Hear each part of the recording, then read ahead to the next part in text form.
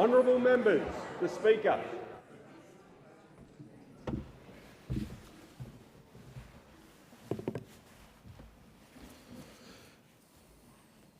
I acknowledge the Ngunnawal and Ngambri peoples, who are the traditional custodians of the Canberra area, and pay respect to the elders, past and present, of all Australia's Indigenous peoples. Almighty God, we humbly beseech thee to vouchsafe thy blessing upon this Parliament. Direct and prosper our deliberations to the advancement of thy glory and the true welfare of the people of Australia. Our Father, who art in heaven, hallowed be thy name. Thy kingdom come, thy will be done in earth as it is in heaven. Give us this day our daily bread, and forgive us our trespasses, as we forgive them that trespass against us. And lead us not into temptation, but deliver us from evil. For thine is the kingdom, and the power, and the glory, for ever and ever. Amen.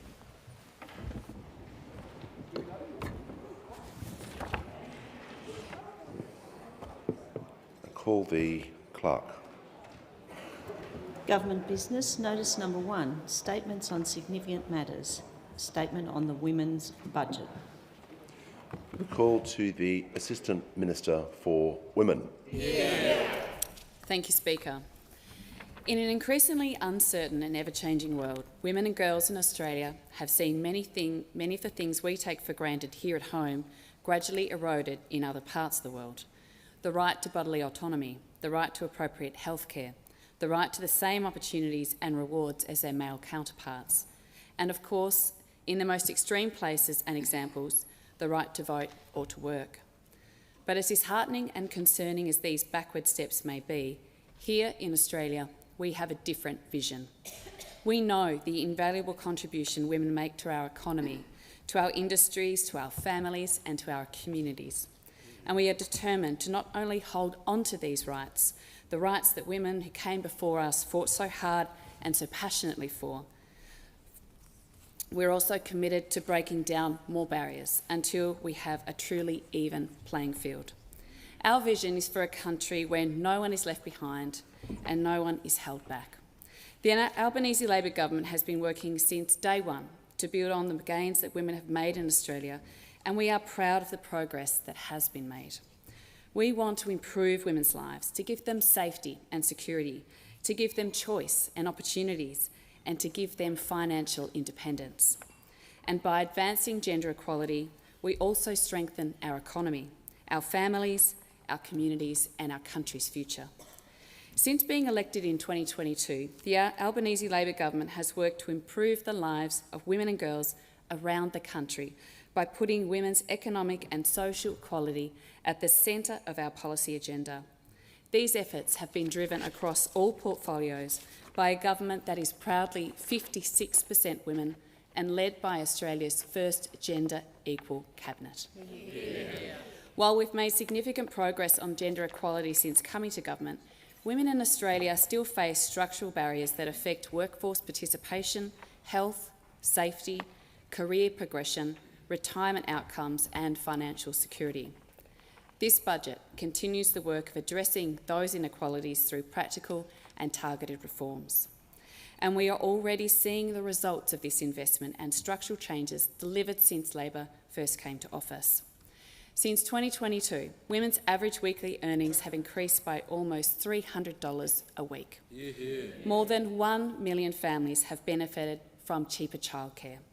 Women have saved more than $647 million on medicines through reductions in the cost of PBS prescriptions and expanded access to contraceptives and menopause therapies. Australia has also achieved its highest ever international ranking for gender equality, rising from 43rd to 13th globally since this government came to office. These outcomes show that sustained investment and reform make a meaningful difference in the lives of Australian women. A central focus of this budget is creating greater opportunity and driving economic empowerment for the women of Australia. The new $250 Working Australia tax offset will benefit approximately 6.3 million women, and around 6.2 million women are expected to benefit from the government's new instant tax deduction of up to $1,000 for work-related expenses. Combined with the government's broader tax reforms, a woman earning an average wage could be close to $3,000 a year, better off by 27-28, compared with the tax settings that were previously in place. These measures provide practical cost of living relief. This budget also delivers a long called for reform to the child support system, the first major reform in nearly 20 years. The child support system has been difficult to navigate, slow to respond, and in some cases vulnerable to misuse as a tool of financial abuse and coercive control. There are almost 100,000 parents and carers in the child support system who have experienced or who are at risk of experiencing family and domestic violence. Women have too often been left carrying the financial burden of raising children while struggling to secure the payments they are legally entitled to receive. That's why we're investing $182.6 million to make the system safer, fairer and more effective. This investment will improve the accuracy and timeliness of payments, strengthen enforcement against those avoiding their obligations, and make the system fairer for families to navigate. Importantly, these reforms are also aimed at reducing the weaponisation of the child support system against women and children following separation. Despite the progress we've made, family and gender-based violence remains a shameful and dangerous fact of life for far too many women and children. And I share the frustration and anger of women as they despair at news of yet another family violence tragedy around once every week. For far too long, family violence was swept under the carpet, ignored, diminished, blamed on the victim and normalised. This must change. Together, we will continue to prioritise women's safety. Since 2022, our government has invested more than $4.4 billion towards the National Plan to End Violence Against Women and Children. This budget contributes to that effort through the further investment in frontline services, legal support and prevention initiatives. That includes $218.3 million to support the first long-term First Nations-led national strategy to end family, domestic and sexual violence. It includes additional support for frontline domestic violence workers through the 500 Workers Initiative, and it continues legal assistance for victim survivors navigating family law matters involving domestic and family violence. These investments recognise that ending violence against women requires long-term commitment and coordinated action. This budget continues investment in the services and supports that are critical to women's health. Labor's nearly $800 million investment into women's health continues to make a life-changing difference to women across Australia. More than 700,000 women have already benefited from cheaper PBS prescriptions covering contraceptives, menopause treatments and endometriosis medicines. Medicare has also been strengthened, with over 71,000 Australian women accessing a new menopause health assessment. Our government has funded 33 endometriosis and persistent pelvic pain clinics and expanded access to gynaecological services for women right across this country. We have established an expert panel on women's health that will provide advice to government on areas of health that disproportionately impact on women so that we can reduce gender bias in the health system. And we have made significant investments in mental health, including perinatal mental health services. And when it comes to housing, there has never been a more ambitious government determined to help people gain the security of a roof over their head. Not only are we making the tax system fairer, we have already taken steps to support those who are renting and those who are looking to buy. We have funded a 50% increase in Commonwealth rent assistance. We've commenced the construction of 30,000 social and affordable homes, and we are assisting first home buyers to put the key in the door of their very own home. And for those women and children who are the most vulnerable, we are investing $1 billion in crisis and transitional accommodation. Yeah. A Labor government introduced the world's first women's budget statement back in the 80s, and in 2022 the Albanese Labor government brought it back. The women's budget statement outlines the impact new budget measures have on women. In 2022 we put in place gender-responsive budgeting, which means that we consider impacts on gender equality when we make budget decisions. It is an essential part of ensuring gender equality is at the core of our economic agenda. This Women's Budget Statement summarises our government's initiatives, underpinned by our vision to continue the steady progress towards gender equality. We have expanded choice for parents through cheaper childcare and more paid parental leave. We have lifted the wages of workers in highly feminised industries like early childhood education and aged care. And we have supported stronger minimum wage and award wage settings alongside other important workplace reforms. Our government has delivered record investment in women's health. We are building more secure housing, and we have strengthened the social safety net by increasing income supports. As we look around the world, we can be proud that here in Australia, we enter this period of global uncertainty from a position of strength. We will continue to build a society that is fair, that values empathy and kindness, that is inclusive and welcoming, and that gives everyone the opportunity to participate in our economy and our community. Progressing gender equality is central to our work, and the Albanese Labor government remains more committed than ever to deliver better outcomes for Australian women. I commend the motion. Call to the member for Lindsay to speak in response to the Assistant Minister's statement. Thank you, Mr Speaker. I rise to respond to the Women's Budget Statement. I rise with a conviction shaped not only by the women of the electorate of Lindsay, but by the women I have worked with across the world, from the sidelines of the G20 to community housing, from global policy tables to kitchen tables. The truth is this: the condition of women is not just a domestic issue, it is a global economic indicator.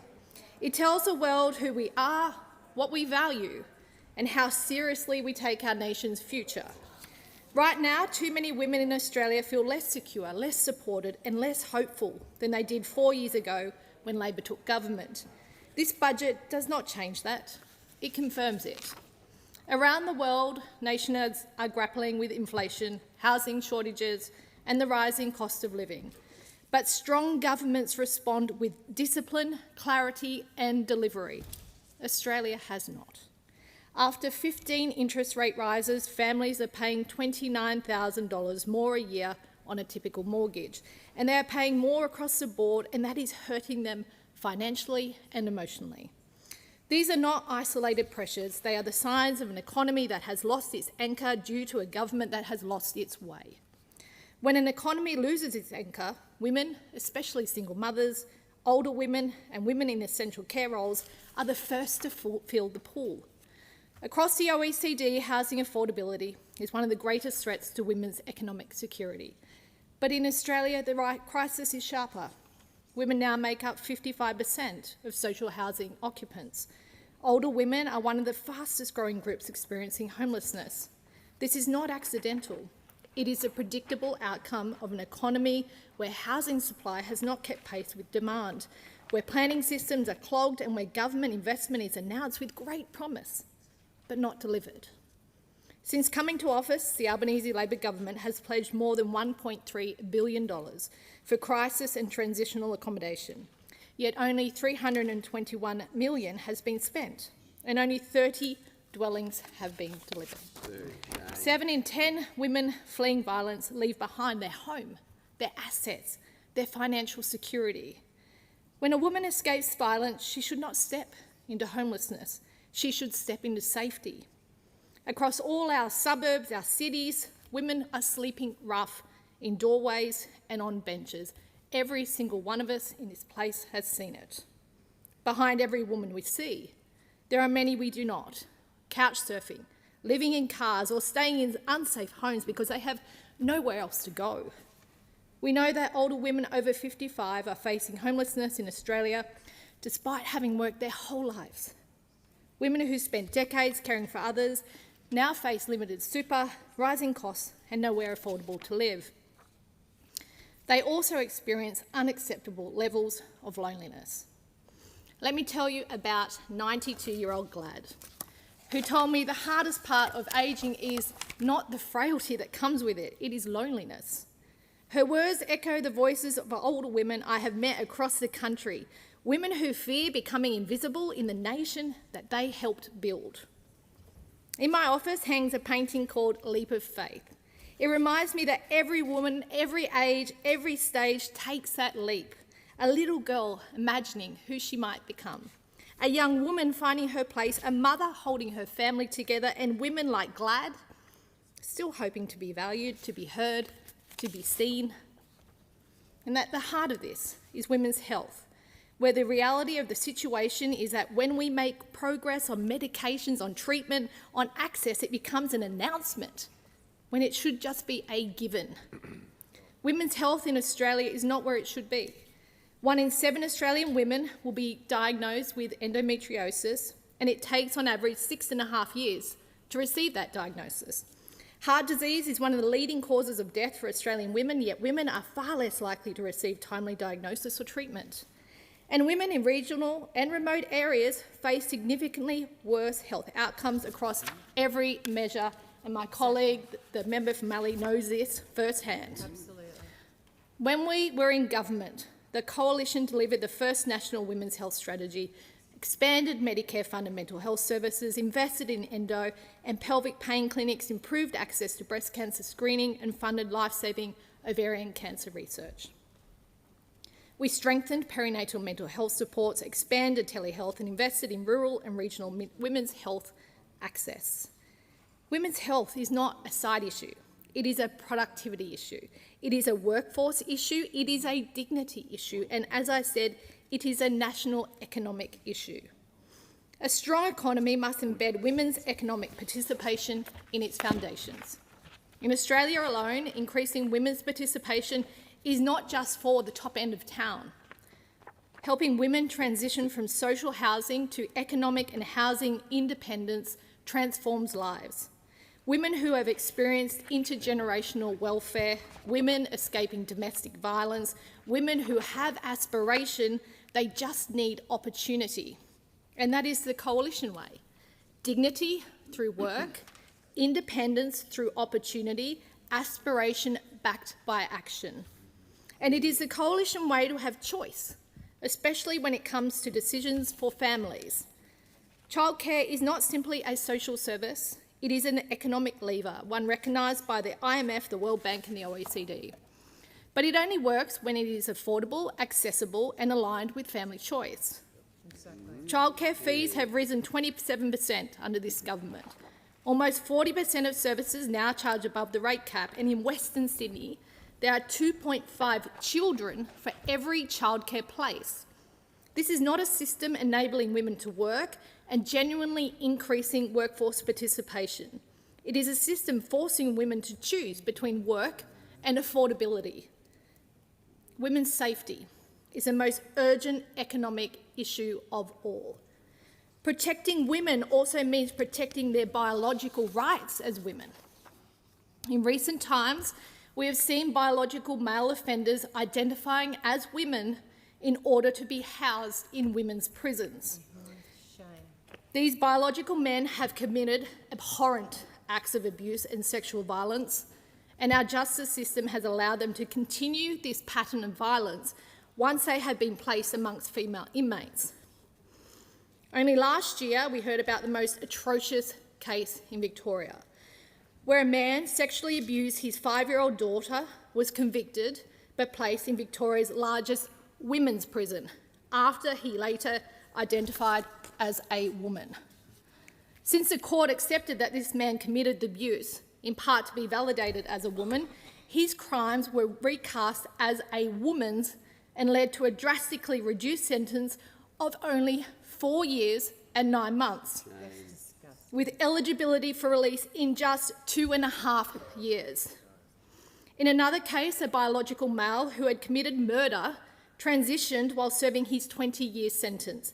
He was moved to a minimum security women's prison where he went on to sexually assault a female inmate. You cannot stand up in this place and claim you champion women's rights while allowing this to happen. Exactly. These decisions that continue to place women at risk aren't confined to our justice system.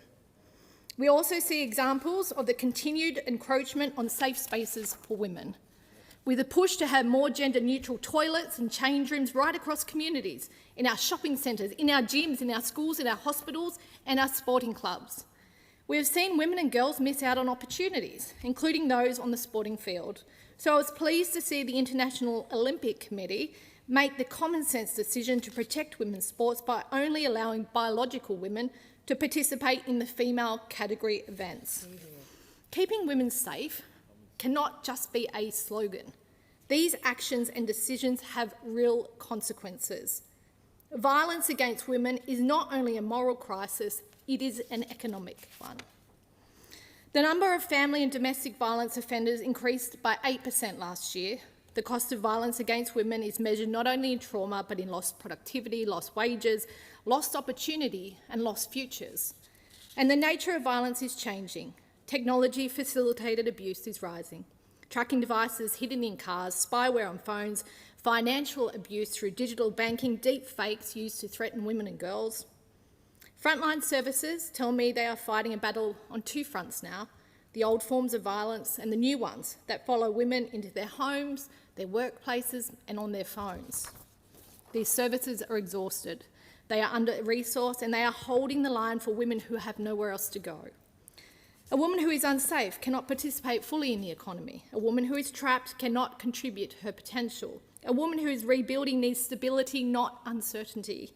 And this budget does not meet that test. Condoleezza Rice once said, "The empowerment of women is not only morally right, it is also practical in the positive impact it has on so many social ills," and she is right. A nation that sidelines women sidelines its own future, and a nation that empowers women strengthens its global standing. And women deserve an economy where hard work is rewarded. Women deserve a government that understands the pressures they face. Women deserve safe communities, affordable housing, accessible healthcare and real opportunity, not rhetoric. Women deserve a government that lives within its means so Australians have the means to live. And right now, this is not the Australia women were promised, and it is not the Australia that women deserve. Call to the Assistant Minister. Thank you, Speaker. I move that further statements on the Women's Budget Statement be permitted in the Federation Chamber. I'll put the question. Those opinions say aye. It's no. I think the ayes have it. On behalf of the Standing Committee on Appropriations and Administration, I present the committee's report number 35, Budget Estimates 2026-2027.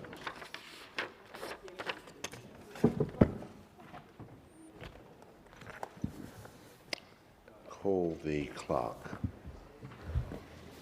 Government business. Order of the day number 1. Competition and Consumer Amendment, Unfair Trade Practices Bill 2026. Deferred division on the amendment moved by the member for Page. In accordance with Standing Order 133, I shall now proceed to put the question on the amendment of the motion moved for the second reading of the Competition Consumer Amendment Unfair Trading Practices Bill 2026, on which a division was called for and deferred in accordance with the Standing Order. No further debate is allowed. The bell shall now be rung.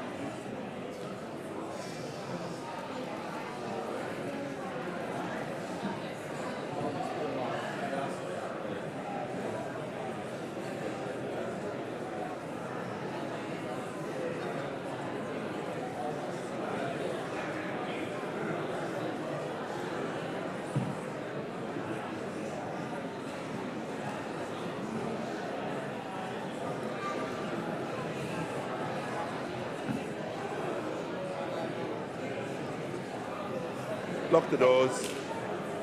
The matter before the House is the Competition and Consumer Amendment Unfair Trading Practices Bill. The question we're dealing with is the amendment moved by the Honourable Member for Page. The ayes will pass to the right of the chair and the noes to the left.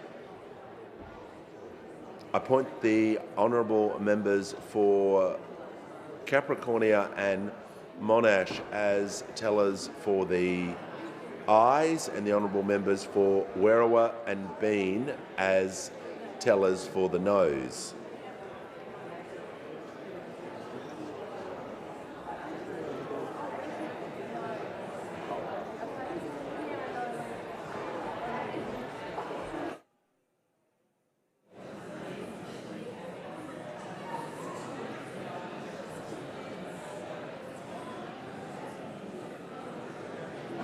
It's all right.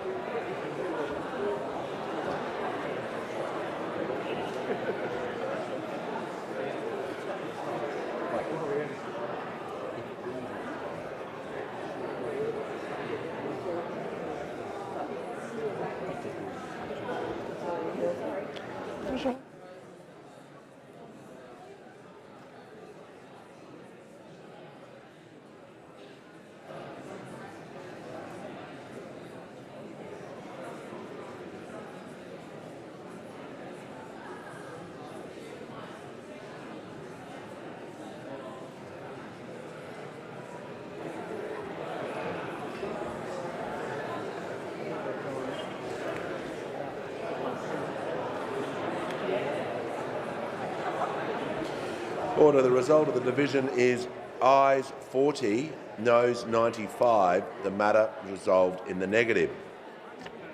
The question now is that this bill be now read a second time.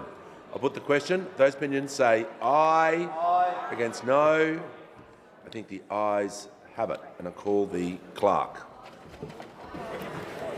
Second reading, a bill for an act to amend the Competition and Consumer Act 2010 and for related purposes.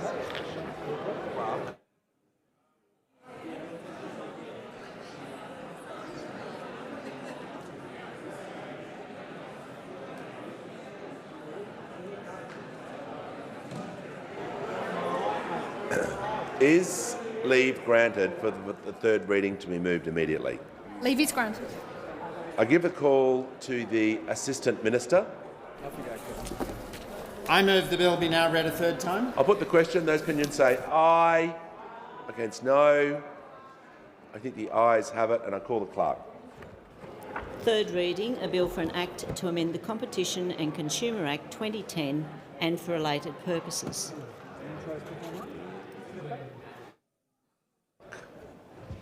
Call the clerk. Government business, notice number 2.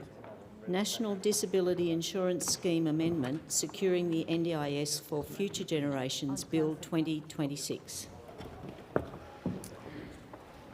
I give the call to the Minister for Health. Thank you, Deputy Speaker. I present the National Disability Insurance Scheme Amendment securing the NDIS for future generations, Bill 2026, and the explanatory memorandum. Clerk. First reading, a bill for an act to amend the National Disability Insurance Scheme Act 2013 and for related purposes. Thank you, Minister for Health and National Disability Insurance Scheme. Thank you, Deputy Speaker. I move that this bill be now read a second time. Deputy Speaker, the National Disability Insurance Scheme Amendment securing the NDIS for future generations, Bill 2026, seeks to return the NDIS to its original intent, providing lifetime supports for Australians with permanent and significant disability. The measures in this bill will secure the future of the NDIS, so future generations can count on its promise for generations to come. The bill will improve the quality of supports and the operation of the scheme for participants and deliver more capability to address fraudulent activity by providing the National Disability Insurance Agency with the necessary powers that it needs to regulate and monitor the payment of over $50 billion each year. The bill takes up recommendations on measures to improve delivery of the NDIS that have been made to government by various independent reviews of the NDIS, including the Independent Review into the NDIS in 2023 and the Royal Commission into Violence, Abuse, Neglect and Exploitation of People with Disability, as well as advice of the NDIS Provider and Worker Registration Task Force, known as the Registration Task Force, that was completed in 2024 and chaired by Ms Natalie Wade. The bill consists of 5 schedules. Schedule 1 sets out changes to access and eligibility to the NDIS, as well as the management of plans for scheme participants. The NDIS review found that the current approach to accessing the scheme is inconsistent and inequitable and not always targeted to those people with disability who require the most support. This has led to unfair outcomes and contributed to higher participant numbers in the scheme, well beyond its original intent of supporting people with permanent and significant disability, as was modelled by the Productivity Commission. The bill seeks to address this inequity by clarifying the meaning of functional capacity and providing for the assessment of thresholds of that functional capacity. This will introduce a more consistent and robust approach to determining eligibility for access to the NDIS based on transparent methods for assessing functional capacity. Further work is needed to identify the appropriate threshold of functional capacity for the NDIS context, and the bill provides the basis for that future work. The Australian Government will establish a technical advisory group to provide expert advice on an appropriate threshold and assessments for substantially reduced functional capacity, informed obviously by consultation with the community and states and territories. This bill will also limit unscheduled plan reassessments. Unscheduled plan reassessments are a key driver of spending growth, and the agency has not been able to reduce the number of plans undergoing an unscheduled reassessment. 1 in 5 plans are currently subject to an unscheduled reassessment every year, and the average result of these reassessments is a 20% increase in plan value. Some requests for plan reassessments are made by intermediaries, such as support coordinators and plan managers, and some requests are made even without the knowledge of the participant. This bill will make sure that only participants or their plan nominee or guardian will be able to request an unscheduled plan reassessment. Unscheduled reassessments will only be possible when either there's been significant and ongoing changes to a participant's support needs arising from changes in their functional capacity, or there have been an unanticipated, significant and ongoing change in a participant's living, education, work or informal support arrangements. Schedule 1 also includes provisions designed to strengthen the link between an impairment and the need for support. This seeks to address situations where participants have multiple impairments, some meeting the disability requirements or early intervention requirements and others not. In such cases, it is difficult, based on the current criteria, to limit reasonable and necessary funding to only the impairments that meet the NDIS eligibility requirements. The bill introduces a clear, strengthened and direct link between a participant's support needs and impairments which have met the disability requirements or early intervention requirements. Schedule 1 will enable the Commonwealth Minister to make determinations to reset funding for groups of supports like social and community participation and capacity building. Currently, we don't have adequate controls to effectively target and tighten the funding of supports for old framework plans, and this has resulted in the scheme growing too fast. 5 years ago, the social, community and civic participation support stream alone cost $4 billion per year. This year, it's more than $12 billion, triple the spending in just 5 years. If left unchecked, that spending would skyrocket to around $20 billion by the end of the decade. The use of support determinations will stabilise growth in funding for certain groups of supports. It will keep plans aligned with what is reasonable for the scheme as a whole to fund and put the scheme on a more sustainable footing into the future. This will stabilise costs in the scheme and guarantee the essential services the NDIS provides, here and now. We will also establish a $200 million fund, the Inclusive Communities Fund, to rebuild capability among community organisations so NDIS participants have new options to genuinely participate in their local community. Schedule 1 also establishes plan renewals by introducing a legislated end date for all participant plans. Currently, old framework plans do not have an end date, and most plans do not undergo a plan reassessment. Instead, the agency regularly extends plans and rolls over any unspent funds from the previous plan period to the next one. This inflates the value of participant plans over time, beyond what was originally considered to be reasonable and necessary. This bill will ensure all plans have an end date and any unspent funds from the previous plan will not be carried over to the renewed plan. The renewed plan will be based on the previous plan but will remove one-off funding for things like home modifications, and the value will be indexed. Reasonable and necessary supports will be made clearer. The provision of reasonable and necessary supports is one of the key foundations of the NDIS. However, its interpretation has broadened over time, which has a direct impact on the sustainability of the scheme. This bill will clarify what it means for a support to be reasonable. This will be determined in part by deciding what is reasonable to expect the NDIS to fund. This means considering consistency across government-funded social service systems, scheme sustainability, value for money, and family support. Schedule 1 also tightens the meaning of permanence to reduce access where an impairment can be treated. The NDIS review recommended a more effective approach to determining how permanence is assessed, to refocus the scheme on supporting people with significant and permanent disability. This bill clearly outlines that people must undertake all appropriate treatments before an impairment can be considered permanent or lifelong for the purpose of accessing the NDIS.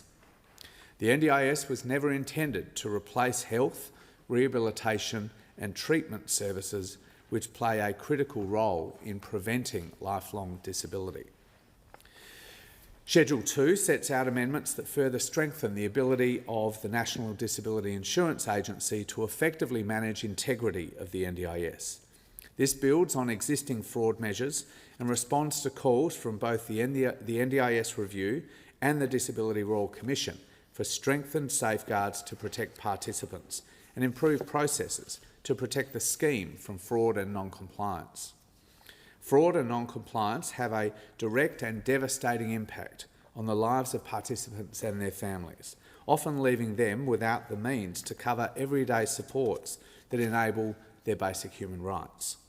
When exposed to fraud and non-compliance, participants are subjected to lower quality services, to exploitation and to harm. When someone defrauds the NDIS, they're taking resources that should be spent on a participant who genuinely needs this funding. Our biggest concern is that often, when we see fraudulent behaviour, we also see risk and harm to vulnerable people, and that simply can't be allowed to continue. The Fraud Fusion Task Force has identified 8 recurring design failures in long-standing government programs that make them susceptible to fraud. The NDIS has all 8. It also has none of the 7 fundamental building blocks that have been identified for high integrity programs. As a result, the NDIS has become a soft target, and a lack of integrity has opened the door to organised crime. The Australian Criminal Intelligence Commission has advised that criminals are paying cash kickbacks to participants and to their families. And this bill addresses that intolerable situation. Schedule 2 also includes measures that address fraud and improve integrity within the NDIS and provide the agency with necessary powers to regulate the payment of NDIS amounts. Provider registration is an effective measure for combating fraud. Currently, only 1 in 16 providers are registered. Registration requires providers to meet defined quality and safeguarding standards, to undergo independent audits and suitability assessments, to comply with worker screening, reporting obligations, and maintaining ongoing adherence to government and safety requirements. The current definition of NDIS provider under Section 9 of the NDIS Act is an obstacle to effective registration of providers. The current definition is too broad and encompasses retailers and suppliers it was never intended to cover. Within the current definition, mainstream retailers who are paid for their goods and services with NDIS funding are obliged to comply with a code of conduct despite their lack of awareness that they're providing supports under a participant's plan. The bill addresses these issues by amending the definition of NDIS provider consistent with the advice of the Registration Task Force. Another key provision in the bill is strengthening the civil penalties and the regulatory powers of the National Disability Insurance Agency. The agency's legislative framework and monitoring and investigative powers are weak when compared to other comparable program administrators across the Commonwealth. The NDIA does not have, for example, access to monitoring and investigative powers under the Regulatory Powers Standard Provisions Act of 2014. Additionally, the agency does not have sufficient, effective and proportionate mid-range of enforcement powers to deal with low to mid-level fraud and non-compliance that does not warrant criminal sanction. So the bill extends the monitoring and investigation powers in Parts 2 and 3 of the Regulatory Powers Act to the NDIA. This will enable the agency to investigate serious fraud and non-compliance in relation to claims and payments in the scheme. The bill also inserts a range of new civil penalty provisions, including parallel civil penalties to existing criminal offences within the Act. These new civil penalty provisions are intended to deter providers and individuals from engaging in unlawful, non-compliant conduct by imposing financial penalties. The bill will also improve the plan management market. Plan managers have an important role within the NDIS to assist participants to manage funding within their plans, but this market isn't working. Of the 1,500 plan managers, around a third support fewer than 10 participants. The agency estimates that almost 9 in 10 of these intermediaries have at least one integrity risk flag, such as conflict of interest, the potential for collusion or fraud. Between 2018 and 2024, 7 reviews and studies have recommended reform to the plan management and support coordination market. Of note, the NDIS review and the NDIS Commission's own motion inquiry into support coordination and plan management found inconsistent quality and standards of plan management services and systems. It found low barriers to entry and insufficient oversight, resulting in conflicts of interest. It found fraud and poor governance, as well as inconsistent provider integrity in supporting participants. So this bill will enable the government to commission a panel of plan managers. Providers will be required to meet a range of standards, processes and requirements that strengthen governance and integrity. Amendments will also strengthen protections against conflicts of interest. We'll also commission providers directly to deliver a new support coordination and connection service. This will address issues raised by the disability community about the quality and integrity of the current support coordination market. This includes poor and inconsistent advice, service quality, conflicts of interest and fraudulent practice. The new model will be informed by recommendations from the NDIS review and further consultation with the disability community and providers. Finally, we'll be exploring different commissioning models for supported independent living, which provides support to some of the most vulnerable NDIS participants. We'll look at how commissioning can benefit both participants and providers to achieve funding certainty, to better manage cost growth and to improve outcomes. Deputy Speaker, Schedule 3 sets out amendments relating to the governance arrangements that support the effective operation and administration of the scheme. The bill will make the Minister the decision-maker on pricing. Currently, the agency undertakes an annual pricing review to determine what changes, if any, are required to NDIS prices. The NDIS review found the agency's current approach to setting NDIS prices is not always transparent, and prices were sometimes bluntly applied. This change will establish a clearer and more transparent mechanism to set and enforce prices under the scheme. The Minister will consider the advice of the agency following its annual pricing review and will then set maximum prices for NDIS supports, set different pricing for different types of supports like social, community and civil supports, set different pricing for registered and unregistered providers, and apply indexation to plans. This is comparable to the arrangements in aged care, and over time the government will consider whether to move to independent pricing advice to the Minister. This bill will also protect participants from being overcharged. If a person is overcharged, the agency will be able to recover the difference from the provider. The bill contains provisions to govern the automation of administrative action in the NDIS. As members know, Deputy Speaker, technology is increasingly part of how governments deliver services. When used properly, it can help deliver decisions more quickly, more consistently and more fairly. It can also free up the skills and the judgments of our public servants to focus on the interactions where human involvement matters most. The government is clear-eyed about the risks. Australians rightly expect care when technology is used in human services. We are acutely aware of the consequences when technology is introduced without proper safeguards. And this government will not repeat those mistakes. That is why this bill takes a cautious, deliberate and legislated approach to the automation of administrative action. Schedule 4, Deputy Speaker, makes minor amendments to facilitate the operationalisation and the rollout of new framework planning. Schedule 5 deals with transitional matters relevant to the entirety of the bill. Deputy Speaker, the NDIS is one of Australia's great human rights achievements. Within 13 years, the scheme has gone from a dream of generations of activists to a deeply cherished institution. It's changed lives and it's changed our country, overwhelmingly for the better. The government is determined to return the scheme to its original purpose. We'll do this by fighting fraud and stopping rorts, by slowing rapid cost increases, by making eligibility requirements clearer and delivering quality services and supports to participants. Australians expect the NDIS to continue to support people with a disability and their families and to continue to transform their lives. And this bill sets the course for securing the NDIS for future generations. I commend the bill to the Chamber. The debate must now be adjourned.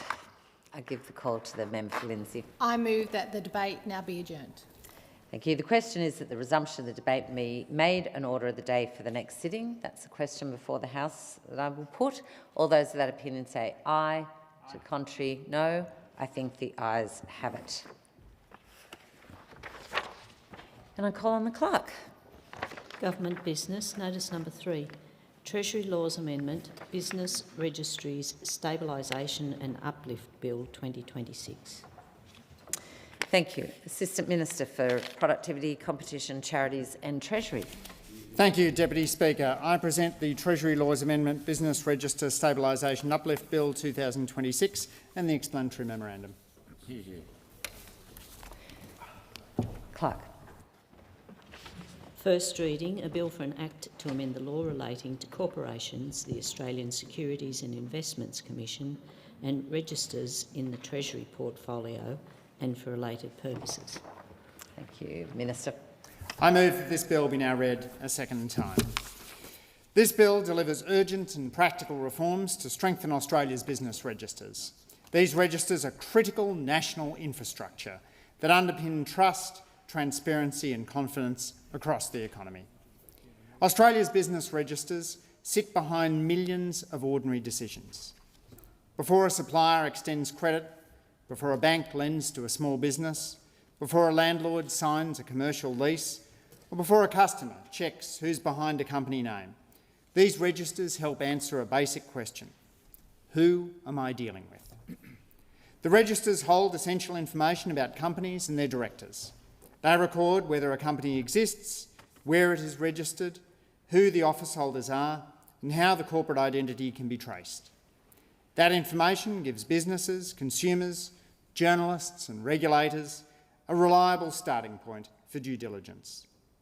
It helps a contractor decide whether to take on a job, a creditor work out where to send a notice, and a regulator connect the dots when a director shifts from one corporate entity to another.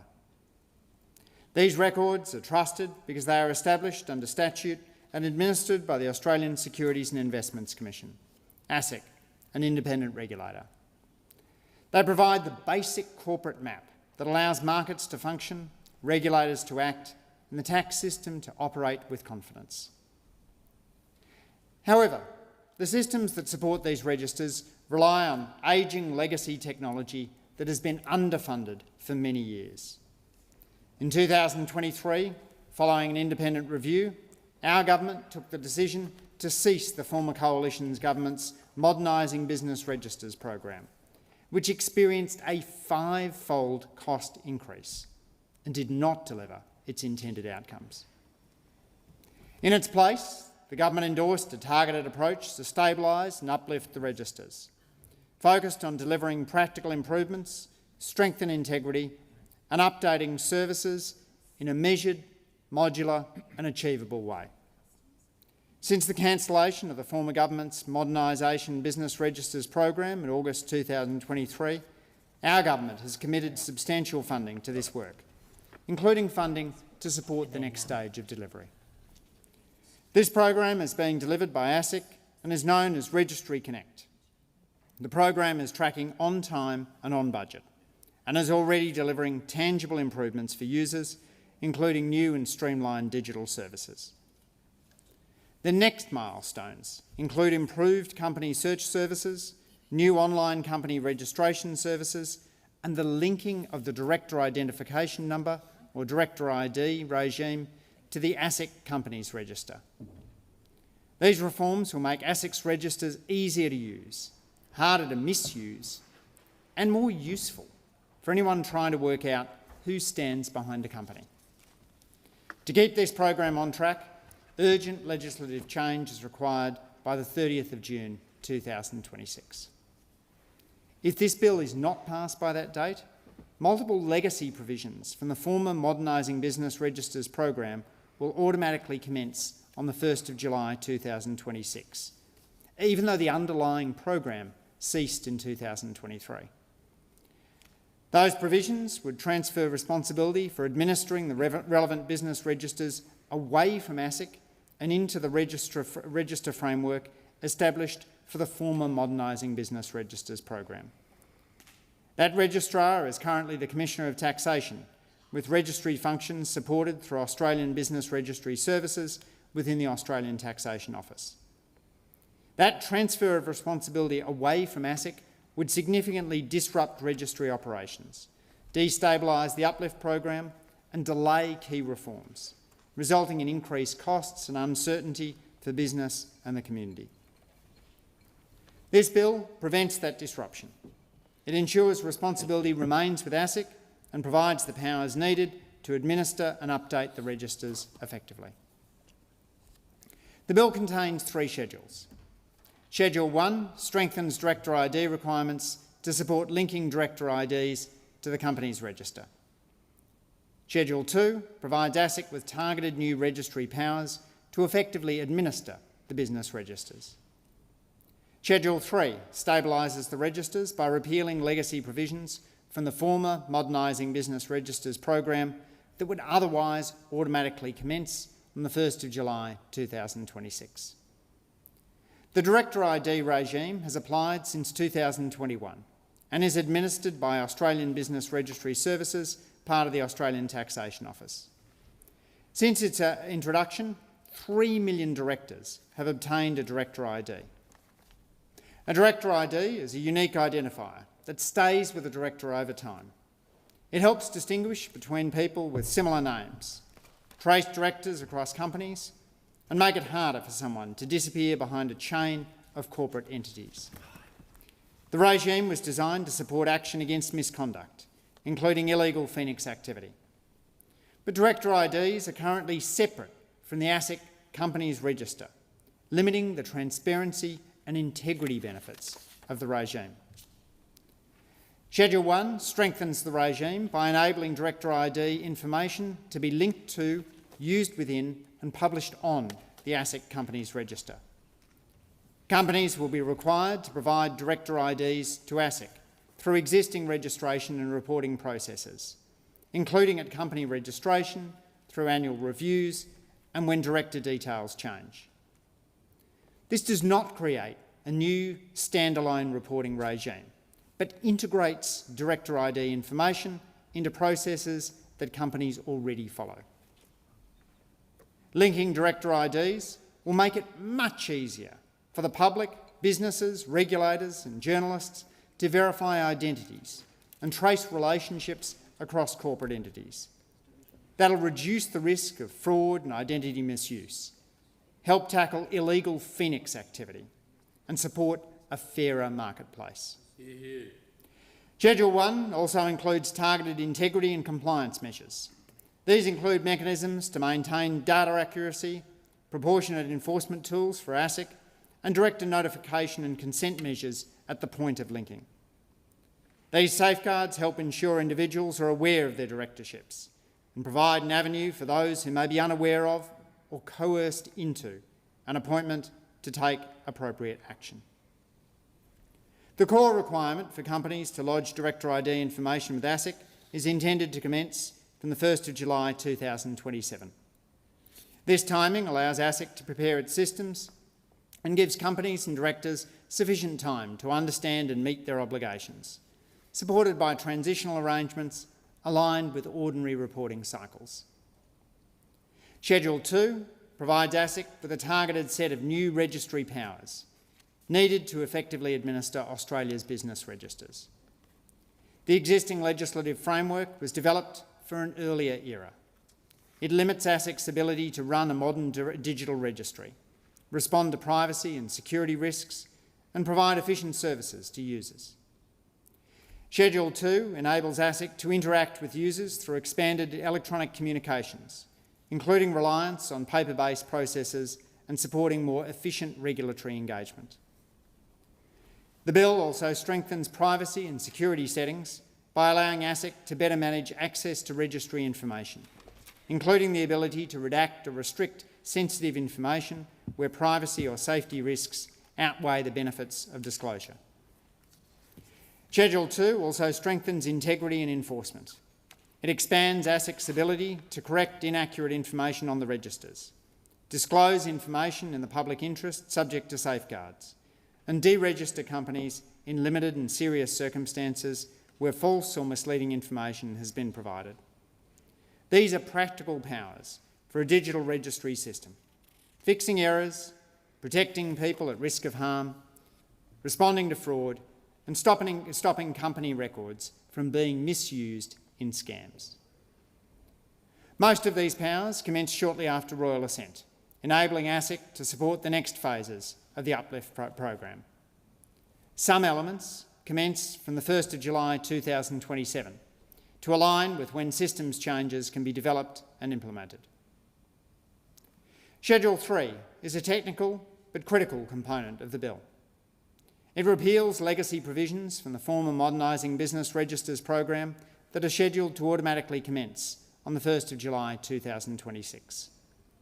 If left in place, these provisions would transfer responsibility for the registers away from ASIC, despite the program having ceased. Allowing these provisions to commence would disrupt registry operations, delay reforms such as Director ID linking, increase costs, and undermine the stability of the current uplift program. Schedule 3 must be enacted before the 1st of July 2026 to prevent those automatic commencements and provide certainty for registry operations. Treasury consulted publicly on an exposure draft of the bill from 12 December 2025 to 10 February 2026, following targeted consultation in 2024 on the Director ID linking model. That earlier consultation helped answer practical questions, including the process companies would use to update director details. Stakeholders strongly supported the program and proposed design during consultation. Following consultation, only minor technical changes have been made to refine the operation of the bill based on analysis and feedback. These changes do not affect stakeholder rights or obligations. Stakeholders recognise the importance of reliable registry information for market confidence and effective regulation. They also highlighted the need to balance transparency with privacy. That feedback helped shape the bill. The Legislative and Governance Forum on Corporations was consulted in relation to the bill and has approved the measures as required under the Corporations Agreement 2002. This bill is about continuity and confidence. It keeps responsibility for Australia's business registers with ASIC. It prevents outdated provisions from disrupting registry operations. It supports the linking of director IDs to company records. And it gives ASIC the practical powers needed to run a modern, secure, reliable registry system. In doing so, the bill will help businesses trade with greater confidence, assist regulators to detect misconduct, provide appropriate transparency and make it easier for Australians to know who they're dealing with in the corporate marketplace. Full details are contained in the explanatory memorandum. I thank the Minister. The debate must now be adjourned.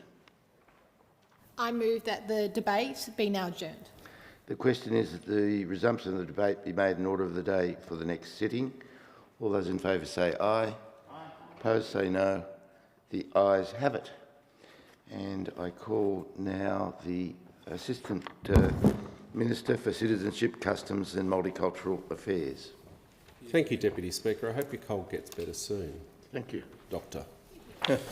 I move the proposal described as Customs Tariff Proposal Number 1, 2026 in the terms of the printed proposal, which is now being circulated to honourable members.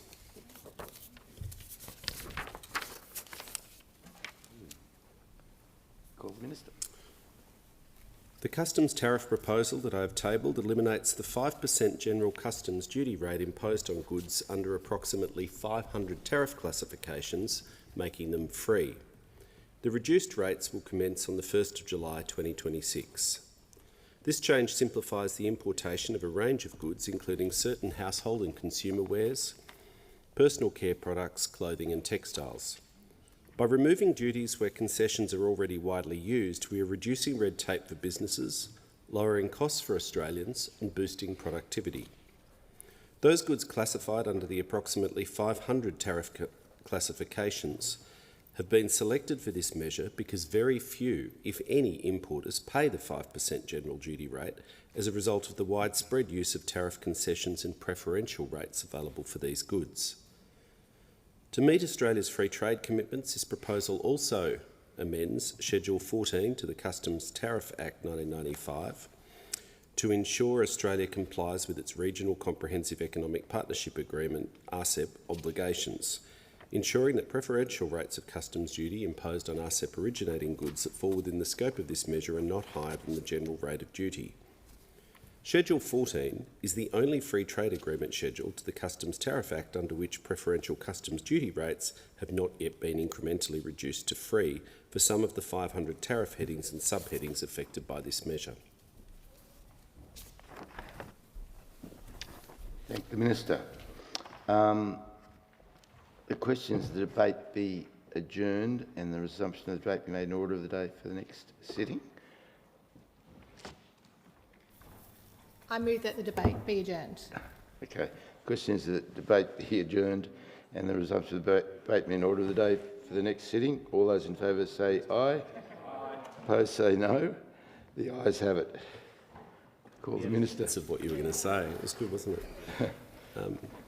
I move the proposal described as Customs Tariff Proposal Number 2, 2026, in the terms of the printed proposal, which is now being circulated to honourable members. Good. So I'll just grab my... Call the Minister to make a speech. Deputy Speaker. Customs Tariff Proposal Number 2, 2026 amends Section 18B of the Customs Tariff Act 1995 to continue the concessional customs duty arrangements for goods produced or manufactured in Ukraine for an additional 2 years. Since the 4th of July 2022, most Ukraine-originating goods, apart from petroleum, fuel, tobacco and alcohol products, have been eligible for a customs duty rate of free. This measure was scheduled to cease on the 3rd of July 2026, but as a result of the proposed alteration, will now remain in place until the 3rd of July 2028. Maintaining the concessional tariff arrangements helps sustain Ukraine's engagement in global trade and reflects Australia's ongoing commitment to supporting Ukraine and its people. This tariff measure complements Australia's wider defence, economic and humanitarian assistance efforts. Thank you, Minister. Is it leave? Yeah. Leave is granted. Move that the debate be adjourned. Great. The question is the debate be adjourned and the resumption of the debate be made in order of the day for the next sitting. All those in favour say aye. All those opposed say no. The ayes have it. Now, I think now I call the clerk. Government business, notice number 4. Department of Defence, Blamey Barracks, Kapooka Redevelopment Project, Kapooka, New South Wales. And I call the Minister. I move that in accordance with the provisions of the Public Works Committee Act 1969, it is expedient to carry out the following proposed work, which was referred to the Parliamentary Standing Committee on Public Works and on which the committee have duly reported to Parliament. Department of Defence, Blamey Barracks, Kapooka Redevelopment Project, Kapooka, New South Wales. Following the presentation of a report by the Joint Parliamentary Committee on Public Works to both houses of the Parliament, the House of Representatives is now asked to resolve that it is expedient to carry out the Blamey Barracks Kapooka Redevelopment Project. The proposed works include the upgrade and replacement of site-wide infrastructure, including services, roads and footpaths, living in accommodation, working accommodation, and training, health and wellbeing and logistics facilities. Redundant facilities will also be demolished. The estimated total cost of the works is $889.2 million, excluding GST. The proposed works were referred to the Public Works Committee on the 2nd of September 2025. Following its inquiry, the committee recommended that the House of Representatives resolve that it is expedient to carry out the proposed works. Subject to parliamentary approval, construction is expected to commence in mid-2026 and be completed by mid-2033. On behalf of the government, I would like to thank the committee, ably chaired by the member for Macon, for undertaking a timely inquiry. I commend the motion to the House. Are we going to have any debate? The question? The question is the motion be agreed to. All those in favour say aye. Aye. Opposed say no. The ayes have it. Good. Now,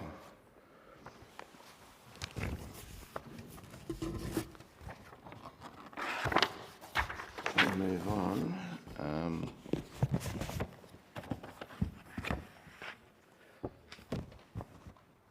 I have to report that the Defence Force Discipline Amendment RCDVS Implementation and Related Measures Number 1 Bill 2026 has been fully considered by the Federation Chamber and has been agreed to without amendment, and I present a certified copy of the bill.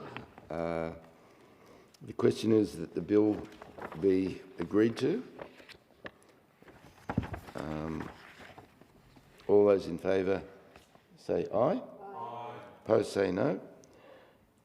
The ayes have it. This bill has been agreed to. And I call the Minister for Defence.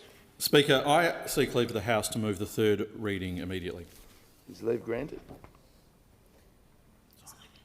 Leave is granted. Sorry. Leave is granted. Thank you. I move that this bill be now read a third time. The question is that the bill be read a third time. All those in favour say aye. Aye. Opposed say no. The ayes have it, and I call the clerk.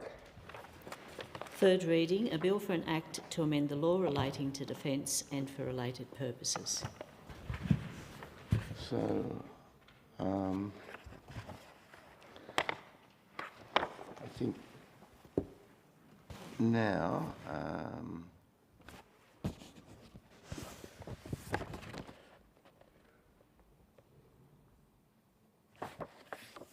that's a bit.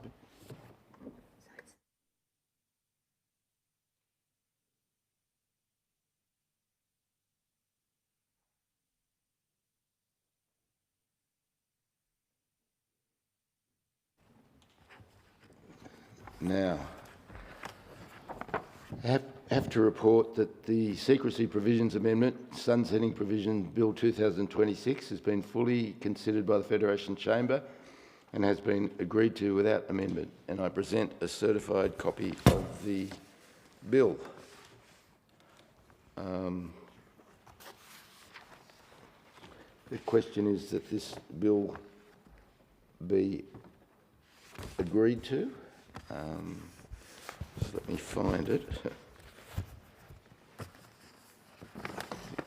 I think that's it. It's the bill. The question is the bill be agreed to. All those in favour say aye. Aye.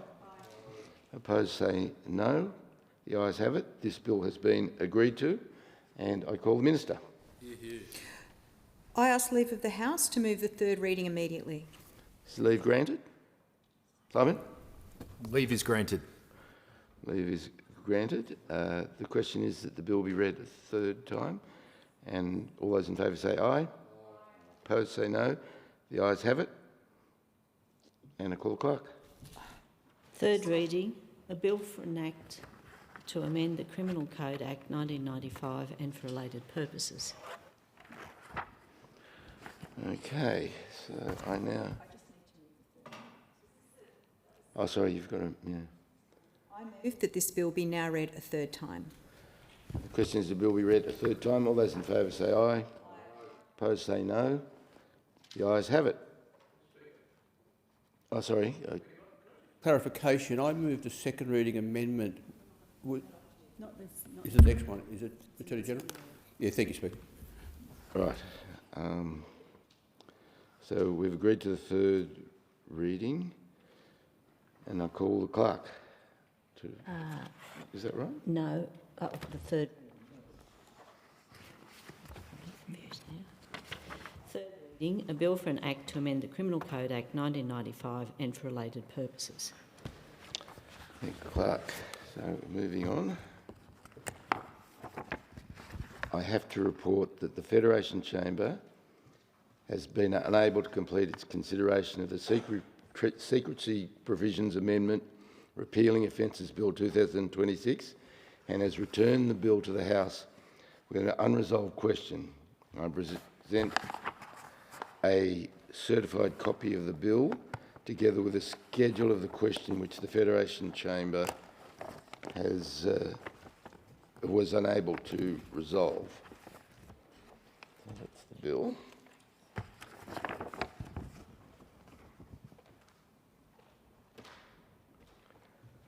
I understand that's the wish of the House to consider the bill immediately.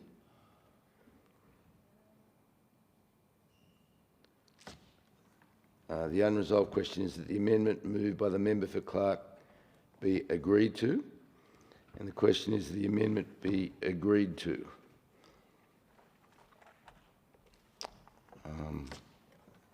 The question is that the amendment be agreed to. All those in favour say aye. Aye. Opposed say no. No. Division required? Yes. Ring the bells for 4 minutes. Division required.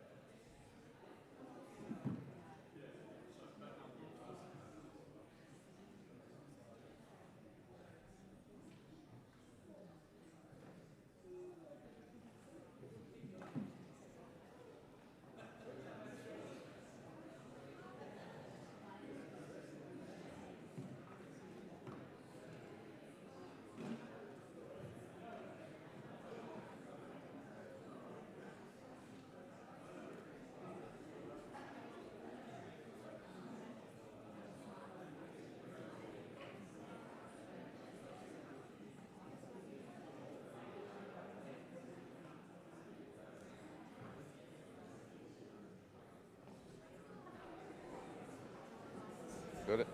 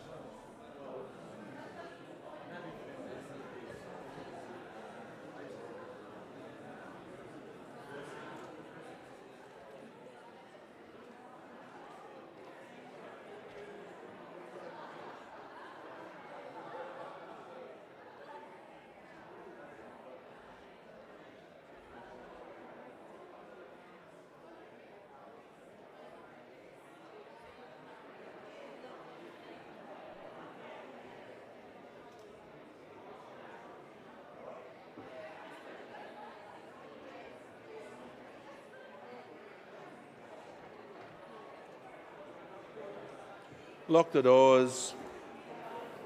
The question is the amendment moved by the honourable member for Clark be agreed to. The ayes will pass to the right of the chair and the noes to the left. I appoint the honourable members for Clark and Ryan as tellers for the ayes, and the honourable members for Werriwa and Bean as tellers for the noes.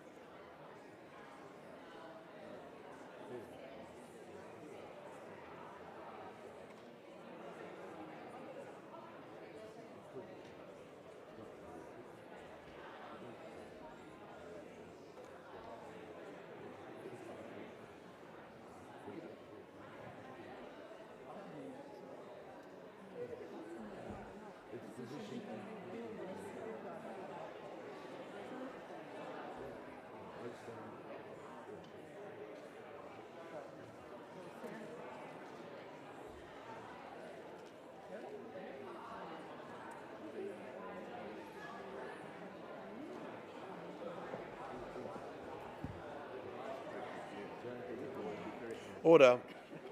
The result of the division is ayes 10, no 71. The matter was resolved in the negative.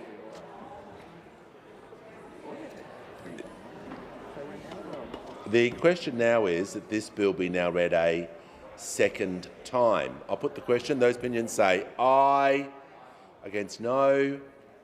I think the ayes have it, and I call the clerk. Second reading, a bill for an act to amend legislation in relation to secrecy provisions and for related purposes.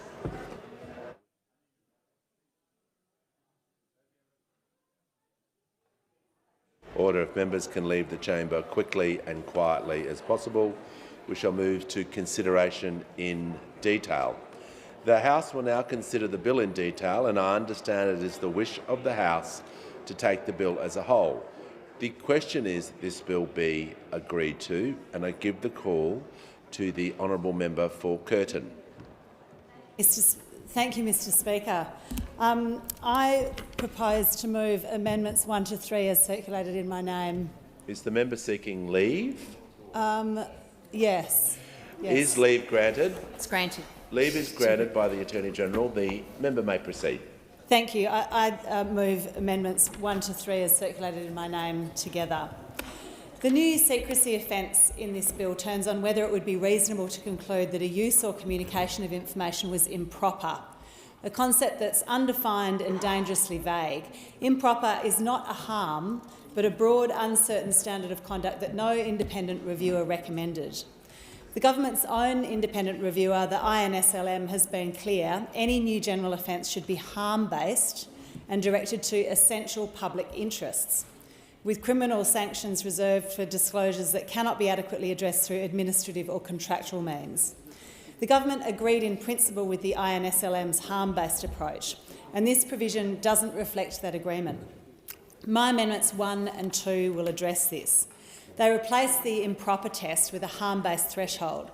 The offence would only be committed where the communication harms or the person intends or is reckless as to harming an essential public interest.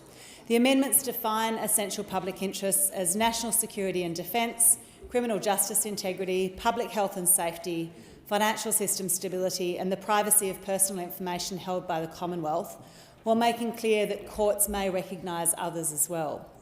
Critically, the amendments also make clear that a communication does not harm an essential public interest merely because it exposes wrongdoing, maladministration or a failure of public accountability, protecting the space for whistleblowing and public interest journalism without creating an unlimited defence.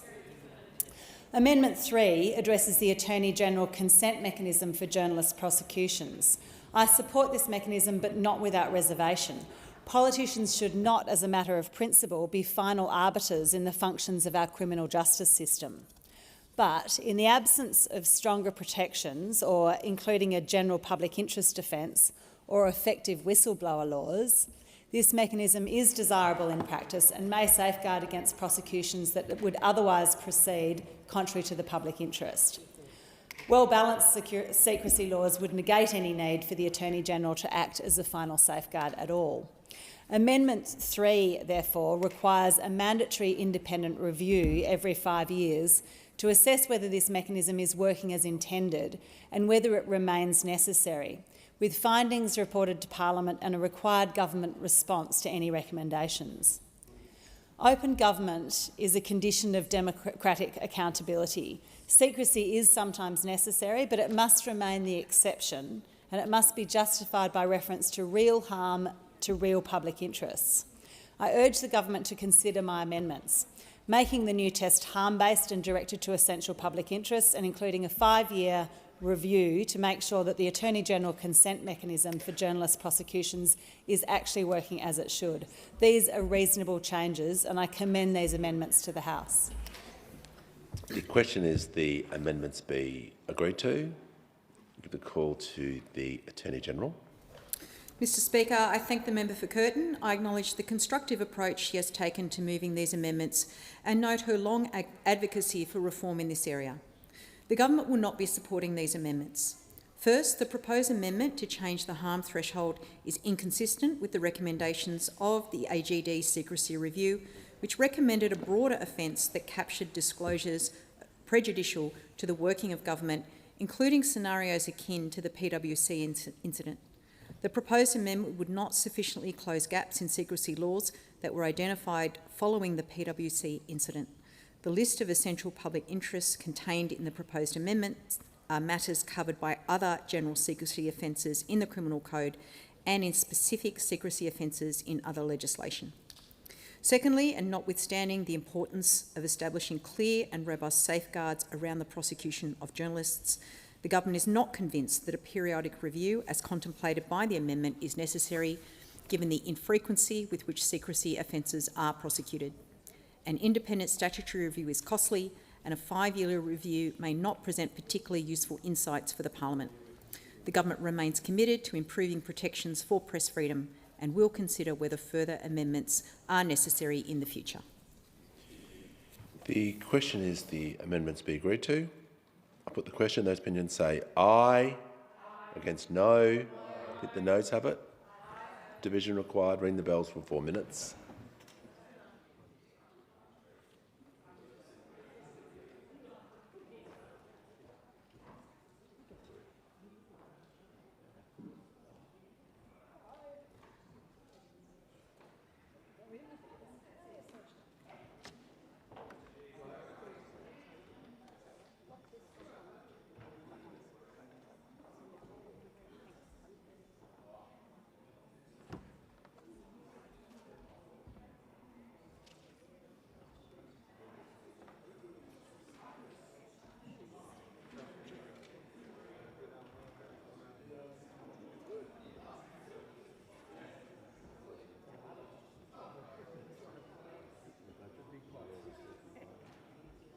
Thank you.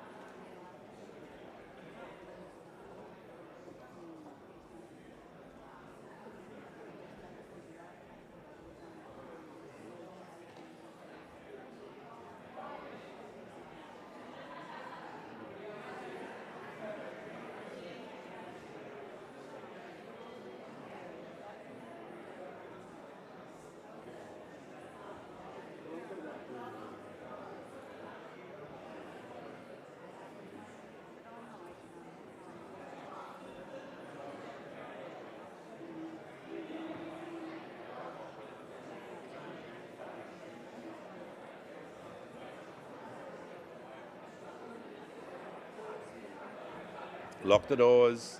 The question is the amendments moved by the honourable member for Curtin be agreed to. The ayes will pass to the right of the chair and the noes to the left. I appoint the honourable members for Curtin and McKellar as tellers for the ayes, and the honourable members for Werriwa and Bean as tellers for the noes.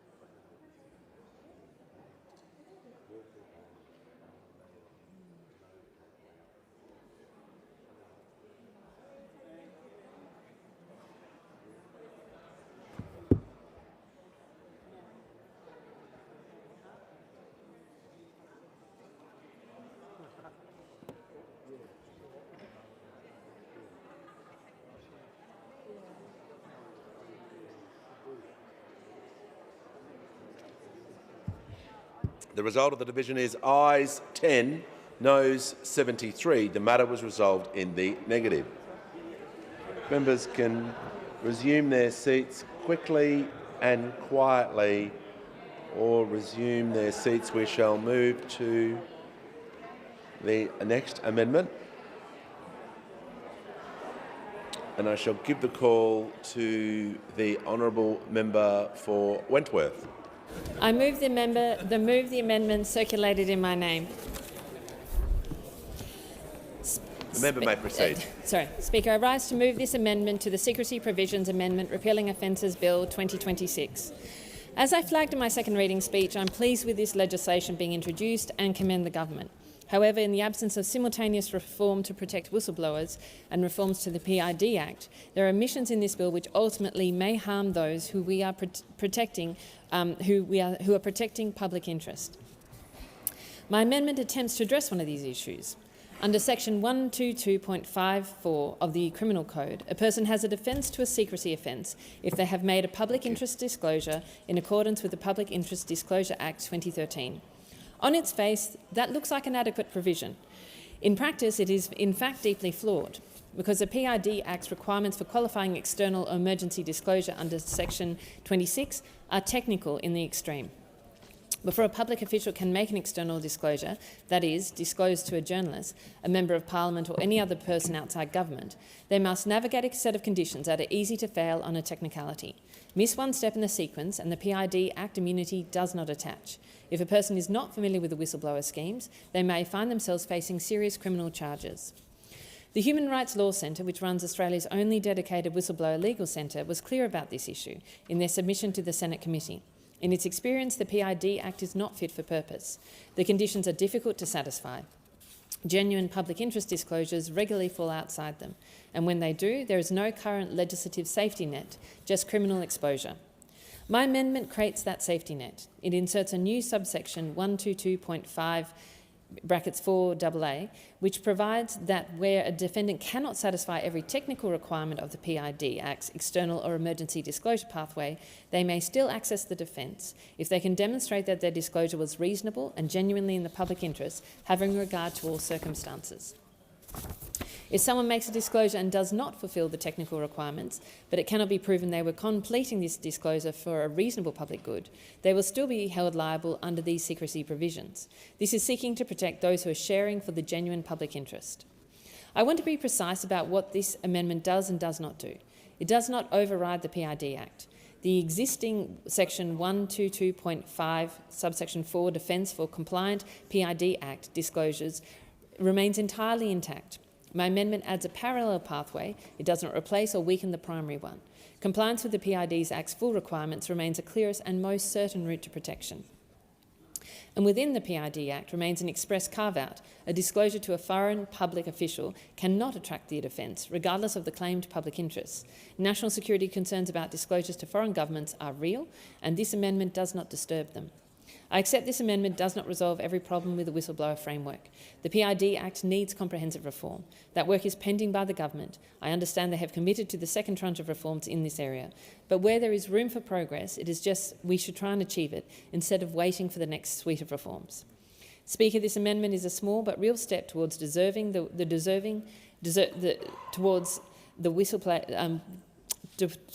towards what whistleblowers deserve. I move the amendment circulated in my name and commend it to the House. I thank the member for Wentworth. The question is that the amendment be agreed to. Call the Minister. Deputy Speaker, the Government does not support this amendment. Subsection 122.54 of the Criminal Code provides a defence to the secrecy offences in the Code where the conduct was engaged in for the purpose of disclosing information in accordance with the Public Interest Disclosure Act. To meet the defence, the defendant is required to point to evidence suggesting a reasonable possibility that they were disclosing in accordance with the PID Act. The burden then shifts to the prosecution to disprove the defence beyond a reasonable doubt. The Government is committed to the second tranche of PID reform. Thank the Minister. The question is that the amendment be agreed to. All those in favour say aye. Opposed say no. I think the noes have it. Division required. Division required. Ring the bells for 4 minutes.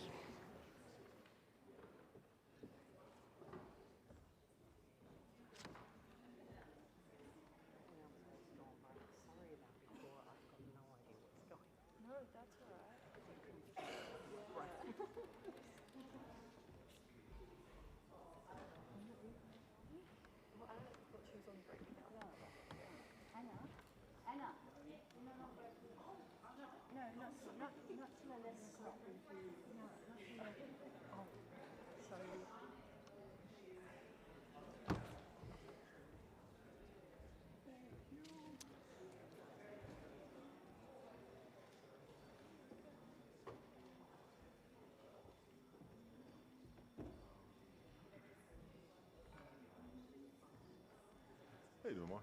I'm going well. How are you?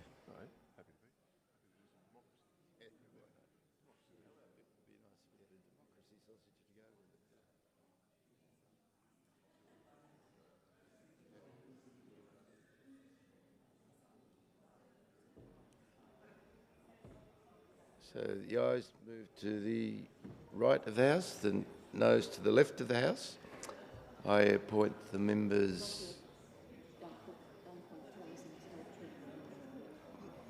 Thanks.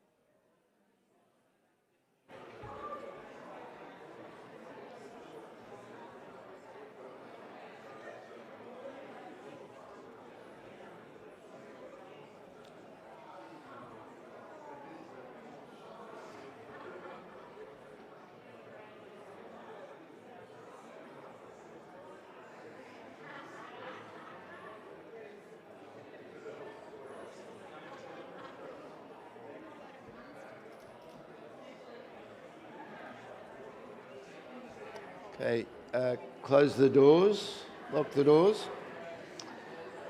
The question is that the amendment be agreed to. I appoint the members for Curtin and Wentworth tellers for the ayes, and the members for Bean and Werrers tellers for the noes.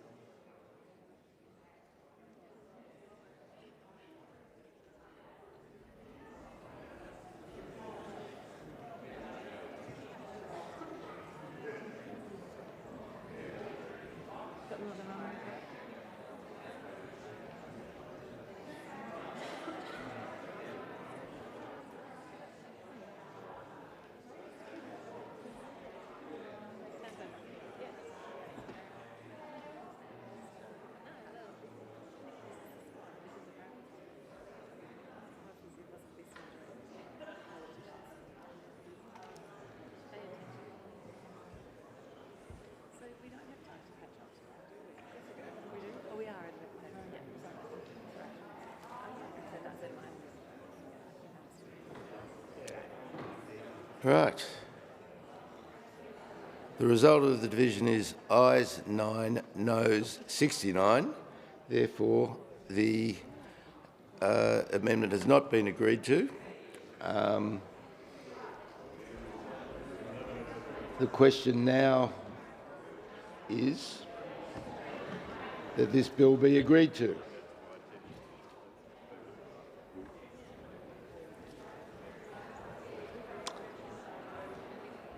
So the question is the bill be agreed to. All those in favour say aye. Opposed say no. The ayes have it. This bill has been agreed to. And I now call the Minister. I ask leave of the House to move the third reading immediately. Is leave granted? I call the Minister. I move that this bill be now read a third time. The question is that the bill be read a third time. All those in favour say aye. Opposed say no. The ayes have it. I call the Clerk. Third reading, a bill for an act to amend legislation in relation to secrecy provisions and for related purposes.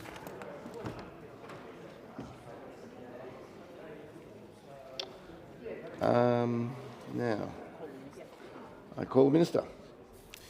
I move that so much of the standing and sessional orders be suspended as would prevent the whole debate time limit on the motion to take note of Regional Ministerial Budget Statement 2026-27, investing in Australia's growth and prosperity, being removed.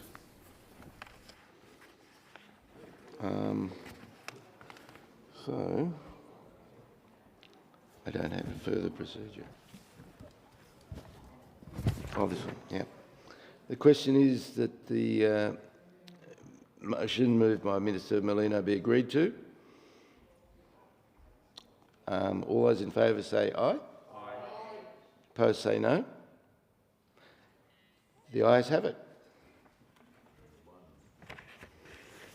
Now, call the Clerk. Government business, order of the day number 2, telecommunications amendment. Hang on. Sorry, call the Minister. I've received it. Oh, you want me to just do this bit? Yeah. Okay. I've received advice from the Chief Government Whip that she has nominated Ms Comer to be a member of the Parliamentary Standing Committee on Public Works in place of Ms Lawrence. Call the Minister. I ask leave of the House to move a motion for the appointment of a member of the Parliamentary Standing Committee on Public Works. Is leave granted? Leave is granted. I call the Minister. I move that Ms Lawrence be discharged from the Parliamentary Standing Committee on Public Works and that, in her place, Ms Comer be appointed a member of the committee. The question is that Ms Lawrence be discharged from the Parliamentary Standing Committee on Public Works and then in her place Ms Comer be appointed as a member of the committee. All those in favour say aye. Aye. Opposed say no. The ayes have it. And I now call the Clerk. Government business, order of the day number 2, telecommunications amendment, enhancing consumer standards bill, consumer safeguards bill 2025, resumption of debate on the second reading and the amendment moved by the member for Lindsay. I think, Clerk, the original question was that this bill be now read a second time. To this, the honourable member for Lindsay has moved as an amendment that all words after that be omitted with a view to substituting other words. The question now is that the amendment be agreed to. And I call the member for Whitlam. Thank you, Speaker. Reliable telephone and internet services are key to all aspects of life in today's world. Telecommunications is an essential service, as critical as other core utilities like power and water, and at its best, it enables Australians to fully participate in and contribute to society. Modern telecommunications allows people to stay connected with friends and family, and importantly, this includes overcoming barriers that may be created by age and distance. It provides access to important government services, including vital health services, as well as banking and retail shopping services. It empowers us to stay informed about what's happening in the world, and it assists businesses to become more productive and competitive. Modern telecommunications enables remote study and work, revolutionising both education and labour, a shift that has accelerated and become entrenched since the COVID-19 pandemic. This change in the way we live and work has placed even greater importance and reliance on telecommunications. Telecommunications is fundamental to our private and public lives, and that is why the Albanese government is committed to keeping Australians connected no matter where they live. This government also believes that Australians deserve a telecommunications system that is fair, accountable and built on trust. That is why we introduced the Telecommunications Financial Hardship Industry Standard, which requires telecommunications providers to take all reasonable steps to proactively identify customers who may be experiencing financial hardship, to ensure they provide appropriate support and to prioritise keeping customers connected. Importantly, the standard provides that the Australian Communications and Media Authority, known as ACMA, with strong enforcement powers to ensure telecommunications companies are following through on their obligations.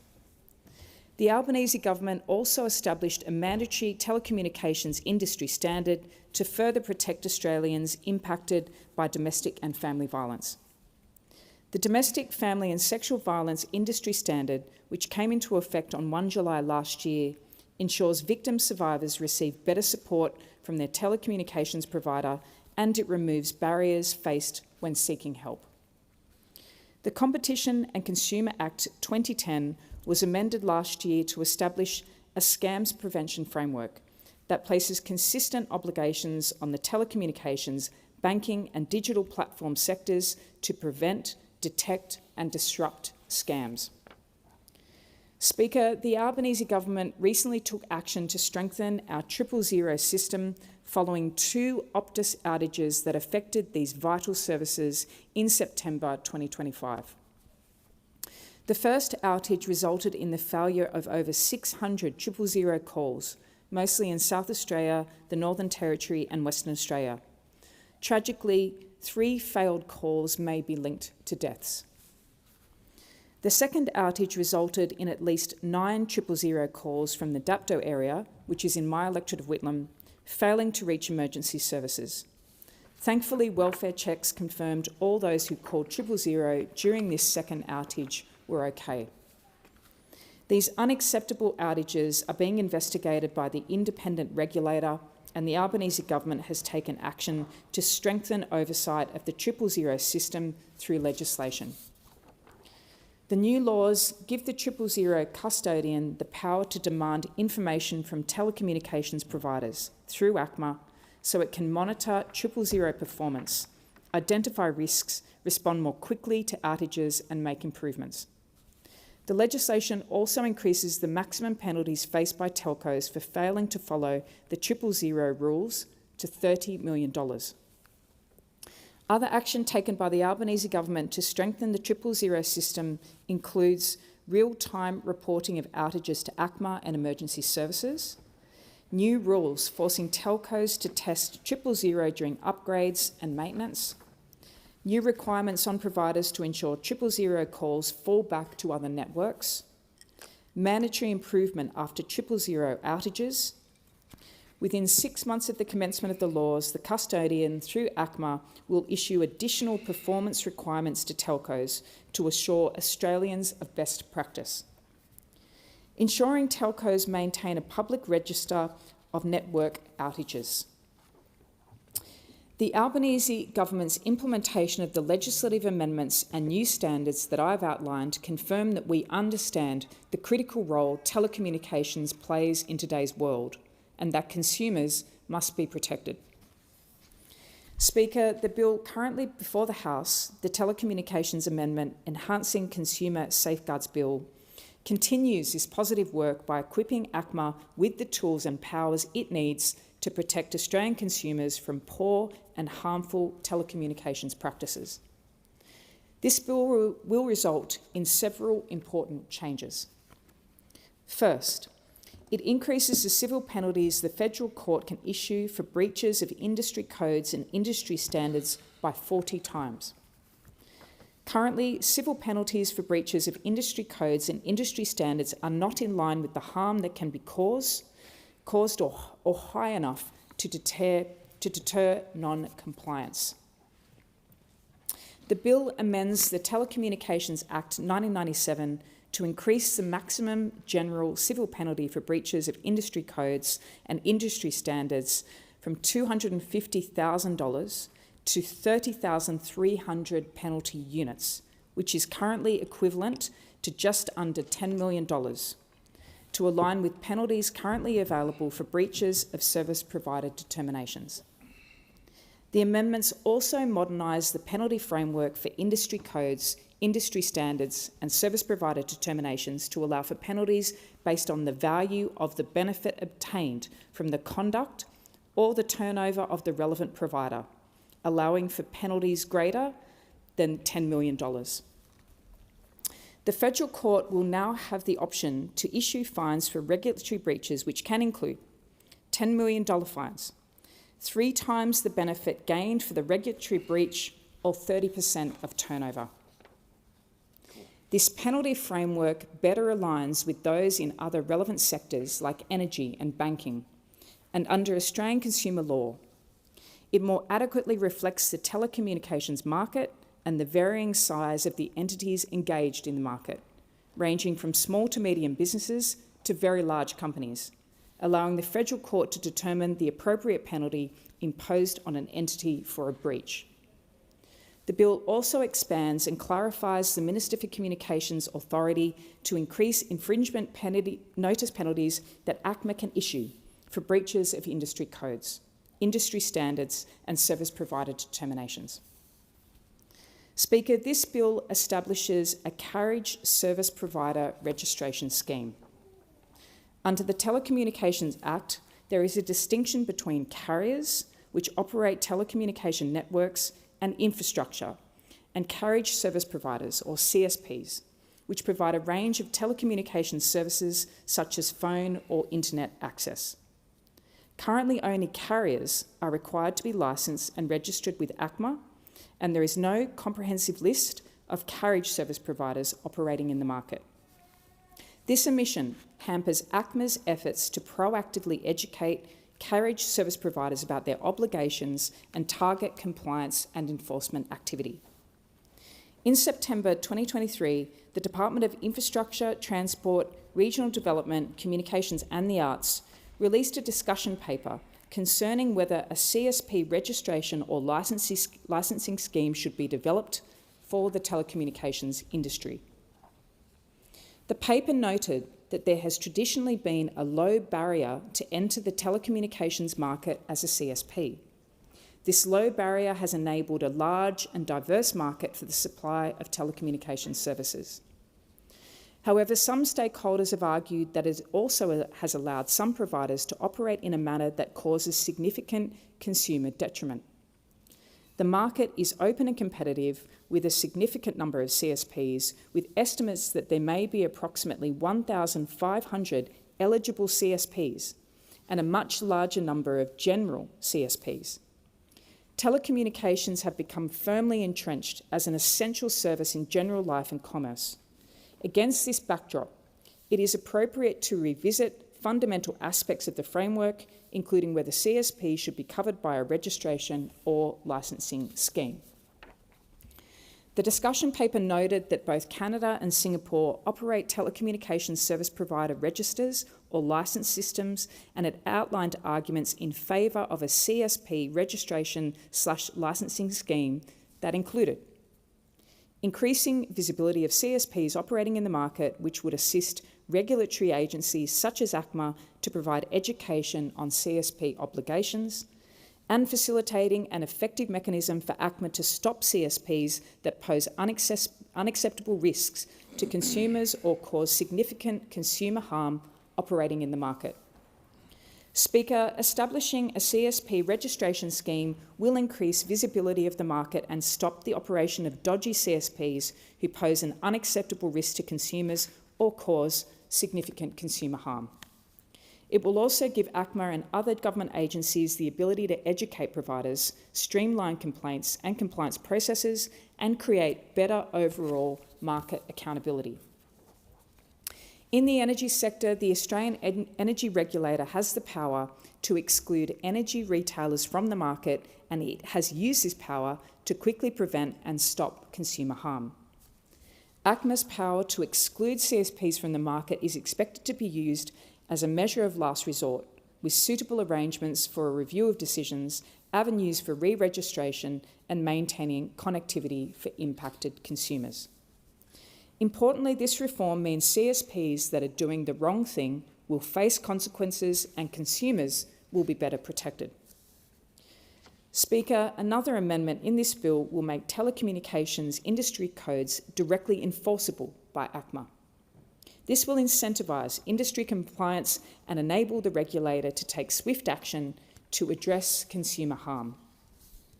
ACMA currently cannot take direct enforcement action for breaches of the industry codes it has registered under the Act. Compliance is initially technically voluntary.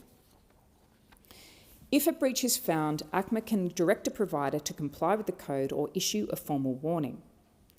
ACMA can only take stronger enforcement action if the provider continues its non-compliance, that is, it fails to observe the ACMA's direction to comply.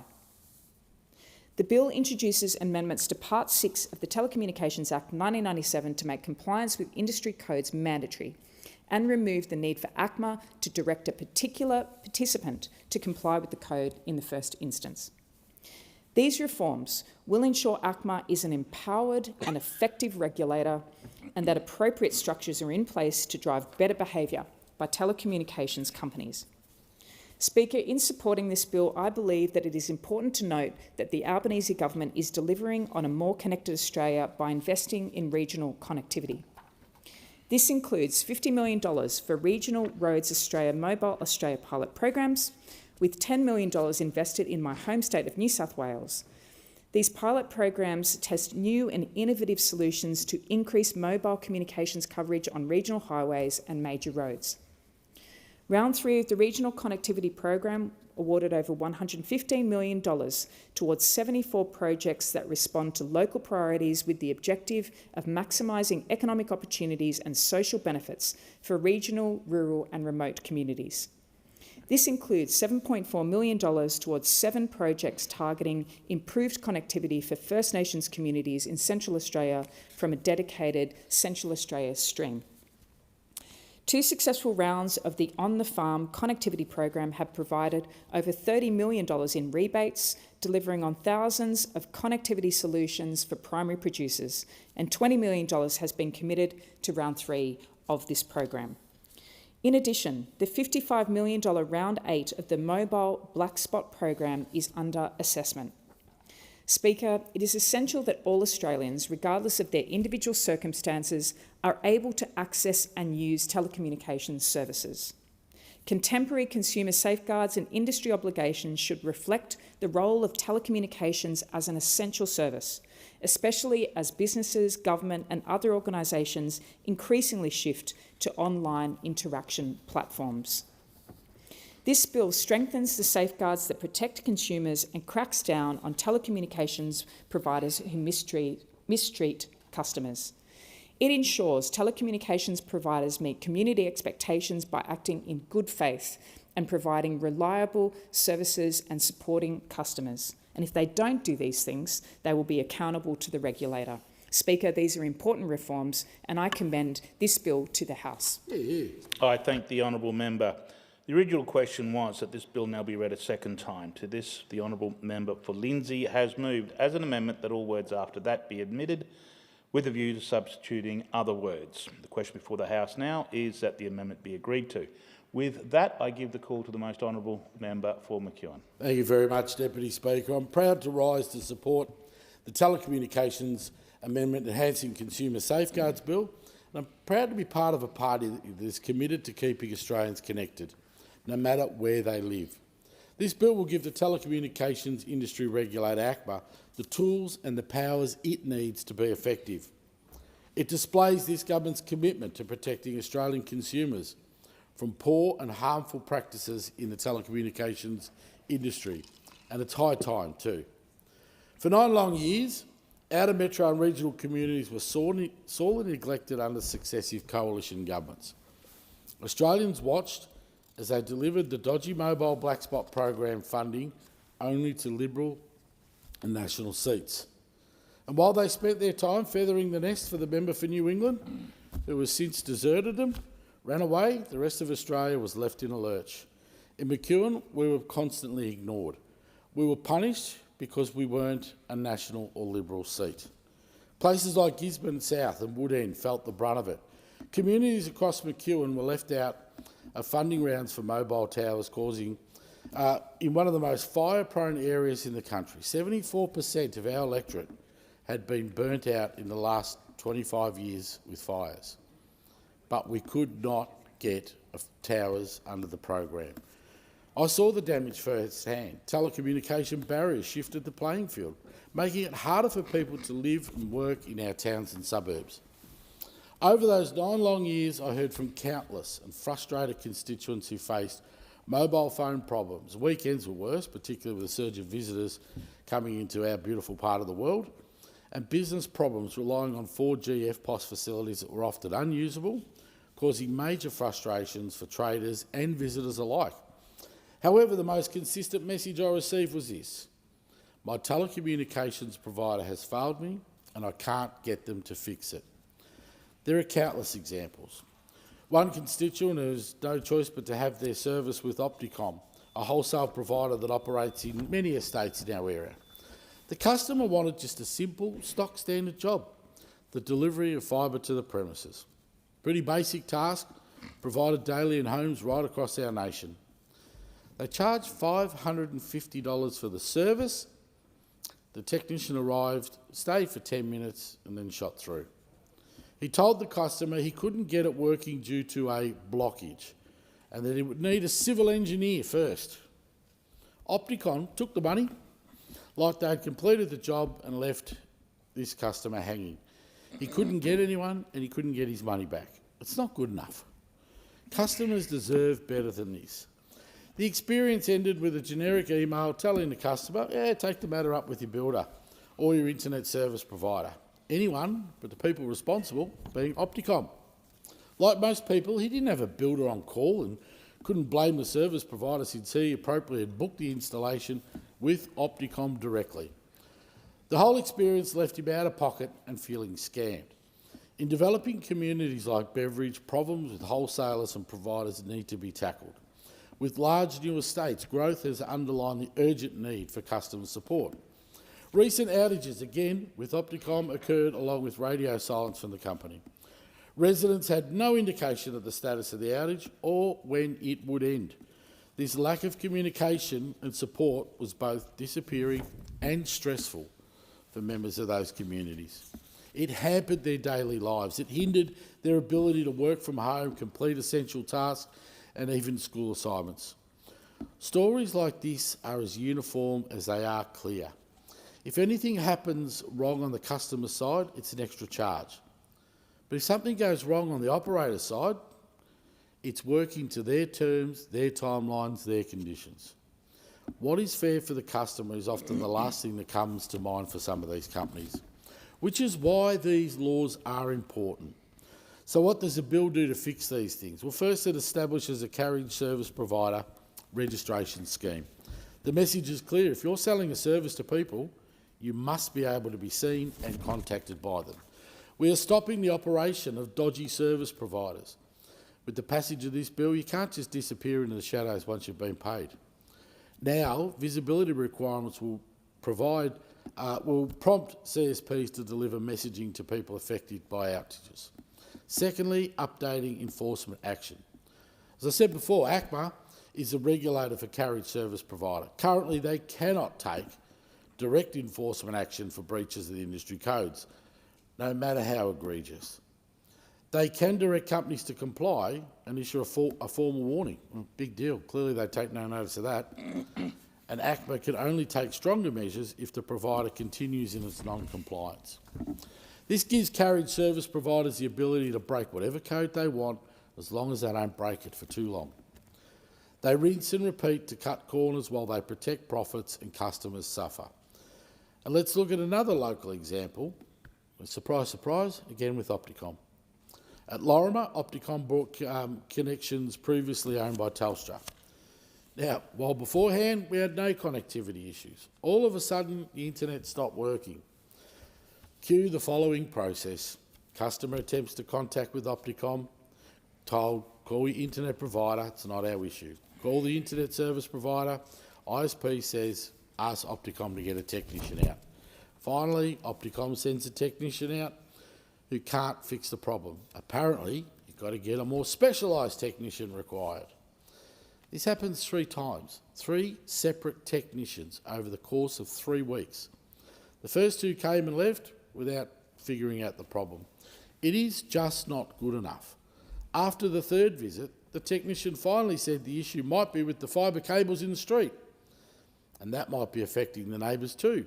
Opticom said, well, it might be a couple of days, might be a couple of weeks to fix. This tale is told far too often in communities. Given these providers essentially have a monopoly in particular areas, it is up to the government to step in. We need better enforcement capacity, and that is what we will deliver. Thirdly, we are increasing the penalty for breaches, and modernising the civil penalties framework will make a big difference. It will deter providers from factoring the cost of non-compliance into their profit margins. Under these amendments, we will increase the civil penalties that the Federal Court can issue for breaches of industry codes and industry standards, from $250,000 to nearly $10 million. These new laws will also give the court the option to issue fines for regulatory breaches, which can include $10 million, 3 times the benefit gained for the regulatory breach, or 30% turnover. The government will stop providers from taking advantage of Australians by hitting them where it hurts, their bottom line. I also want to take note with this bill the protection it will provide for consumers experience various forms of hardship. Since coming to office, the Albanese government has delivered 2 new industry standards. One, the requirement that telecommunications companies provide adequate support to customers experiencing financial hardship, and the second requirement that the telecommunications companies support and assist consumers experiencing domestic, sexual and family violence. This is so important for people. Our government, the Albanese Labor government, recognises that we rely on telecommunications connectivity to support our families, our businesses and our communities. We deserve a telecommunications system that is fair, accountable and built on trust. We're not seeking radical change here. This is fixing a framework so that it's consistent with Australian consumer law. It's also consistent with this government's push for a more connected Australia.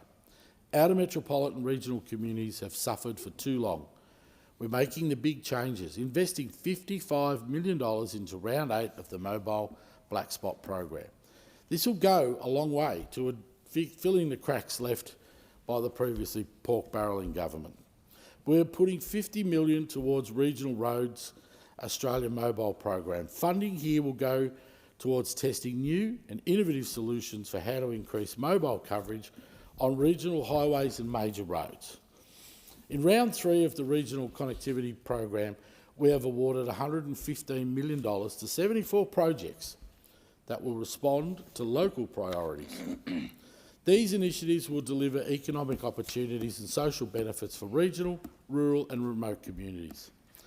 And through the On-Farm Connectivity Program, the government has allocated $43 million across 3 rounds to enable primary producers in agriculture, forestry and fisheries to extend connectivity in their fields and take advantage of connected machinery and sensor technology.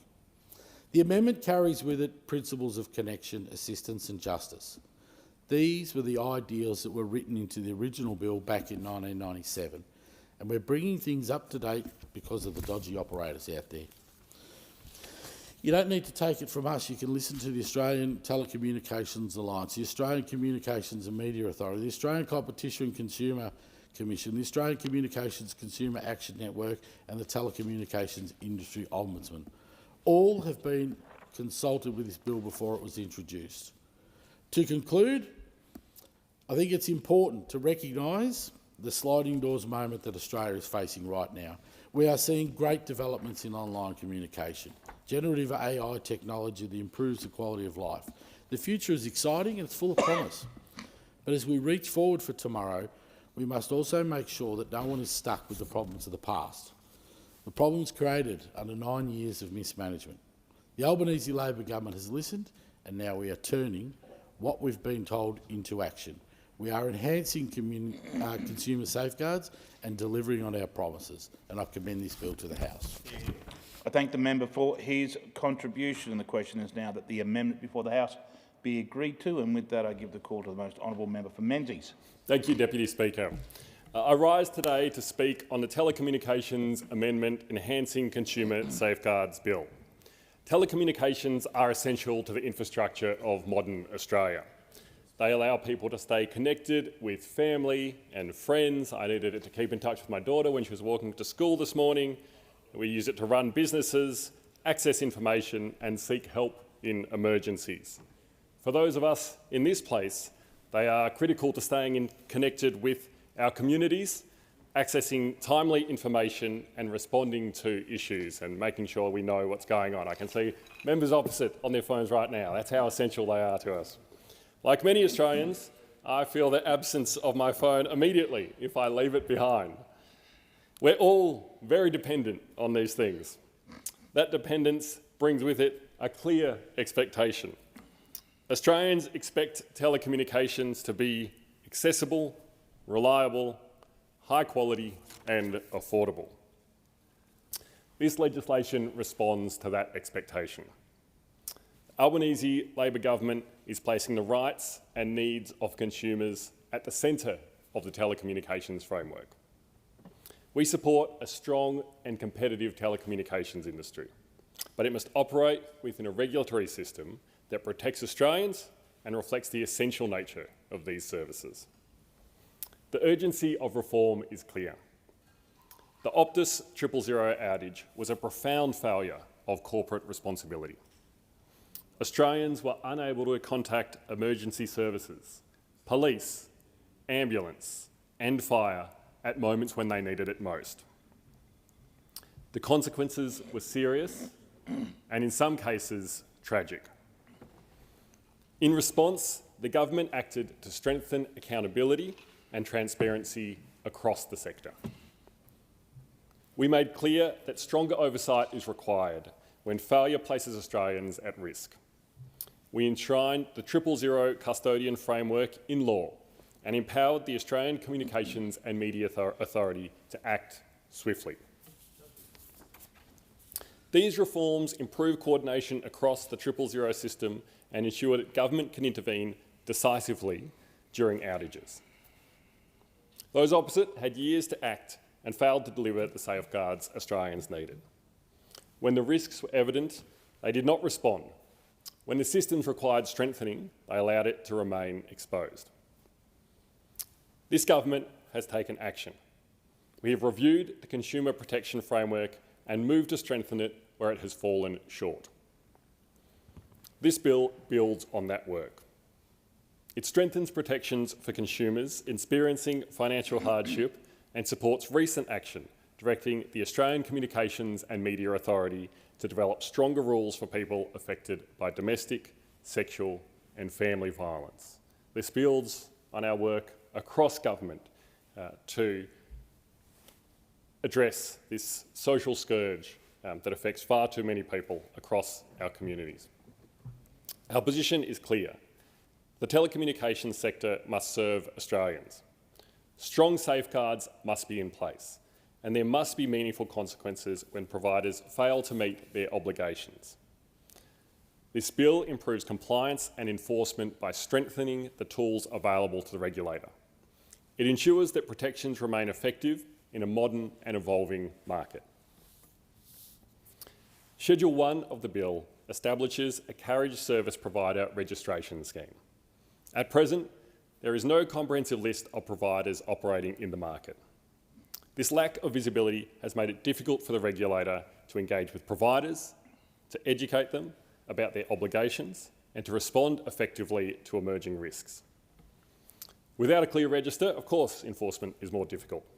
Patterns of consumer harm are harder to identify, and providers can operate without sufficient scrutiny. The new registration scheme addresses this gap. Like Santa, we're making a list and we're checking it twice. It creates greater visibility across the sector and allows the regulator to identify providers that pose unacceptable risks. It also supports better education, more efficient complaint handling, and stronger overall accountability. This reform contributes to a fairer market. Providers who meet their obligations should not be undercut by those who avoid them. A transparent register supports responsible operators and strengthens confidence in the system. Schedule 2 of the bill makes industry codes directly enforceable. Under the current framework, the regulator cannot take immediate action for breaches of these codes. It must first issue a direction to comply or a warning, and only act further if that direction is ignored. This two-step process has limited the regulator's ability to respond quickly to harm. It has created delays and reduced the effectiveness of enforcement. The reforms remove this barrier. The regulator will be able to act directly when breaches occur, improving responsiveness and strengthening deterrence. Providers will be held to account in a more timely and a more effective manner. Schedule 3 of the bill strengthens the penalty framework. The maximum general civil penalty will increase from $250,000 to 30,300 penalty units. That's currently the equivalent to $9.9 million, a significant increase. Existing penalties have not reflected the scale of harm or the size of major providers. In some cases, they've been treated as the cost of doing business.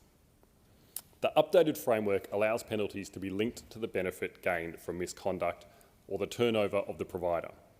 This ensures that penalties are proportionate and effective.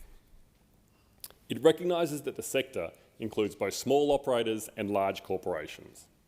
A single fixed penalty does not achieve fairness or deterrence across such a diverse market. These changes bring telecommunications into line with other regulated sectors, including energy and banking, as well as the Australian consumer law. They also give the Federal Court the flexibility to impose penalties that reflect both the nature of the breach and the scale of the entity involved.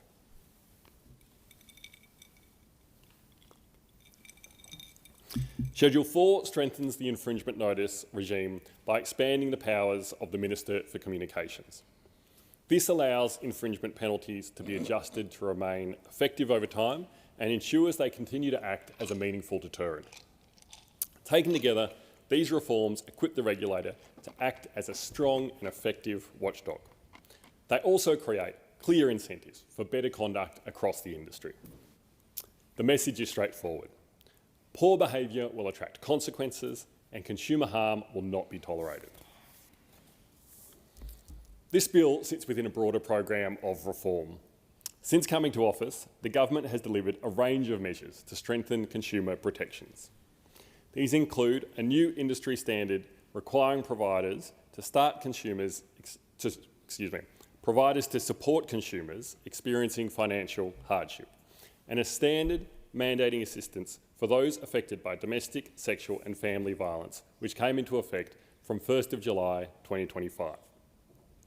We have also amended the Competition and Consumer Act 2010 to introduce consistent obligations across telecommunications, banking and digital platforms to prevent, detect and disrupt scams.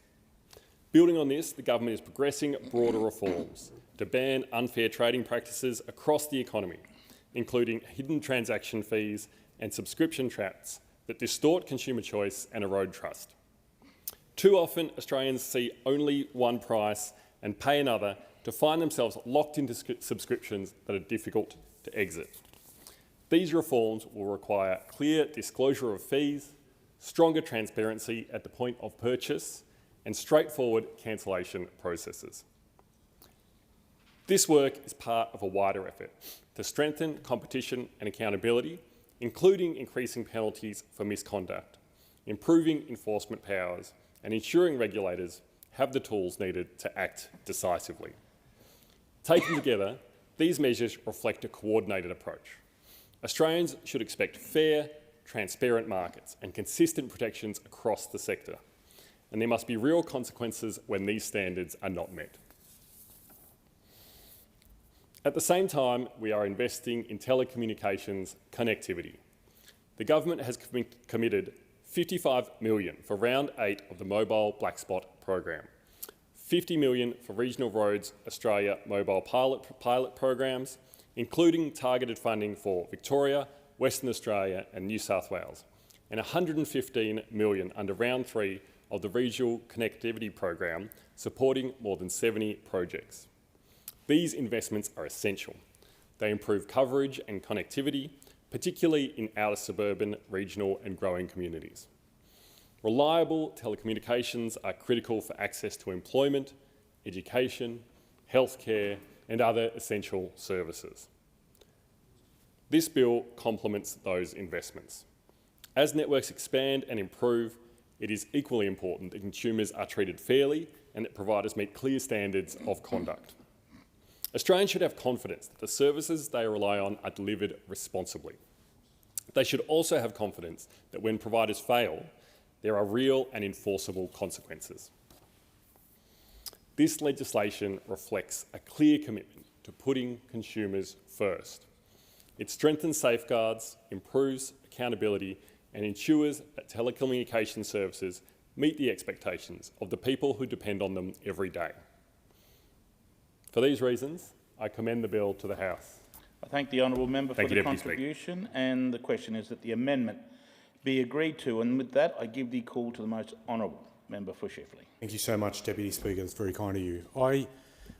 It probably comes as a surprise to people that during a sitting week, this building will house between 4,000 to 5,000 people. It's a phenomenal number. It's the size of a small suburb. And imagine us turning up on Monday, budget week, and finding out that the Wi-Fi didn't work. And then we switched and thought, well, that's okay, we've got mobile and we'll go to mobile broadband, such as its performance is in a building like this, and that doesn't work. And then we figure, well, we'll go to our desktops and we'll connect up through an Ethernet connection, and that doesn't work. And then we figure, well, okay, we just have to put up with it. These are first world problems, as the kids say, and we'll just put up with it for 15 minutes. And then that turns into half an hour, it turns into an hour, it turns into a day, it turns into 4 days, it turns into 5. In a budget week, could you imagine how this place would respond with no phone or internet access for 5 full days? And I relate that experience because that's what the constituents I represent have had to live with, not just in one suburb, but a number of suburbs in the electorate of Chifley in Western Sydney.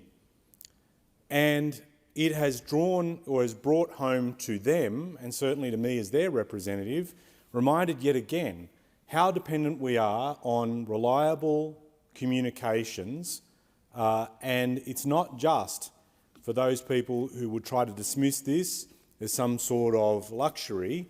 For a lot of people in particular that are operating businesses or home-based businesses or need it for a whole host of other things that they're dependent on, accessing government services, doing their shopping, whatever they've become used to, not having modern communications when it's gone, you really feel it. And over the last few months, I've spent a lot of time listening to families and small business owners, workers in my electorate who've asked for something that many Australians have taken for granted, which is a connection that works when they need it. And as I said, those communication networks underpin almost every aspect of modern life, how people work, study, access healthcare, run home-based businesses, connect with government services, stay in touch with families, friends, communities. It's reliable communications today. That is essential infrastructure. It's on par with electricity and water. And when that infrastructure fails, people quite reasonably expect accountability, improved service, which is why the bill before the House matters. It's a bill that strengthens consumer protections in telecommunications by giving the regulator way stronger enforcement powers, making industry standards mandatory, ensuring there are real consequences when providers fail to meet their obligations. And much of what this bill seeks to do collides with the experiences of constituents I'm proud to represent. In December, Colby experienced a simultaneous fixed line outage and mobile network outage, and that combination effectively knocked out almost every single way people connect. Some left without connectivity for up to 4 days. Then just weeks later, residents in Bidwell copped the same thing. Outages left households, entire streets without internet, Wi-Fi for days at a time. Days at a time. Some reported outages lasted up to 5 days. And during those outages, many residents contacted my office to raise their concerns about the reliability of mobile coverage, the limited choice of retail service providers, and the overall quality of telecommunication services in my area. And so in January, I held a telco town hall with local residents in Colby to talk about the quality and access of service in their area. And I want my community to feel confident that their experiences are absolutely being taken seriously. Over 40 people coming along to the town hall that night, most of them working from home, whose jobs depend on stable, reliable internet.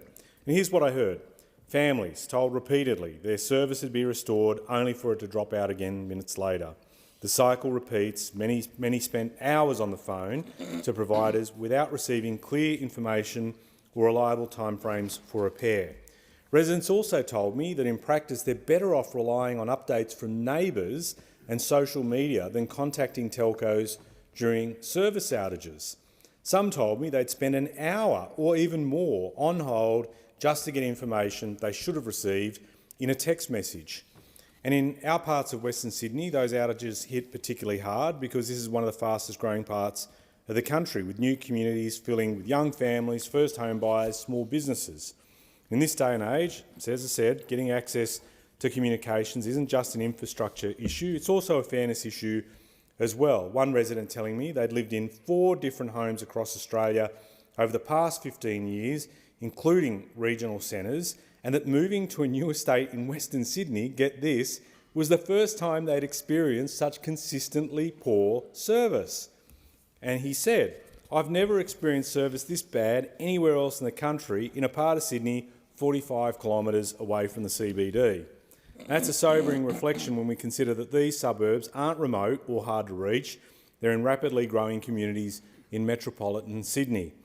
My constituents wanted to know why they could be contacted instantly when a bill was due, yet somehow couldn't be reached when there was an outage affecting the entire street. They want clear, timely information and some sense that someone's going to actually be accountable to fix the problem. And one story from that night has stayed with me because it captures the absurdity of the system as people experience it. One constituent told me he'd signed up for a 1 gigabit per second service, but what he was actually getting was around 450 megabits per second.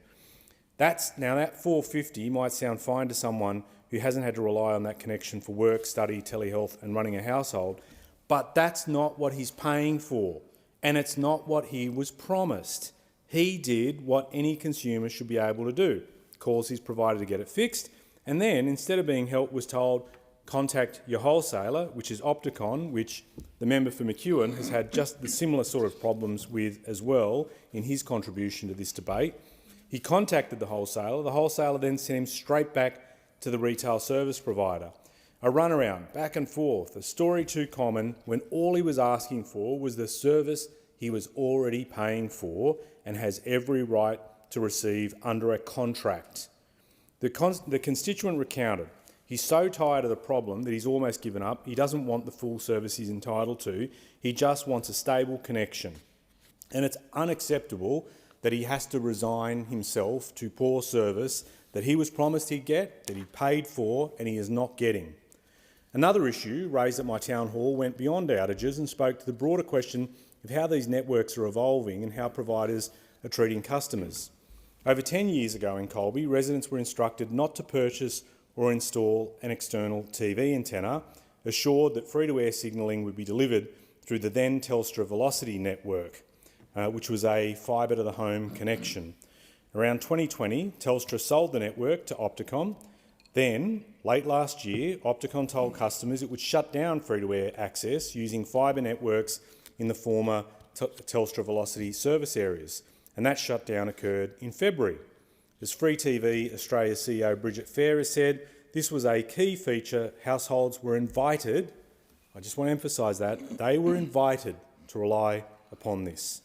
Opticon simply told customers they should install an external antenna or purchase an interior one. Whilst Opticon is not obliged to provide television broadcasting services and the government's unable to intervene to stop them, it's the way this situation that was handled that bothers me and many in my community. The decision to stop free-to-air signalling unfairly shifts costs to consumers for decisions made by both Telstra and Opticon in terms of setting up the network and then running it thereafter. What the conversations at the Town Hall made clear to me is that while technical faults are sometimes unavoidable, the real frustration often lies in the lack of transparency and the absence of meaningful consequences when standards aren't met. Too often, consumers feel they've got absolutely no leverage, no power and nowhere to turn to. Those are entirely reasonable expectations for what is now an essential service. Following the Town Hall, I've raised these issues directly with Telstra, Opticon, and I've also raised issues with Optus. I've told Telstra and Opticon that the companies that made promises and didn't deliver should be the ones who stump up the cost of new antennas. I want to be perfectly clear here. Residents forced to install new antennas that they'd previously been told they never needed, those residents should be compensated. I've sought updates on the outages, pushed for clearer communication protocols during service disruptions, asked for specific responses on compensation, mobile coverage gaps and infrastructure delays, including the long-awaited activation of a mobile tower adjacent in Colby to the Stonecutters Ridge golf course. Now, I'm pleased to report that following feedback from the Town Hall, Optus has told me they're bringing forward the deployment of tower infrastructure at that site. But all of this isn't just happening in my electorate. What's really concerning is the telecommunications industry ombudsman continues to report tens of thousands of complaints every single year about faults, outages, poor customer service, billing disputes. The Australian Communications and Media Authority, or ACMA, repeatedly identifies systemic issues from irresponsible sales practices to unfair disconnection policies and poor information about coverage. At present, the penalties available for breaches of industry codes and standards just don't reflect the scale of telecommunications market failures or the harm that poor practices can cause. A maximum civil penalty of $250,000 might sound substantial on paper, but for a lot of companies with billions of dollars in annual turnover, it's unlikely to drive meaningful behavioural change. This is the gap that the bill's designed to close. It significantly strengthens the compliance and enforcement tools available to the regulators. It increases the maximum civil penalties the federal court can impose to equivalent of nearly $10 million today, and introduces modernised penalty frameworks allowing the court to set fines based on the benefit gained from the breach or a percentage of the provider's turnover, which is huge. And that approach aligns telecommunications with sectors like banking and energy, where we already recognise stronger penalties are necessary. And it makes the industry codes mandatory and directly enforceable. I just want to end on this point. We have been operating under a promise with telecommunications that it would continually improve. In fact, since the late 90s and the arrival of the internet, we've been told we will get access to communications in a way that moved us beyond that historical relic known as the landline. We have been told every time a new mobile network rolls out that we'll get better service. It started with 2G, 3G, 4G, 5G, 6G is literally around the corner. And even with those great leaps forward, people still complain, bizarrely, they cannot get a mobile signal in their home. And it doesn't matter if you're in an urban area or a regional one. And it's, frankly, in this chamber, too often the case, regardless of our politics, we will have representatives from different parts of the country talk about why telecommunications isn't working for them. And certainly it's understandable with the way that our people live on the continent that is as great as ours, where it's spread out and where the distances are great between centres. It's understandable there will be challenges from time to time. But my question is, why does it continue? And why is the promise of modern communications not being fulfilled? We still should not be having those types of complaints. We do have to ask questions, not just about the standards, but the promises being made by modern telecommunications providers that people that we represent, from the member for Maranoa's electorate through to mine in Metro Sydney, from regional Australia to our town centres, it should not be the case that in this day and age, these telecommunications companies, regardless of who's in power, mind you, we are always having the same complaints. And I end on this point. It's notable in this debate how many members of parliament have got up, regardless of the political colour of their background, to complain about the quality of telecommunications. This is sending a massive signal to our telecommunications providers, large and small: clean up your act, do better. It should be delivering, the sector should be delivering on the promise they keep extending to us every single time, and yet we've still got constituents saying it's the same old, same old. They absolutely deserve better. Thanks. I do thank the honourable member for the contribution, and the question now was that the amendment before the House be agreed to. And with that, I give the call to the most honourable member for Dunkley. Thank you, Deputy Speaker. Telecommunications is no longer a luxury or a nice to have. It's an essential national infrastructure, like electricity, water and banking, that underpins work, education, emergency information and participation in our economy. And because it is essential, the power imbalance matters. When a service is sold unfairly, when a bill is wrong, or when a complaint goes nowhere, or people are not connected, people are put at a significant disadvantage. They can lose contact with family, miss work opportunities, fall behind in study, or be cut off from essential services that depend on services like 000 and other emergency services. That is why strong safeguards are not red tape. They are basic rules of a fair market. Australians should be able to trust that what they are sold is what they receive, that hardship is met with support, and that when providers breach their obligations, there are real consequences. In 2026, the simple act of making a call, paying a bill online, making a GP appointment, or checking in on a loved one depends on one thing: reliable telecommunications. When that connection fails, and when Australians are misled, overcharged or ignored by the very companies they rely on, the consequences are very real. People can, unfortunately, and have lost their lives. That is why I rise to speak today in strong support of the Telecommunications Amendment Act, enhancing Consumer Safeguards Bill 2025.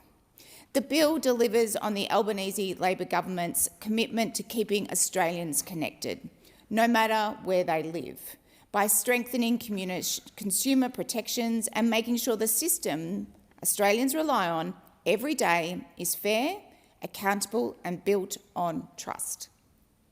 And we need the legislation because too many Australians have been let down for far too long. In Dunkley, constituents have told me about the runaround when they try to fix billing errors, the stress of being chased by disputed debts, and the difficulty of getting timely, fair outcomes when something goes wrong. Dare to mention the black spots that exist in the community. We have seen patterns of misleading sales practices, poor complaint handling, billing mistakes, aggressive debt collection, failures in hardship support and inadequate treatment of vulnerable customers. These are not isolated incidents. They are systemic issues that demand a stronger framework and stronger enforcement. In my electorate of Dunkley, connectivity is not optional. It is essential. Families rely on it to stay in touch with loved ones. Small businesses rely on it to trade. Students from Monash University and Chisholm TAFE rely on it to learn, and older Australians rely on it to access vital services, including healthcare and government support.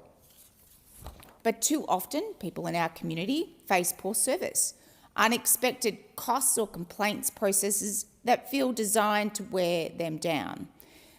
These are not minor inconveniences. They can cause serious financial pressure and significant stress. This legislation is about drawing a clear line. Telcos must do better.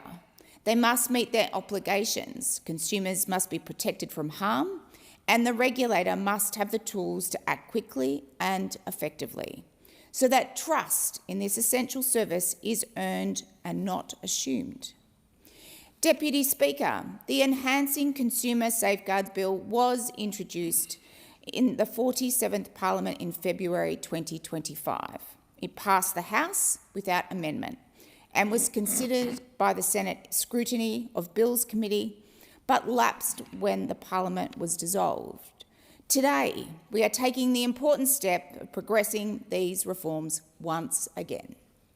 At the heart of this legislation is the strengthening of the compliance and enforcement powers of the Australian Communications and Media Authority, or ACMA.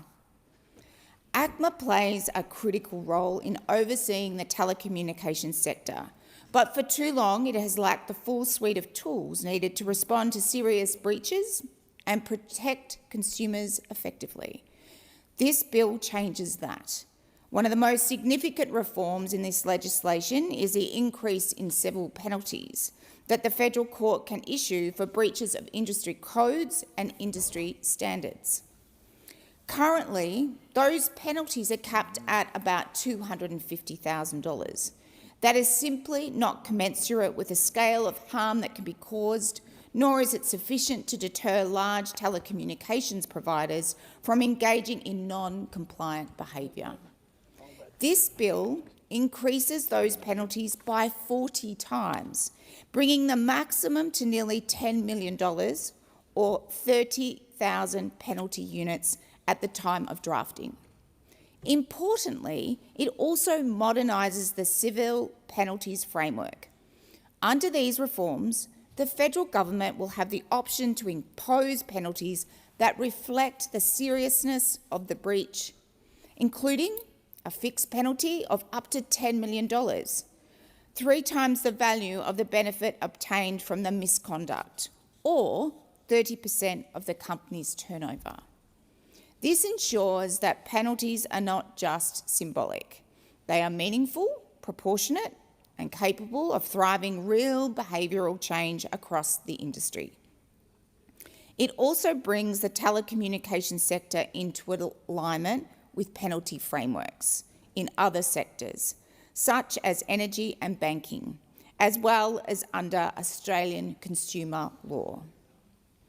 Another critical reform in this bill is the establishment of a carriage service provider, or CSP, registration scheme.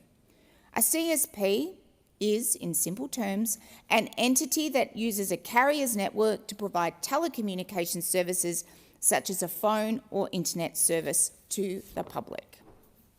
At present, there is no comprehensive register of CSPs operating in Australia. This lack of visibility means it's difficult for ACMA to effectively monitor the market, educate providers about their obligations, and target compliance and enforcement activities. The establishment of a CSP register will address this gap.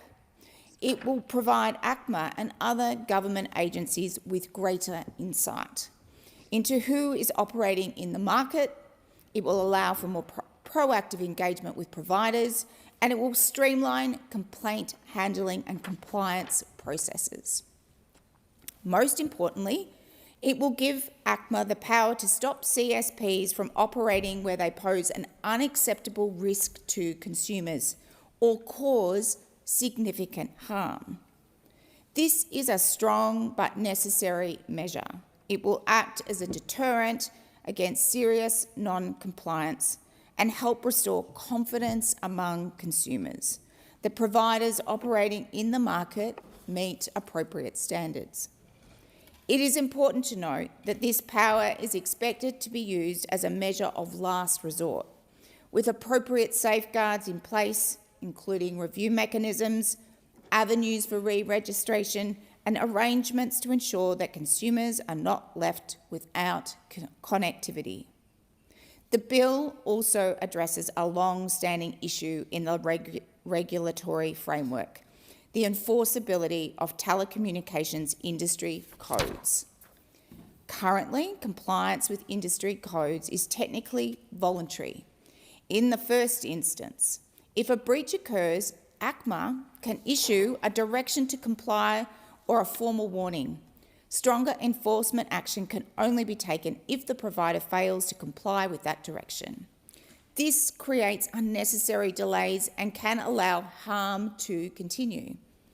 This bill fixes that by making telecommunications industry codes directly enforceable by ACMA. This means that from the moment a breach occurs, ACMA will have the authority to take enforcement action without first having to issue a direction and wait for further non-compliance. This is a critical reform. It will incentivise industry compliance and enable the regulator to act swiftly to address consumer harm. In addition, the bill expands and clarifies the authority of the Minister for Communications to increase the infringement notice penalties that ACMA can issue for breaches of industry codes, industry standards and service provider determinations. This ensures that infringement notices remain an effective and flexible enforcement tool capable of responding to evolving risks in the telecommunications sector. Deputy Speaker, these reforms are part of a broader commitment by the Albanese government to strengthen consumer protections and improve outcomes across the telecommunications sector. Since coming to office, the government has already delivered significant reforms. We have introduced a new industry standard requiring telecommunication companies to provide adequate support to consumers experiencing financial hardship, recognising that access to connectivity is critical, particularly during difficult times. We have also introduced a new industry standard requiring telecommunications companies to support and assist consumers experiencing domestic, sexual and family violence, a very important initiative for women in my community. This standard came into force on the 1st of July 2025 and represents an important step in ensuring that the vulnerable Australians are treated with dignity and respect when they need it. Earlier this year, amendments were made to the Competition and Consumer Act 2010 to introduce consistent obligations across the telecommunications, banking and digital platform sectors to prevent, detect and disrupt scams. These reforms reflect the government's recognition of the growing threat posed by scams and the need for a coordinated cross-sector response. The government is also investing in a more connected Australia, particularly in regional, rural and remote communities. This includes the $55 million Round 8 of the Mobile Black Spot program, which is currently under assessment. It includes a further $50 million for Regional Roads Australia mobile coverage pilot programs, which will test innovative solutions to improve mobile coverage along regional highways and major roads. It also includes more than $115 million awarded under Round 3 of the Regional Connectivity Program to support 74 projects that respond to local priorities and deliver economic and social benefits to communities. While Dunkley is a metropolitan electorate, these investments matter to our community as well. Many of our local businesses rely on regional supply chains and many families maintain strong connections with regional Australia.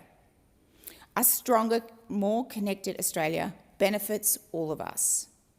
At its core, this bill is about ensuring that the telecommunication system Australians rely on is fit for purpose. It is about ensuring that the rules are clear, that they are enforceable, and that there are real consequences when those rules are broken. It's about ensuring that consumers, whether they are in Dunkley or anywhere else in the community, can have confidence in that they will be treated fairly and that their rights will be protected. And it's also about ensuring that our regulator, ACMA, is empowered to do its job effectively. For the people of Dunkley, this means stronger protections, faster action when things go wrong, and greater accountability from telecommunications providers. It means a system that works better for consumers, not just companies. Deputy Speaker, Australians deserve a telecommunications system that reflects the essential role it plays in our daily lives. They deserve services they can rely on, providers they can trust, and a regulator that can act when needed. This bill delivers on these expectations. I am proud to support the Telecommunications Amendment Bill 2025, and I commend it to the House. Thank you. The question is that the amendment be agreed to, and I call the member for Adelaide. Thank you, Deputy Speaker, and it gives me great pleasure to speak on this particular bill, an important bill, because these are reforms that are designed to ensure that the Australian Communication and Media Authority is not just a regulator in name or a toothless tiger. It's to ensure and empower, but this is about an empowerment an effective protector of the consumers. And that's why this is a good bill, Deputy Speaker. When you look at telecommunications in this country, no longer is telecommunications about wires and connecting a landline to a house or to a business. There's far more that goes into it nowadays. Our connectivity is reliant on a whole range of things, from internet to the providers ensuring that we have connections so we can stay in touch with our families. And it's how families stay in touch, how businesses are connected to the business world and operate. And of course, how communities, particularly regional communities, remote communities, communities that are isolated in other ways, it's their only connectivity that connects them to modern Australia. So you can see how important it is to ensure that everyone in Australia has connectivity, is connected to their telecommunications provider and has the services that they pay for. So like every other service, we pay for a particular service, you require that service to give you the goods that you've paid for. In this case, it's telecommunications. And every Australian, as I said, relies on it. And because of that, every Australian deserves a system that's fair, accountable and built on trust.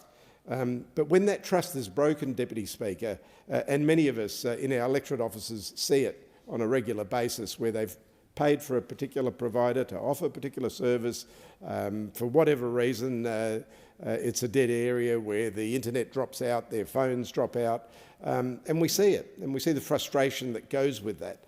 Well, there is now a responsibility, and we give that responsibility to the authorities to be able to investigate and to ensure that the providers are doing the right things by the consumer.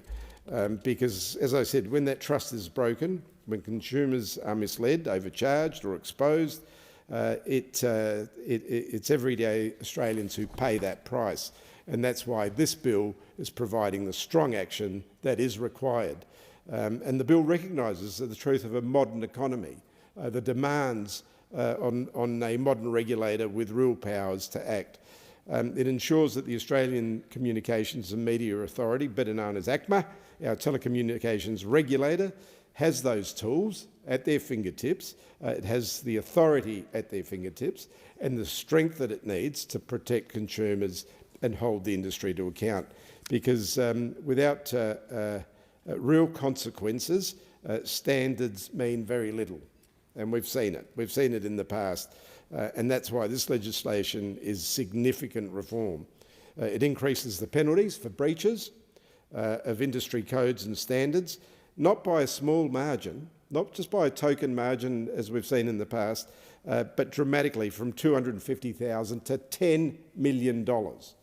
And that is a message to providers that perhaps have been doing the wrong thing or are not quite up to scratch with the services they provide for the money that's being given to them by the consumer, to actually have a really hard think about it. It really sends a message.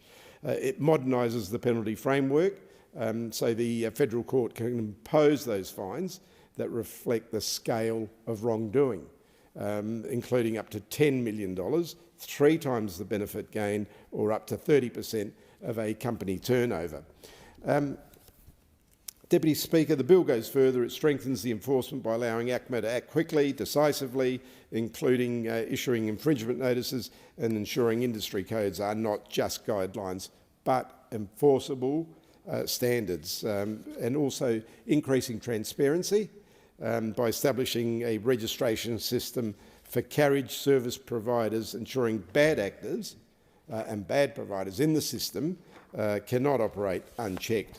Because too often, as I said earlier, we've seen Australians have been exposed to unreliable providers, misleading practices or services that fail when they are needed most. And I'll give you a small example of a particular provider that was trying to gain business in a particular area in my electorate, and it was in the area of the western suburbs of Adelaide, where my son and his wife reside, and I'd just been over to visit the grandchildren that day, and there was a knock on the door. And my daughter-in-law went to the door, and she came running back to me and said, "It's someone from the government, the NDIS." And I thought, that's strange, because I knew at the time there was a scam going around, or providers were trying to get extra business by claiming that the NDIS was coming to your area, sign up here, and they became your provider. So I quickly went out and spoke to this chap and said to him, well, as a matter of absolute confidence, I know that the NDIS is not door knocking. Where are you from? And we dug a bit deeper and found it was just a door-to-door salesman.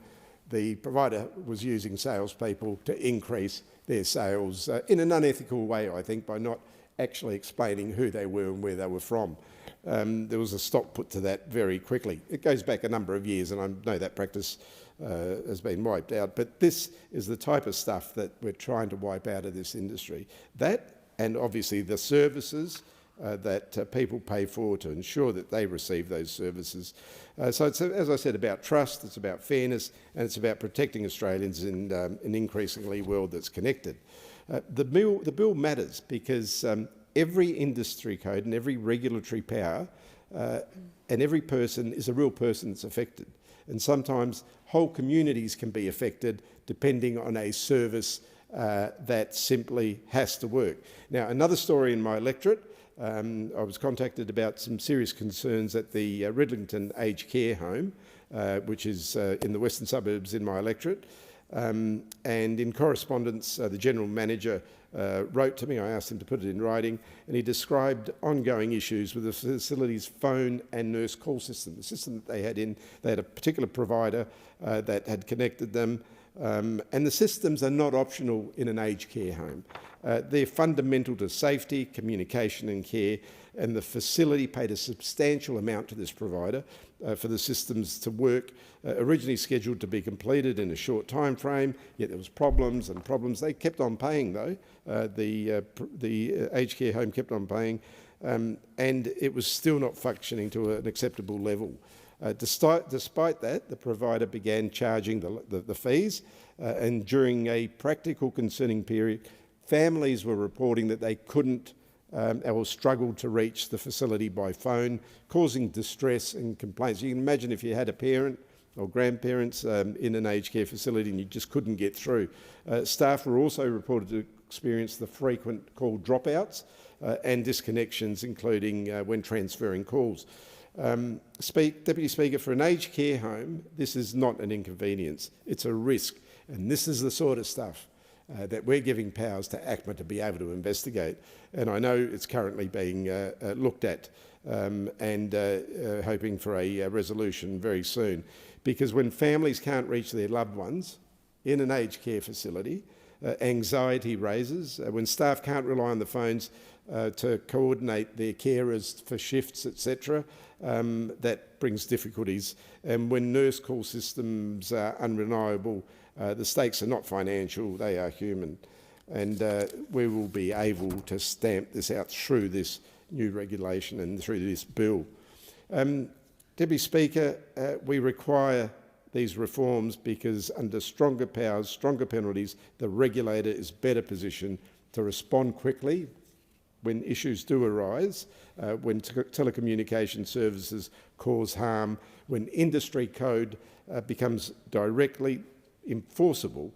Providers have a stronger incentive to comply and consumers have a clearer pathway for protection. And when infringement notices can be issued more effectively, poor practices will get addressed faster, and there's proof in the pudding for that. And when there's a registration scheme for carriage service providers, it becomes harder for those operators that are dodgy to sit in the shadows of the market and sell their wares to unsuspected consumers. And it's easier to identify who they are through this bill. Ultimately, Deputy Speaker, this is what good regulation should do. It should protect families, protect the consumers and not frustrate them, support essential services such as our telecommunications industry and not undermine them, and ensure that no organisation providing critical communications infrastructure can treat reliability and safety as optional. And I'd like to congratulate the Minister who's in the room with us for this good bill, and I commend this bill to the House. Thank you. The original question was that this bill be now read a second time, and I call the Minister. Thank you, Deputy Speaker, and I thank the members who contributed to consideration of the Telecommunications Amendment Enhancing Consumer Safeguards Bill 2025. This bill is about one simple thing: keeping Australians connected and keeping Australians protected. Telecommunications are critical to our everyday lives, but we must ensure the system delivering these services to paying customers is fair and accountable. The reforms in this bill will significantly strengthen the safeguards to protect consumers, improve enforcement tools, and incentivises better behaviour through tougher penalties.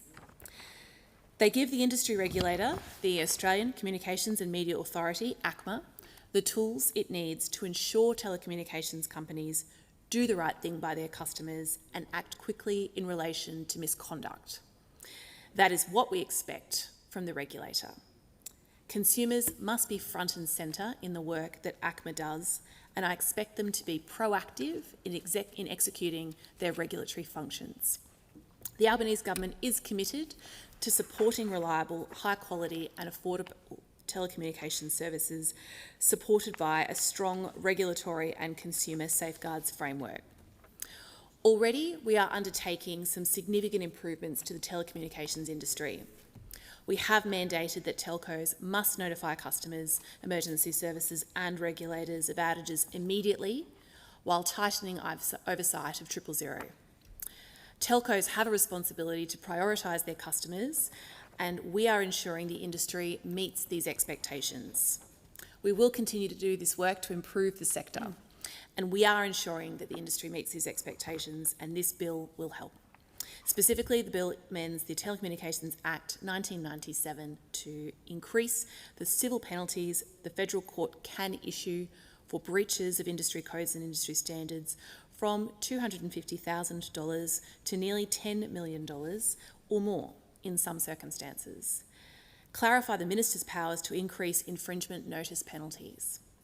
Make telecommunications industry codes directly enforceable by ACMA, enabling the regulator to take swift action. Establish a carriage service provider, CSP, registration scheme to increase visibility of CSPs operating in the market and stop the operation of those who pose an unacceptable risk to consumers. Our government has listened to the feedback of industry, regulators, the telecommunications industry ombudsman and consumer advocates. We all want to ensure the telecommunications industry meets and delivers a higher standard for customers. This is what these reforms will deliver. I note the opposition support this bill. We welcome them joining us to protect consumers. I will note the member for Lindsay introduced an amendment. We will not be supporting this amendment, which in practice has functioned as an opportunity for the opposition to talk about anything other than the substance of this bill. For example, the member for Goldstein used his time to talk about how the government seeks to control Australians. Despite the members' ongoing and lively contributions to the House, the Albanese government is focused on delivering consumer protections for all Australians. This bill is first and foremost about looking after consumers, as well as driving fairness and building trust in the vital telecommunications industry. I call on members to support the bill. Thank you. The original question was that this bill be now read a second time. To this, the honourable member for Lindsay has moved as an amendment that all words after that be omitted with a view to substituting other words. The immediate question is that the amendment be agreed to. All of that opinion say aye. Aye. To the contrary, no? No. Okay. The noes have it. No ayes haven't. Division required? All right, ring the bells for 4 minutes.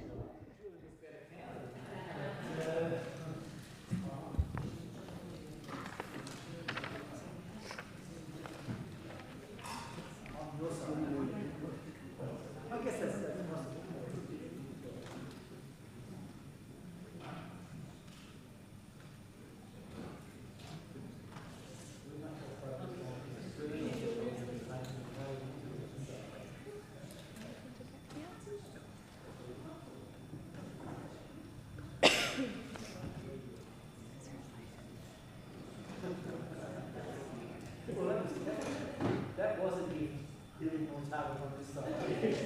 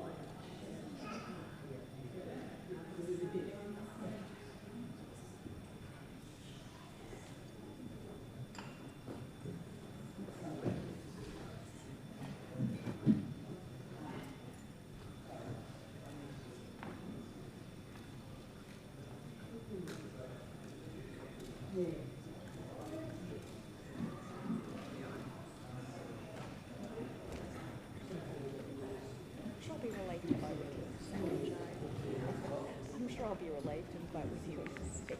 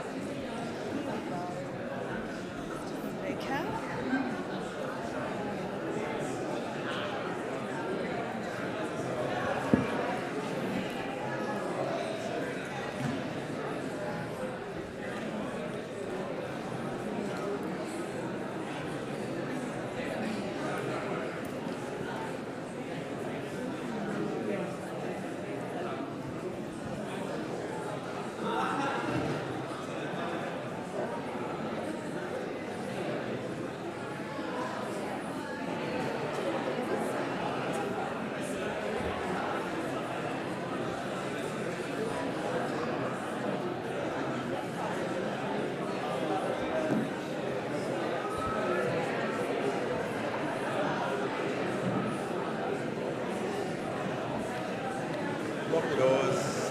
The question is the amendment moved by the honourable member for Lindsay be agreed to. The ayes will pass to the right of the chair, the noes to the left. I point the honourable members for Capricornia and Monash as tellers for the ayes, and the honourable members for Werriwa and Bean as tellers for the noes.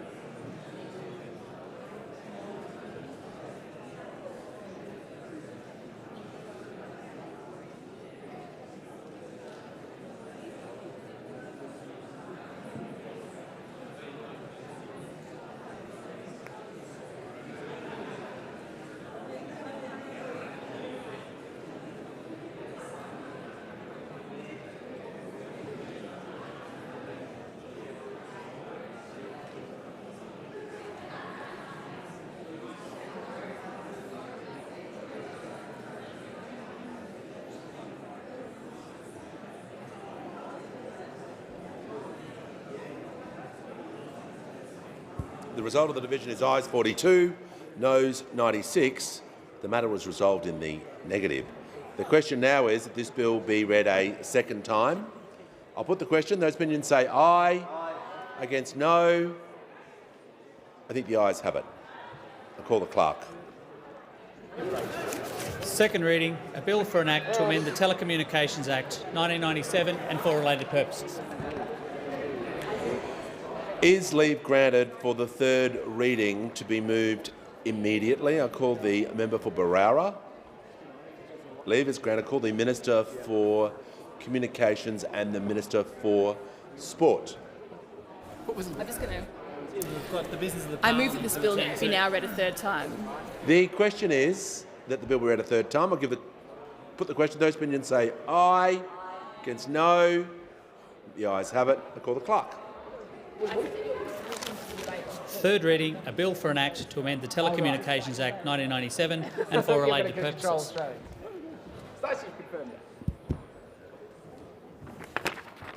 I call the clerk. Government business. Order of the day number 3, Combating Illicit Tobacco Bill 2026. Resumption of debate on the second reading.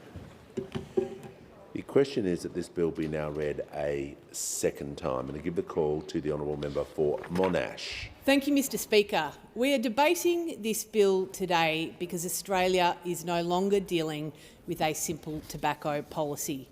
We are dealing with a national crime crisis, a crisis that is making Australians feel unsafe in their own homes, unsafe in their communities and unsafe in their workplaces. And the tragedy is this: these are not the consequences of some unforeseeable external shocks. This crisis has grown rapidly under the Albanese government because of a tobacco control policy that has created one of the most lucrative black markets in this country. A black market controlled by organised crime. A black market that is no longer hidden in the shadows. It is exploding in suburban shopping strips. It is spilling into family neighbourhoods. And innocent Australians are paying the price.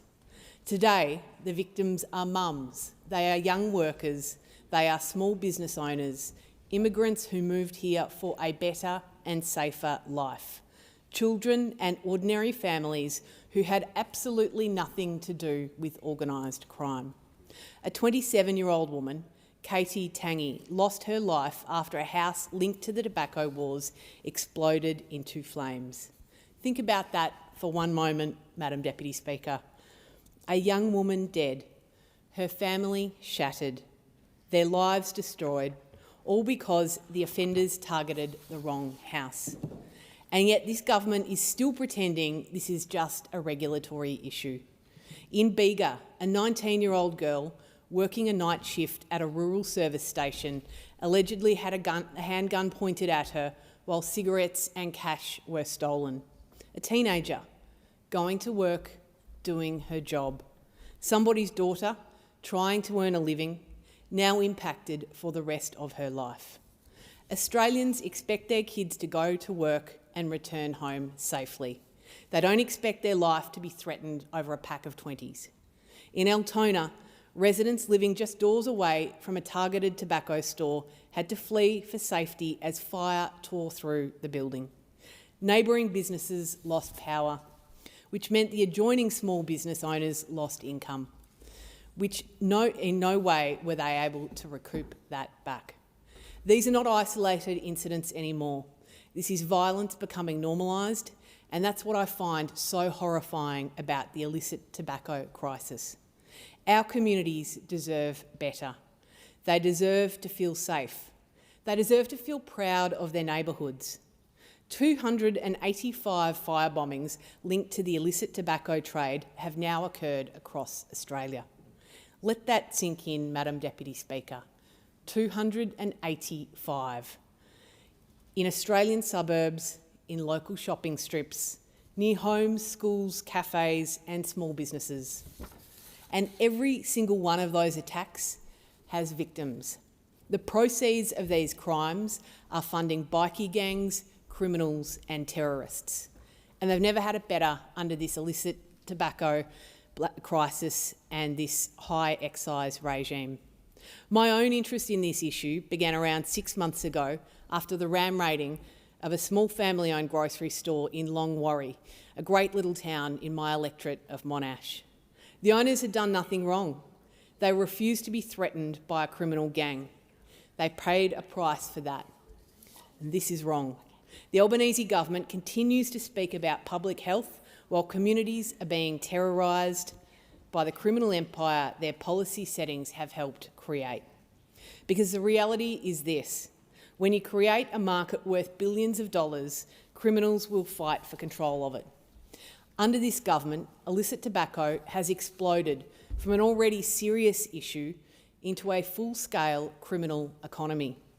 The government's own figures show the illicit tobacco market has surged to 55% of total consumption, worth $6.9 billion. The only thing that is worse is the approximately 97% illicit vape market in this country in terms of black market economy. Smoking rates are not going down. For the first time in around 30 years, there's just been an uptick in smoking rates in Western Australia. The recent Criminal Intelligence Wastewater Report shows an annual uptick of 4% of nicotine in wastewater nationally. That's an increase in metro areas. It's an increase across regional Australia. This is not good for better health outcomes. Between 2022 and 2025, the proportion of tobacco sold outside of Australia's legal system has increased by 285%. And that's money not going to schools, it's not going to hospitals, and it's not going into communities like mine. More importantly, it's not going to the increased insurance bill that so many shop owners, and in some cases residential owners, have faced as a result of being deemed a risk due to fire bombings and ram raids that are associated with local illicit tobacconists. It is flowing directly into the hands of organised crime. And for the past few years, this government has ignored repeated warnings. Treasury warned that excessive increases in tobacco excise would strengthen incentives for the illicit trade. Law enforcement has warned organised crime was moving aggressively into the market. Retailers warned violence was escalating, but the government doubled down anyway, because they prefer to put policy pride ahead of the safety of ordinary Australians and the people who elected them to lead. When legal cigarettes cost more than $40 a packet and illegal products are available for a fraction of the price, criminal networks have and will move in. This is not ideology, this is economic reality. It is a crisis affecting migrant families who worked 16-hour days to build a small business, only to watch organised crime take over their stores and bully them into selling illicit products. It is a crisis affecting young women and young people working in retail at petrol stations or convenience stores. It is a crisis affecting children who now see boarded-up shops, burnt-out buildings and police tape near their homes. And they're being sold illegal products too.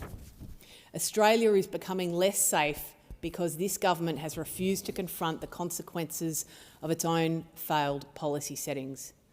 What is the government's response? More of the same, more denial, more spin. Madam Deputy Speaker, the Australian Border Force has said we can't seize this problem away because enforcement is chasing a black market that government policy keeps recreating. I draw attention to the ABF's submission to the current Senate inquiry. It's quite illuminating. It quietly notes that tobacco excise is responsible for the explosion in black market warfare. The submission notes the ABF assesses that the most effective response to illicit tobacco are those that integrate criminal, regulatory and administrative levers across jurisdictions. The ABF's submission continues. It also says, quite remarkably, while enforcement action remains essential, the scale, resilience and adaptability of the market demonstrate that enforcement alone will not deliver sustained reductions in illicit tobacco activity. Madam Deputy Speaker, even the New South Wales Labor Health Minister Ryan Park warned over the last couple of days that enforcement alone is futile arguing that states are stuck playing a game of whack-a-mole as long as the federal government's high tobacco excise continues to fuel the illicit market. The New South Wales Labor Premier Chris Minns has shown moral and economic leadership that his federal counterpart lacks. While Chris Minns has spoken unequivocally, the federal government has been all over the shop. One senior federal minister told a Senate estimates hearing late last year that there was no link between the high excise tax and the illicit tobacco market. Another minister in this place said you'd have to be, quote, deluded or lying not to acknowledge it. Madam Deputy Speaker, I agree with him. Now do something about it. Every time this government refuses to rethink its failed excise strategy, organised crime gets richer. They were the biggest winners on budget night. The $14 million in state and territory funding announced on budget night is a drop in the ocean compared with the $6.9 billion in profits the illicit market is making. Every time they ignore the explosion of the illicit trade, another suburban community is placed at risk. This government, this health minister, this home affairs minister, this treasurer and this prime minister cannot keep pretending this is not working, because the consequences are real. The consequences, Madam Deputy Speaker, are unsafe communities, unsafe workplaces and an unsafe Australia. This is the real legacy of the government's failed tobacco tax experiment. And unless Australia fundamentally changes course, we risk entrenching a permanent criminal economy that undermines public safety, prioritises the coffers of organised crime and leaves everyone across our community, everyday Australians, paying the price. The government's failure is revealed by this budget's figures as well. The extraordinary revenue downgrades have laid bare how Tuesday's budget is exposed and the government's failed approach to tobacco control policy is not working. No one believes the revenue has disappeared because people have stopped smoking. It's because consumers have opted out of paying tax on the government's sky-high tobacco excise by switching to cheap smokes supplied by organised crime. It's a decision they've made not because they want to, but because they are compelled to in an extreme cost of living environment. The revenue forecasts over the forward estimates also show that Treasury itself does not believe the government's enforcement-only approach will be successful in regaining control over the tobacco market, which will see continued downgrades as far as the eye can see. That is the reality confronting this parliament today. I want to commend the intervention on this by people who are prepared to show leadership. The New South Wales Premier Chris Minns yesterday called again on his national counterpart to cut the tobacco excise tax. And I want to mention some medical professionals as well. Dr Nick Coatsworth, former Commonwealth Deputy Chief Medical Officer, has said Australian smokers are being forced by tax policy into funding organised crime, and all the while cheap cigarettes are available to a now growing group of smokers. Coatsworth calls this disastrous public health policy. And I should note Dr Coatsworth is a respiratory specialist as well. Or Dr Ed Jagasothi, who's a senior researcher at the School of Public Health, the University of Sydney, who says the Commonwealth can maintain its position only by denying basic market economics. Tax reduction might not work perfectly, but neither will the status quo. So too, General Practitioner Dr Colin Mendelsohn, who has worked for 40 years helping smokers quit. Or another GP, Dr Joe Kosterich, who says the high excise is counterproductive to reducing smoking rates and simply fueling the black market. I have spoken to many GPs over the last 6 months, Madam Deputy Speaker. Their interest in the issue of illegal tobacco has been motivated by their patients. The patients who want to quit smoking, the patients who are wearing the consequences through asthma, emphysema and cancers. They believe harm reduction is a far better option than effective prohibition, taxing people who are often in a low socio-economic category, who are already staring at an electricity bill stuck to their fridge, wondering how they're going to pay it at the same time as buying groceries. Why are we punishing them and their children? We should be helping them through harm reduction like education and a regulated framework, dare I say, for legal vapes. The overtaxing of poor working people in this country through an exorbitantly high tobacco excise is a great moral injustice set upon them by a party that is supposed to exist in this place to stand with them. There's a moral piety from the government on this issue. It should be confident enough to argue the merits of its case alone. My motivation is to stand up for the retail staff and small business owners in my electorate who have been physically attacked, ram-raided or live in fear. This goes back further than that as well. All of us have known someone or loved someone who has died through cancer, and for me, I've lost someone through smoking-induced lung cancer, and I'd want to spare anyone from that. So to the government, get on with your job and show some real leadership. The Coalition will support this bill, but it is too little, too late, and does not deal with the real issues at hand. Thank you. And I call the member for Bullwinkle. Thank you, Speaker. Today I rise to speak in strong support of the Combating Illicit Tobacco Bill 2026. This is a vital piece of legislation that forms the central pillar of the Albanese Labor government's relentless crackdown on a trade that has, for too long, operated in the shadows of our economy, while casting a very long and dangerous shadow over our communities.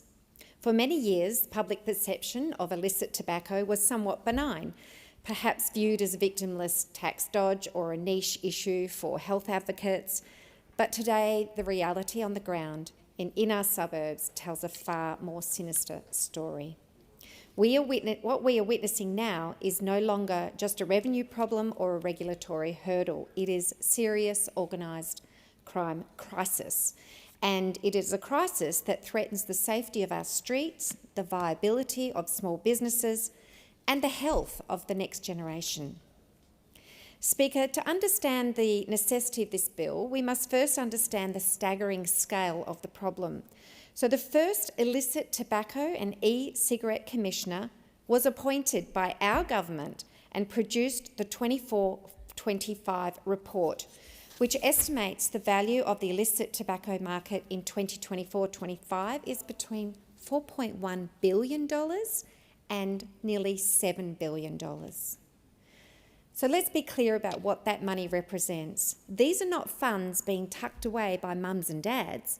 These are billions of dollars. These billions of dollars represent a massive war chest for organised crime syndicates, and this is the black economy in its most destructive form. Organised crime groups are reaping profits, and that capital, it doesn't stay in the tobacco trade, it acts as seed funding for a broader spectrum of misery. This money is the lifeblood of criminal syndicates, directly funding the importation and distribution of drugs, high-level cyber scams that target our seniors, and sophisticated money laundering operations that undermine the integrity of our financial institutions and systems. This trade fuels a cycle of violence that has moved from the underworld into everyday lives. In recent times, we have seen fire bombings of shop fronts, brazen acts of intimidation and public violence. And this isn't just about cheap cigarettes. It is a direct assault on public safety and of the rule of law. Speaker, as a member for Bullwinkle, I see the local ripple effects of this global criminal enterprise. Our electorate, spanning from the Perth Hills to the rapidly growing suburbs in the valleys, is home to hundreds of small businesses, news agencies, convenience store operators and service station franchisees. These are the people who are doing the right thing. They're paying taxes, they're adhering to strict age verification protocols, and they contribute to our local economy. When an illicit tobacco pop-up shop opens down the road selling unregulated, untaxed products at a fraction of the legal price, it isn't competition, it is economic sabotage. And Speaker, we're not acting in a vacuum here. The Australian public is, of course, demanding this reform, and a major national survey released in March of this year, 2026, by the Australian Council on Smoking and Health, ACOSH, and its partners revealed a clear mandate for change, and we are acting. According to their survey of over 5,000 Australian adults, overall, and I quote, overall, the Australian public's perception that there are too many shops selling tobacco was widespread at 64%, and most respondents, 75%, believed it is very easy or easy for Australians who smoke to buy illegal tobacco products right now. This sentiment is backed by a startling reality. As ACOSH CEO Laura Hunter recently pointed out, and I quote, around 70% of Australians rely on petrol, yet we only have about 7,000 petrol stations across the country. But tobacco, a product that is deadly when used as intended, is sold in over 40,000 outlets. 40,000 outlets is an open invitation for illegal operators to exploit the system. When tobacco is sold on every corner, it makes enforcement harder and it normalises what actually is a deadly product. We must also address the risk this poses to decades of national leading tobacco control policy. Australia has been the world leader in lowering smoking rates through plain packaging, education and sensible taxation. And as a nurse, I am, of course, totally supportive of these measures, having seen the devastating effects of smoking. I remember when every second person on buses smoked, in workplaces and even on aeroplanes. But we've come a long way since those times to protect our future generations. However, when the availability of cheap, unregulated, illicit tobacco, often sold without health warnings and in attractive, non-compliant packaging, threatens to undo that progress, this is particularly concerning in regards to our youth. The explosion of illicit chop-chop and unregulated e-cigarettes is designed to hook a new generation on a devastating product of nicotine. By removing the price signals and the health warnings that we know work, these criminal actors are directly attacking the health of our children. We cannot allow the progress of the last 30 years to be torched by criminals looking for a quick profit. Speaker, this bill addresses the crisis by fundamentally changing the business model of illicit tobacco through two key objectives. First, we are rebalancing the risk to reward calculation. For too long, the penalties for dealing in illicit tobacco were seen by criminals as a mere cost of doing business, quite affordable. If the fine is $50,000 but the profit is $500,000, the criminal will pay the fine with a smile. And this bill ends that. We are raising offence penalties to match the actual severity of the harm caused, ensuring that the punishment is a genuine deterrent and not a line item in a ledger. Secondly, we are attacking the profit motive. By making the proceeds of crime regime more effective, we are going after the one thing that criminals care about, their money. We are expanding law enforcement powers to investigate and ensure that the consequences for criminal actors are swift, severe and financially ruinous. The Albanese Labor government is not just talking about this issue, we are delivering the resources that we need to win this fight. Since 2023-24, we have provided $346 million to funding the Australian Border Force, a significant investment in our front line. And we also appointed the first ever illicit tobacco and e-cigarettes commissioner and backed this with an additional $21.3 million in the 2025-26 budget. This commissioner is the general in this fight, coordinating our national response across every agency. And our strategy is built on three clear, actionable pillars. Disruption at the border, where we're stopping the flow of it before it reaches our shores. Enhanced detection and destruction using state-of-the-art technology to find and seize products within our communities. And national coordination, breaking down the silos between the Commonwealth and state authorities to ensure there are no blind spots for criminals to exploit. The results speak for themselves. Since January 2024, in a country of nearly 30 million people, more than 14 million vaping products have been seized by the Australian Border Force. In just the final 6 months of last year, we took over 1 billion illicit cigarettes off the streets. That is 1 billion cigarettes that do not fund a crime syndicate and do not end up in the lungs of Australians. The only way to truly shut down this trade is if the Commonwealth states and territories work seamlessly together. The criminals, of course, don't care about state borders, but neither should our enforcement efforts. Speaker, on that note of cooperation, I want to take a moment and give a significant shout out to my colleagues in the West Australian Parliament, the Cook Labor Government. No relation. In March of this year, the WA Parliament passed some of the toughest, most comprehensive tobacco and vaping laws in this country.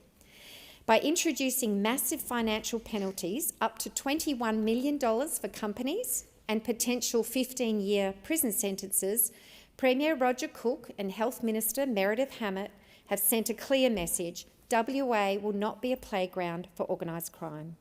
These laws, which include the power to shut down illegal shops for up to a year, provide the perfect state-level complement to the federal bill that we are debating today.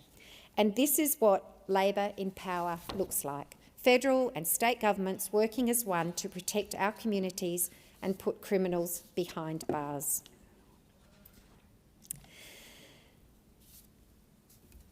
Speaker, I briefly want to touch on the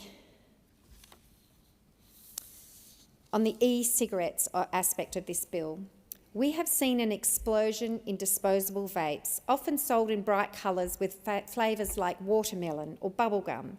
And these are not smoking cessation tools, they are a delivery system for high concentration nicotine designed to appeal to teenagers. The 14 million seizures that I mentioned earlier at the start, this bill will give us the legislative teeth that we need to go further. We are closing the loopholes that allow these products to flood our convenience stores, and we're making it clear that if you sell vapes to kids in our community, we are coming for your products, your profits and your liberty. Speaker, there is much more to do around tobacco,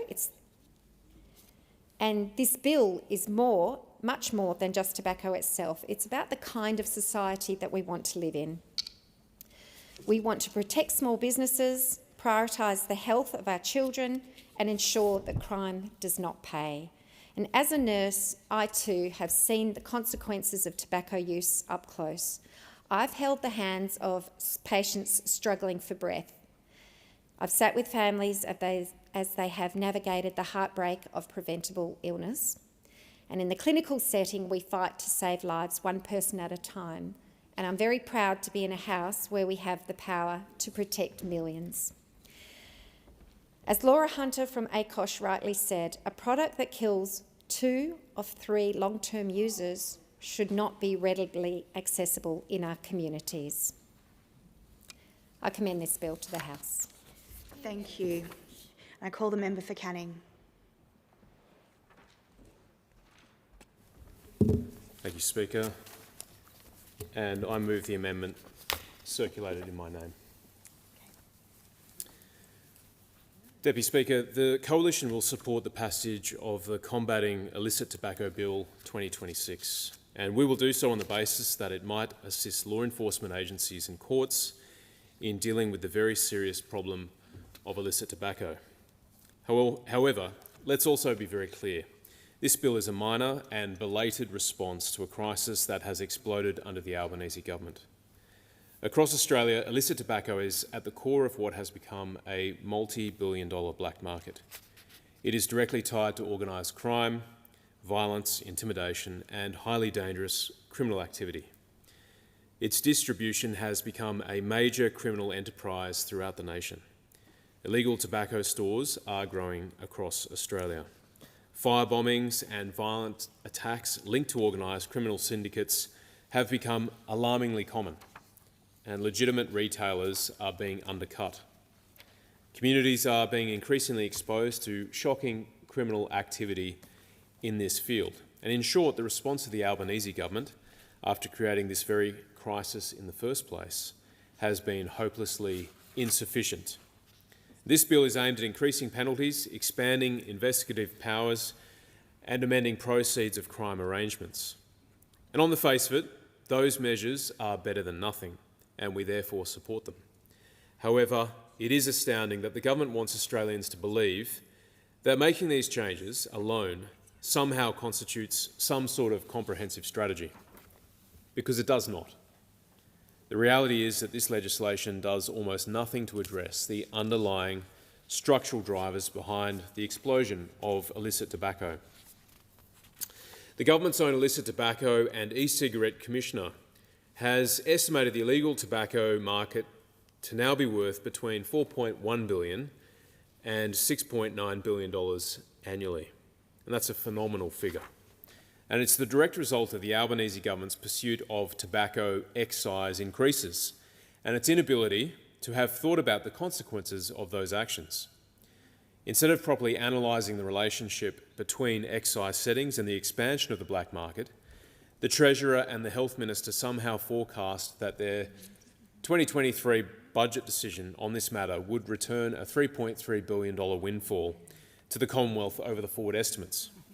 And their central change, made in the May 2023 budget, was to impose a 5% increase in tobacco excise each year for 3 years.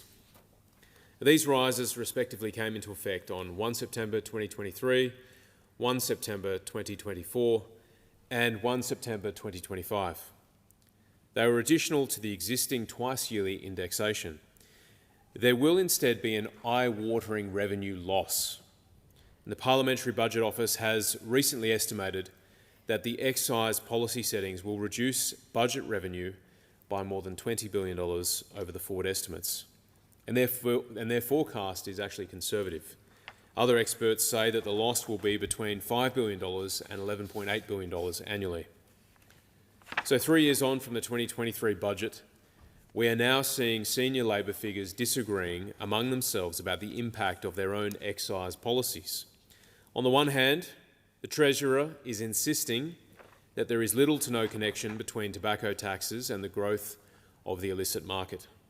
On the other hand, the Assistant Minister for Citizenship, Customs and Multicultural Affairs says that the high rates of tobacco excise have been one of the key drivers of growth in the black market, and that it would be nonsensical to deny that connection. Australians are left with a government that cannot even speak with a unified voice about the causes of this illegal crisis, let alone drive the solutions that are needed. And the price gap between legal and illegal tobacco that Labor has created has resulted in one of the most lucrative criminal opportunities in our country's history. And this is not speculation, this is the economic and social reality. Organised criminal syndicates are now deeply involved in illegal tobacco importation, distribution and retailing. There are highly sophisticated supply chains. There is intimidation and extortion. There are criminal turf wars, and many shops are openly selling illegal products with little fear of meaningful consequences. Meanwhile, legitimate small businesses are left trying to compete against criminals who pay no excise and pay no tax. This bill does not adequately address or tackle any of those realities. Instead, it leans largely on increasing maximum penalties. But increasing penalties on paper doesn't always mean stronger enforcement outcomes in practice. Courts rarely impose penalties anywhere near current maximums. Financial penalties are often difficult to recover, and many organised criminal networks treat fines as simply a cost of doing business. Ultimately, it's not the legislated maximum sentence that matters here. What's far more important is whether criminals believe there is a genuine likelihood of detection, disruption, prosecution, and/or asset seizure. And those outcomes require resourcing, operational capability, and effective coordination across jurisdictions, and for Labor to rectify its complete and utter mess. One of the biggest weaknesses in Labor's response has been the lack of coordination between Commonwealth, state, and territory authorities. And the Coalition believes there must be a far more aggressive and coordinated enforcement response. one that includes stronger competition, or rather cooperation, with state and territory governments to close illegal tobacco outlets, terminate leases where appropriate, and disrupt retail networks that sustain this black market. Because at the moment, far too often, illegal tobacco shops simply reopen days after any enforcement activity occurs. There must also be improvements to law enforcement, border protection and information sharing capabilities that apply to this issue. At the moment, agencies are being expected to combat organised crime without leadership, direction and support from the government. Labor cannot continue to be weak on this issue. They need to implement a genuine national strategy. And that could start with setting basic objectives and deadlines for action, which their illicit tobacco commissioner revealed has never been established. Of course, none of this is to say that smoking should be encouraged. Most Australians understand the clear health risks associated with tobacco use. But public health objectives cannot be pursued in isolation from enforcement realities and criminal market dynamics. And the reality is that the current settings have created an enormous illegal market that is fueling organised crime. In short, Australians are now experiencing the worst of both worlds. Organised crime is booming, illegal tobacco is becoming more widespread, communities are facing increased criminal activity, and the budget is losing billions in revenue. So while the Coalition will support this bill, we will also continue our calls for a far more serious and comprehensive national response, one that focuses on practical enforcement outcomes.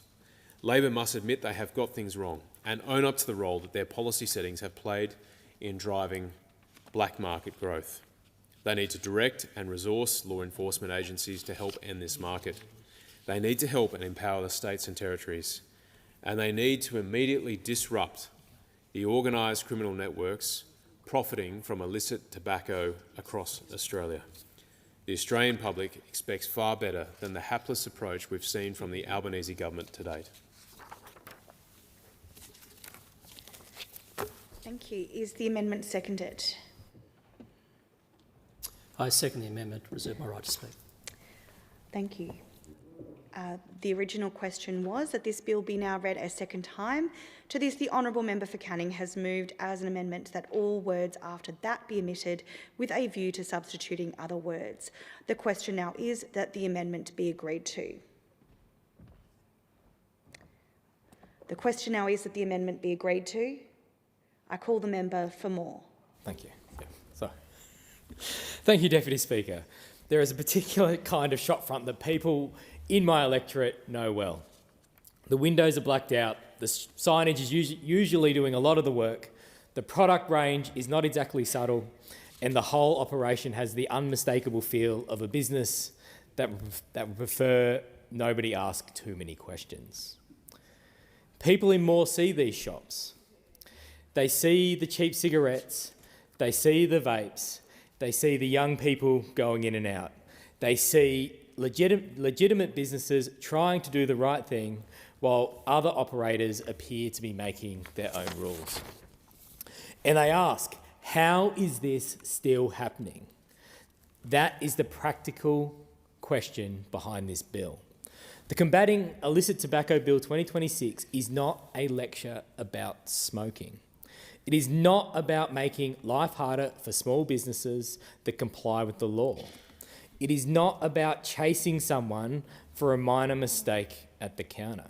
It is about a growing illegal market in tobacco and nicotine products and the need for Commonwealth law to respond properly to the scale of that market. Australians are not naive. They know illegal markets exist. But what concerns them is when the whole thing starts to look open, normalised and almost casual. That is why this bill is necessary. Before I came into this place, I was an electrician and then a lawyer, and neither trades leave you with much patience for people who think the rules are optional. On a work site, rules exist because people get hurt when they are ignored. In employment law, rules exist because power gets abused when they are ignored. In public health, rules exist because harm does not fall evenly. It falls hardest on the people with fewer choices and fewer resources. The illicit tobacco market is not just a bit of tax avoidance. It is not just a few cartons being moved under the counter. It is a large, profitable and increasingly visible illegal market. The basic point is this: illicit tobacco is now estimated to make up at least half the tobacco market in Australia. The profits are counted in the billions. The Australian community, the revenue lost to the Australian community is counted in the billions. And almost every vape sold in this country is estimated to be illegal. It is happening in suburban shopping strips, near schools, near legitimate retailers, near families, and in communities like mine. And while the public-facing end might look like a small shop with blacked-out windows, behind it sits something much more serious: illegal supply chains, unlawful importation, storage facilities, cash movements, money laundering, intimidation, and significant criminal profit. There is also a public health issue here. Australia has spent decades reducing smoking rates. Plain packaging, advertising restrictions, public health campaigns, and tobacco excise have all played a role. Those reforms are not perfect, but they worked. Fewer people smoke, fewer people start, fewer people die from tobacco-related illness. But when illegal cigarettes are being sold for a fraction of the lawful price, that work is undermined. When illegal vapes are cheap, colourful, easy to get and plainly attractive to young people, we are dealing with what is already in front of us. A young person who might never have smoked a cigarette can be drawn into nicotine addiction through a vape that should never have been sold to them in the first place. And I do not accept the argument that the answer is to surrender the field to the illicit market and cut tobacco excise because illegal operators have found a profitable gap. That is actually a very strange argument. It's basically saying that because the system has been exploited, the sensible policy is to weaken the system. I do not think that is the lesson we should be drawing. The lesson is that where an illegal market becomes too profitable and too low risk, the law has to change the calculation. And that is what this bill does. The bill has three main parts. First, it increases penalties for illicit tobacco offences. Second, it improves the investigative tools available to law enforcement. Third, it strengthens the proceeds of crime regime so agencies can better pursue money and assets connected to this trade. The first part of the bill increases criminal penalties offences for the importation, possession, buying, selling, supply, production and manufacture of illegal tobacco. That includes increasing the maximum penalty for intentional importation of tobacco to defraud the revenue from 10 years to 15 years imprisonment. It also significantly increases the financial penalties attached to this offending. That is necessary because the current risk profile is simply not enough. The profits are substantial and the consequences are manageable. Penalties risk becoming part of the cost of doing business. Illegal markets respond to incentives like any other market. This is not about imposing heavy penalties for the sake of looking tough. It's about matching the law to the scale of the conduct. When an illegal market is generating billions of dollars, penalties have to be more than an inconvenience. The second part of this bill gives law enforcement better investigative tools. Under the Surveillance Devices Act, some powers are only available where the relevant offence carries a sufficient maximum penalty.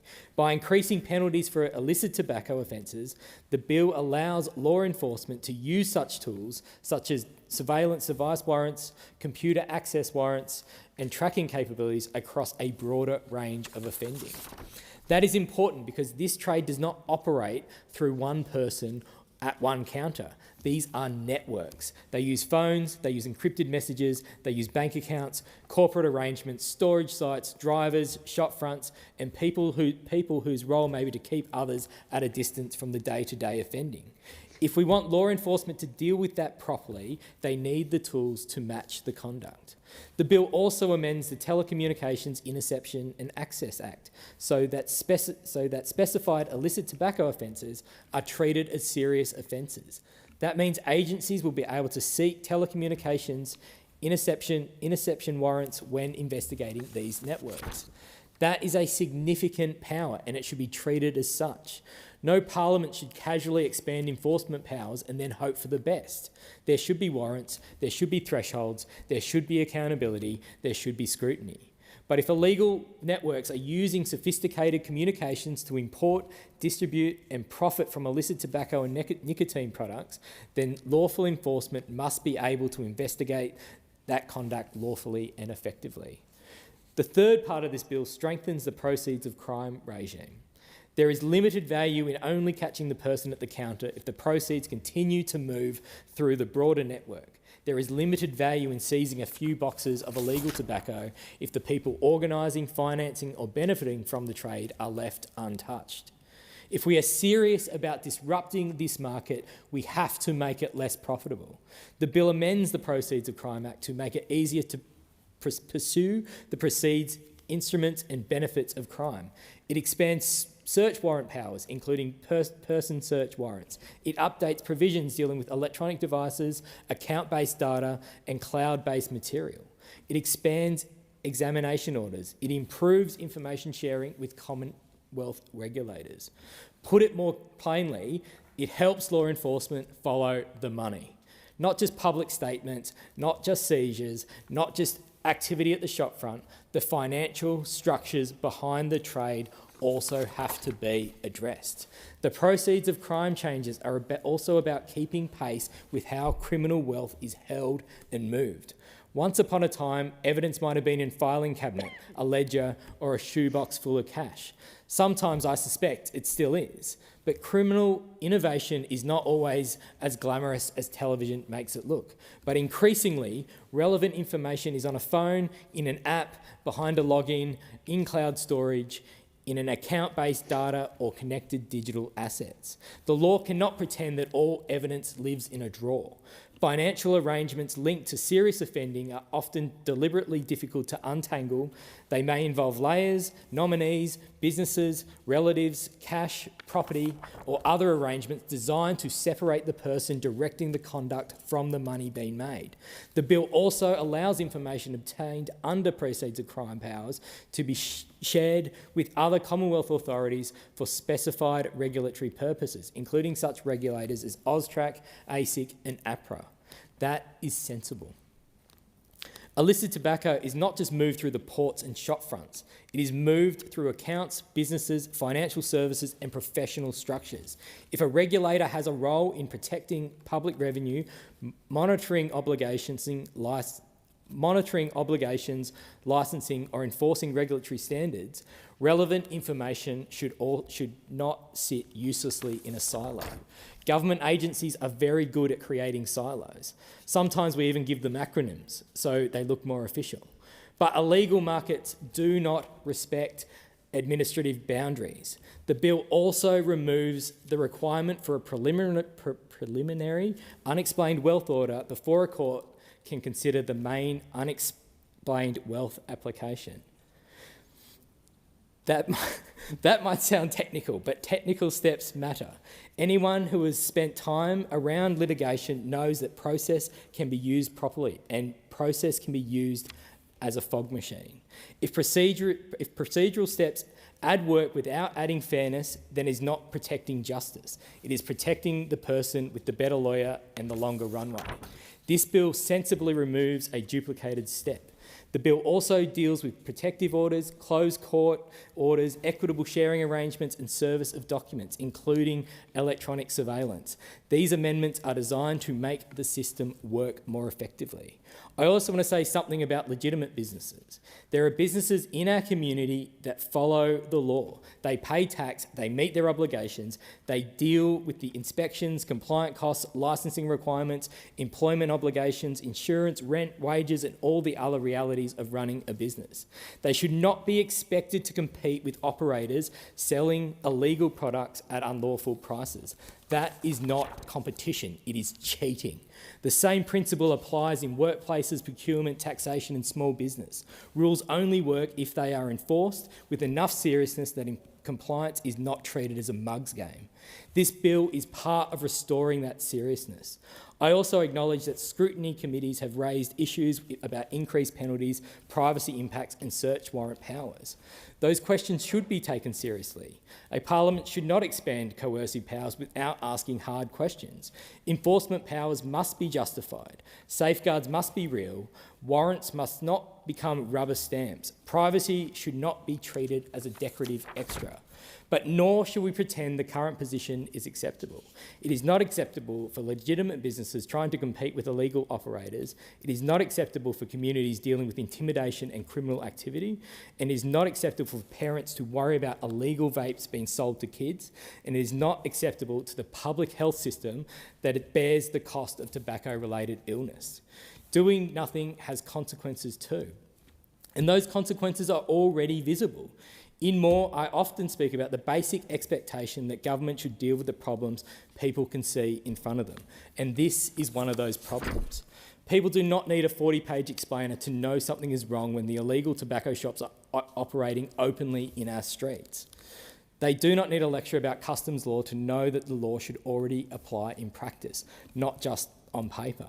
They want the law enforced, they want the illegal profits pursued through proper legal processes, they want young people protected, they want legitimate businesses treated fairly, and they want the rules to apply consistently. This bill will not solve the whole problem by itself, and no serious person would claim that. We still need the cooperation of the states and territories. We still need broader enforcement. We still need local policing. We still need public health work. We still need action on illegal vapes. We still need to keep the pressure on financial networks to allow illicit profits to move around the economy. But this bill is a necessary step. It increases the penalties, improves investigative powers, it strengthens the proceeds of crime laws, it supports a more joined-up Commonwealth response, and it sends a clear message. The Commonwealth is not only concerned with packets being sold at the counter, it is concerned with the networks, the money, and the structures behind the illicit trade. And that is the right approach. People in Moore are entitled to expect better, and I commend the bill to the House. Thank you. The question now is that the amendment be agreed to, and I call the member for Latrobe. Thank you, Madam Deputy Speaker. I go back to many, many years ago, my time at the Organised Crime Squad in Victoria Police, where back in 2000, you find that organised crime realised there was money to be made in tobacco, and at the time it didn't have very strong Commonwealth laws or state laws, and they were pretty much evading tax. And there was a huge investigation by the Tactical Investigation Unit. Subsequently, the laws or the power of legislation wasn't there, and they lost the court case. Then I actually entered Parliament in 2004, was on the Committee Law Enforcement, went down with the customs officers, and they were showing at the time how much tobacco was being seized, and my question was, well, how do you go with prosecutions? They said, we don't. It's too dangerous for the customs officers at the time. So this goes back in time how bad the problem was and how it has gone over the years and just got worse. I actually took over the role as the Assistant Minister in the Morrison government. One of the responsibilities I had was actually was looking at tobacco, and the request came through from the Australian Border Force. They needed certificates to have a magistrate basically declare an item seized was tobacco. It was initially 3 months they had to store the tobacco there. We changed it so it could be immediately destroyed. But once I went down there and visited the customs office, where the mailhouse of items coming in from around the world, it was incredible to see how many cigarettes were being seized at that time.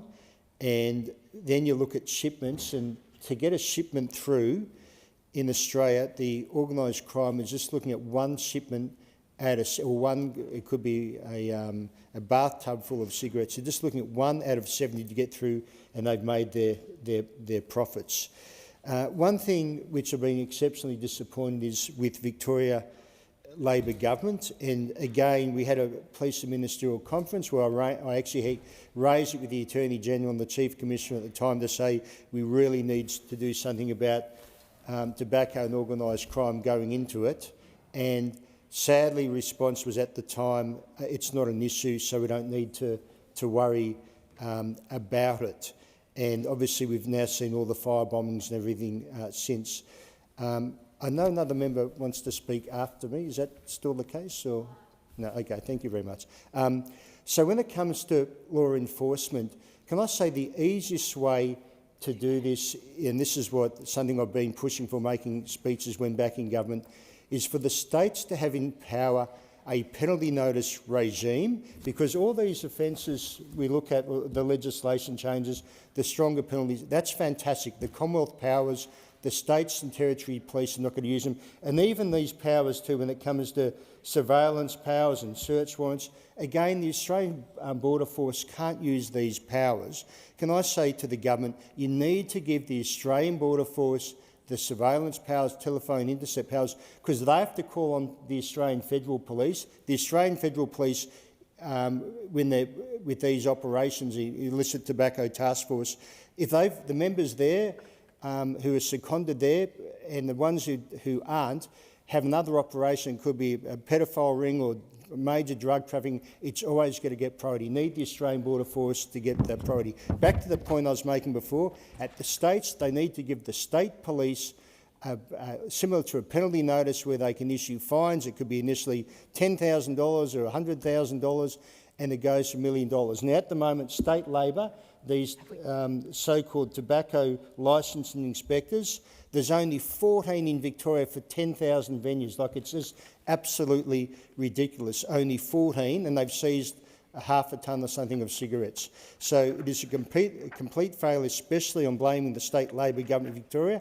If they got on this years ago, we wouldn't be in this situation. When it comes to tariffs, I do agree with colleagues, reducing them does make a difference when it comes to the excise. Thank you. And the debate is interrupted in accordance with Standing Order 43. The debate may be resumed at a later hour, and the member will have leave to continue speaking when the debate is resumed. Are there any statements by honourable members? Give the call to the member for Clare. Our local businesses are going broke because of the indefinite closure of the Great Western Highway at Victoria Pass. There was not $1 of support for them in the budget. This is as appalling and heartless as it is disgraceful.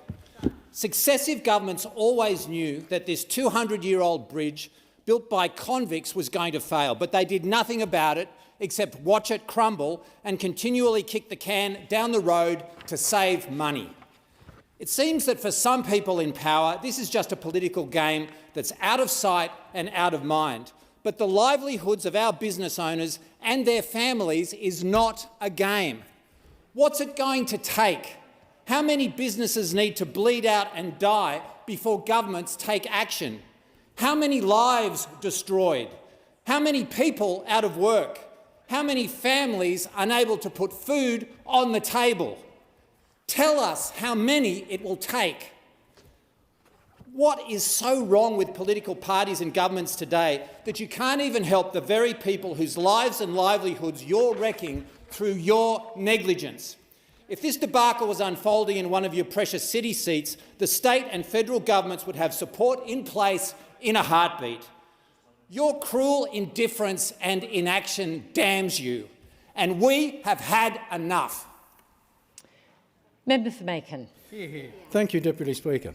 Yesterday I attended a photographic exhibition here in Parliament House displaying the oppression, persecution and systematic acts of violence against Elam Tamils in Sri Lanka.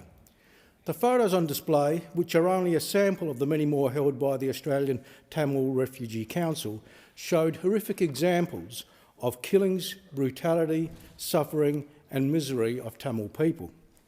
The Elam Tamils claim that the ongoing enforced disappearances, land dispossession, militarisation and cultural destruction of the people and their lands is the continuation of a genocidal process that commenced decades ago and that did not end in 2009 when the Civil War ended.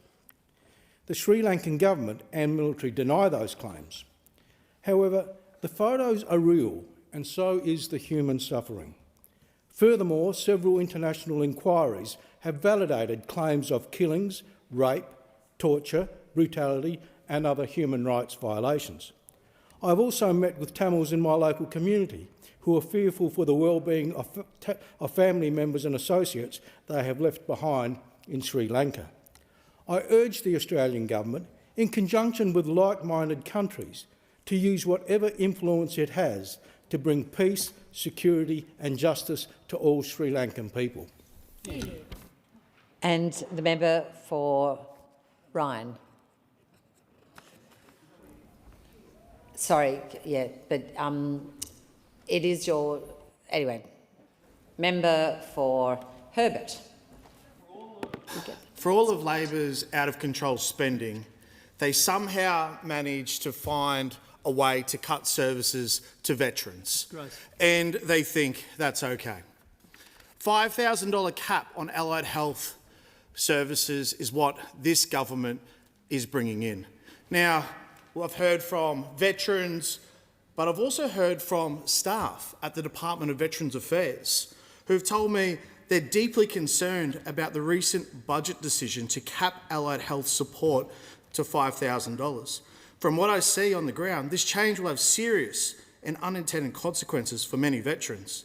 Veterans with complex and chronic service-related conditions, allied health is not optional or short-term.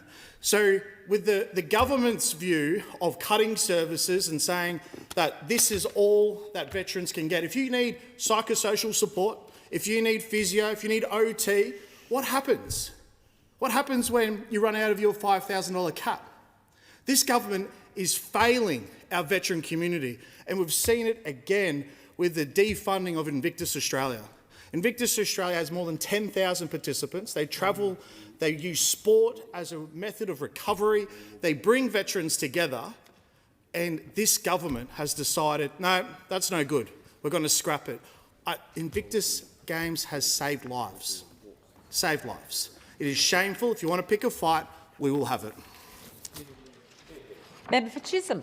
Thank you so much, Deputy Speaker. I want to recognise the extraordinary efforts of the Wattle Park Football Club and the community behind this year's Wattle Park Pink Day in support of breast cancer research. Breast cancer is a far-reaching disease that does not discriminate, and it has touched many of us in one way or another. First held in May of 2016, following the passing of Kathy Davis in 2015 after her courageous battle with breast cancer, the club has, for the past 11 years, hosted its annual Ladies' Luncheon and Fundraising Day, an event built on compassion, resilience and community spirit. Kathy was the much-loved wife of former club president Glenn Davis and the mother of Harry, Sam and Michael Davis, all deeply connected to the club. What began as a tribute to Kathy has become a powerful community movement supporting families facing breast cancer. Through countless fundraising efforts, the club has now raised more than $240,000. 2 weeks ago alone, an outstanding $30,000 was raised, and no Wattle Park Pink Day would be complete without Fairley's famous yo-yo biscuits. This year, Fairley made 1,075 bags, more than 19,000 biscuits, all sold to help support this important cause.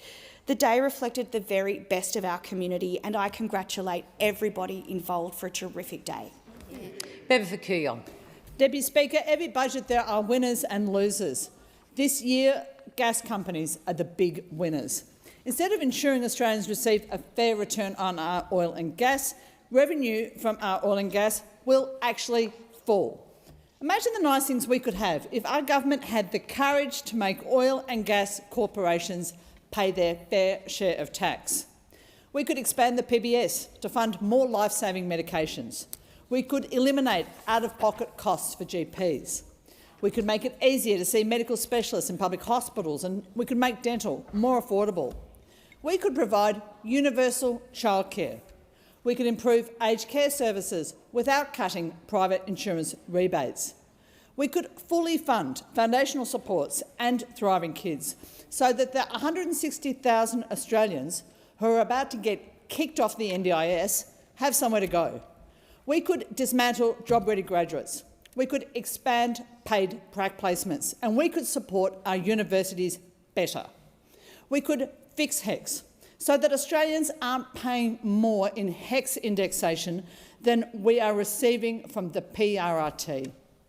The choices that governments make reflect their priorities. In this budget, the Albanese government has prioritised oil and gas multinationals over Australians, and they're not going to forget it.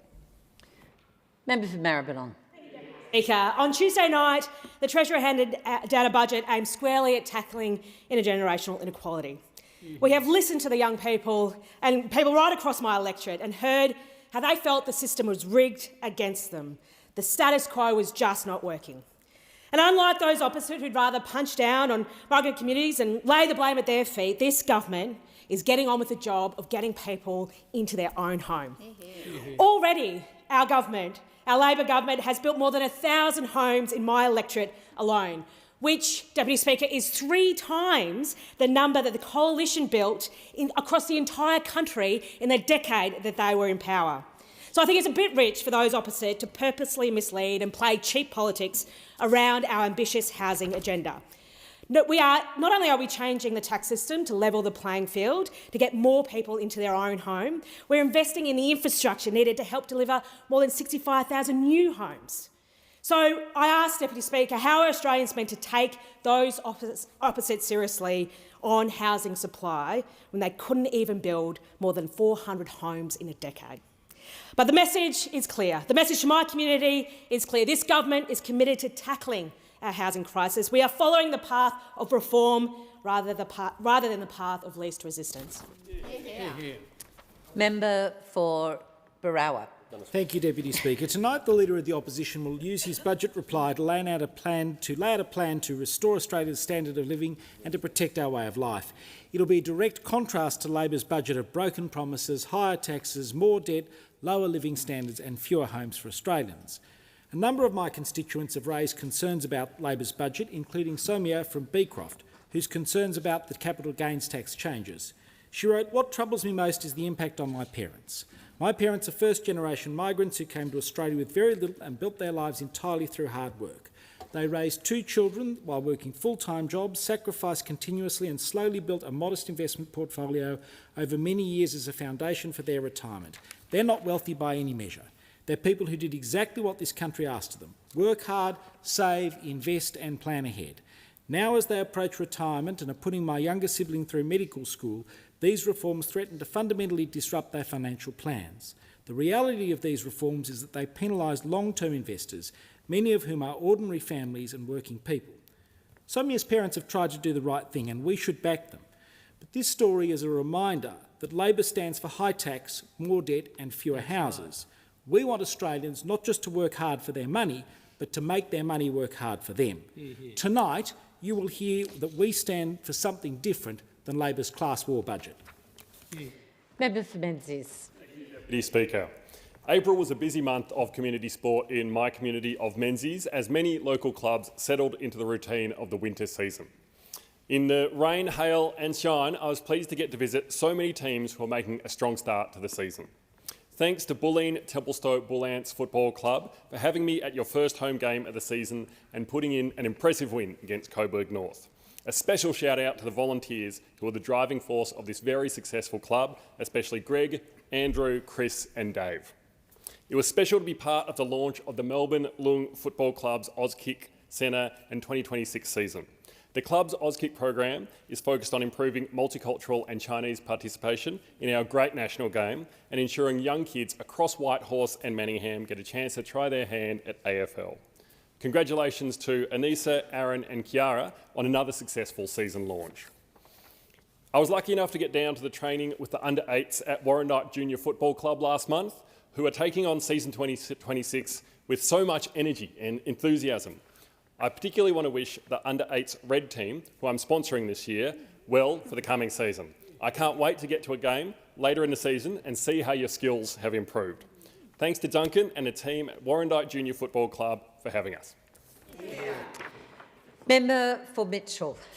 Thank you, Deputy Speaker. It's a strange day when the government has a budget that has losers and losers, not winners and losers. And given that they marketed that there would be an intergenerational win for one generation and a loss for another, it's even stranger the outcomes that the government has managed to produce with this high-taxing budget.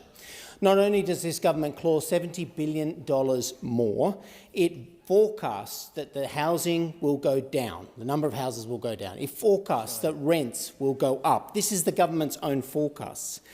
Not only is it a war on the older generations that have accumulated wealth, put their capital aside to look after their retirements and look after themselves, and people who are earning their way in Australia, but they've also made it harder at the same time, simultaneously, for a young person to get ahead. They have lifted up the ladder of opportunities. Negative gearing is scaled back. Capital gains tax now applies even to the savings account of young people for first homes, the money that they are trying to make work for them to save a deposit to buy a house. This is a war on aspiration. This is a war on all generations and the movement of capital to generate some wealth for people and individuals. That's why is this so? Because this is a Labor government, and a Labor government has one founding principle to it, that your money is their money, that what belongs to you belongs to them. When the government collects $70 billion more, this is not a good time to cheer, and when they give you $250 back, you should realise the government is taking more of your money. Member for Sturt. Thank you, Deputy Speaker. Between 14 and 17 May each year, Royal Flying Doctor Service Day is celebrated around Australia in the different states and territories. And this Saturday night is the RFDS annual Black Tie Gala dinner in Adelaide, which aims to raise funds and increase awareness of this vital service. The RFDS was founded by John Flynn, and this Sunday marks 98 years since the first Flying Doctor flight took off from Cloncurry, flying 85 miles to Julia Creek in central Queensland. The aircraft was a de Havilland DH-50 called Victory, which was supplied by Qantas. And in its first year of operation, the Flying Doctor flew 20,000 miles across 50 flights, becoming the first comprehensive air ambulance service in the entire world.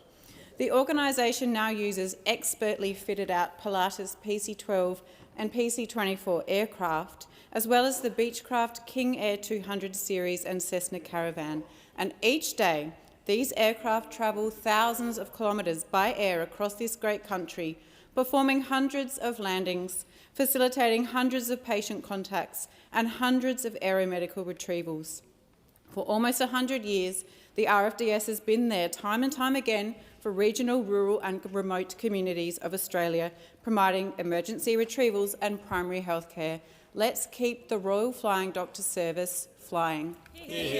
Member for Page. They do that all the time. Thank you, Deputy Speaker. Deputy Speaker, I want to talk about this week's budget.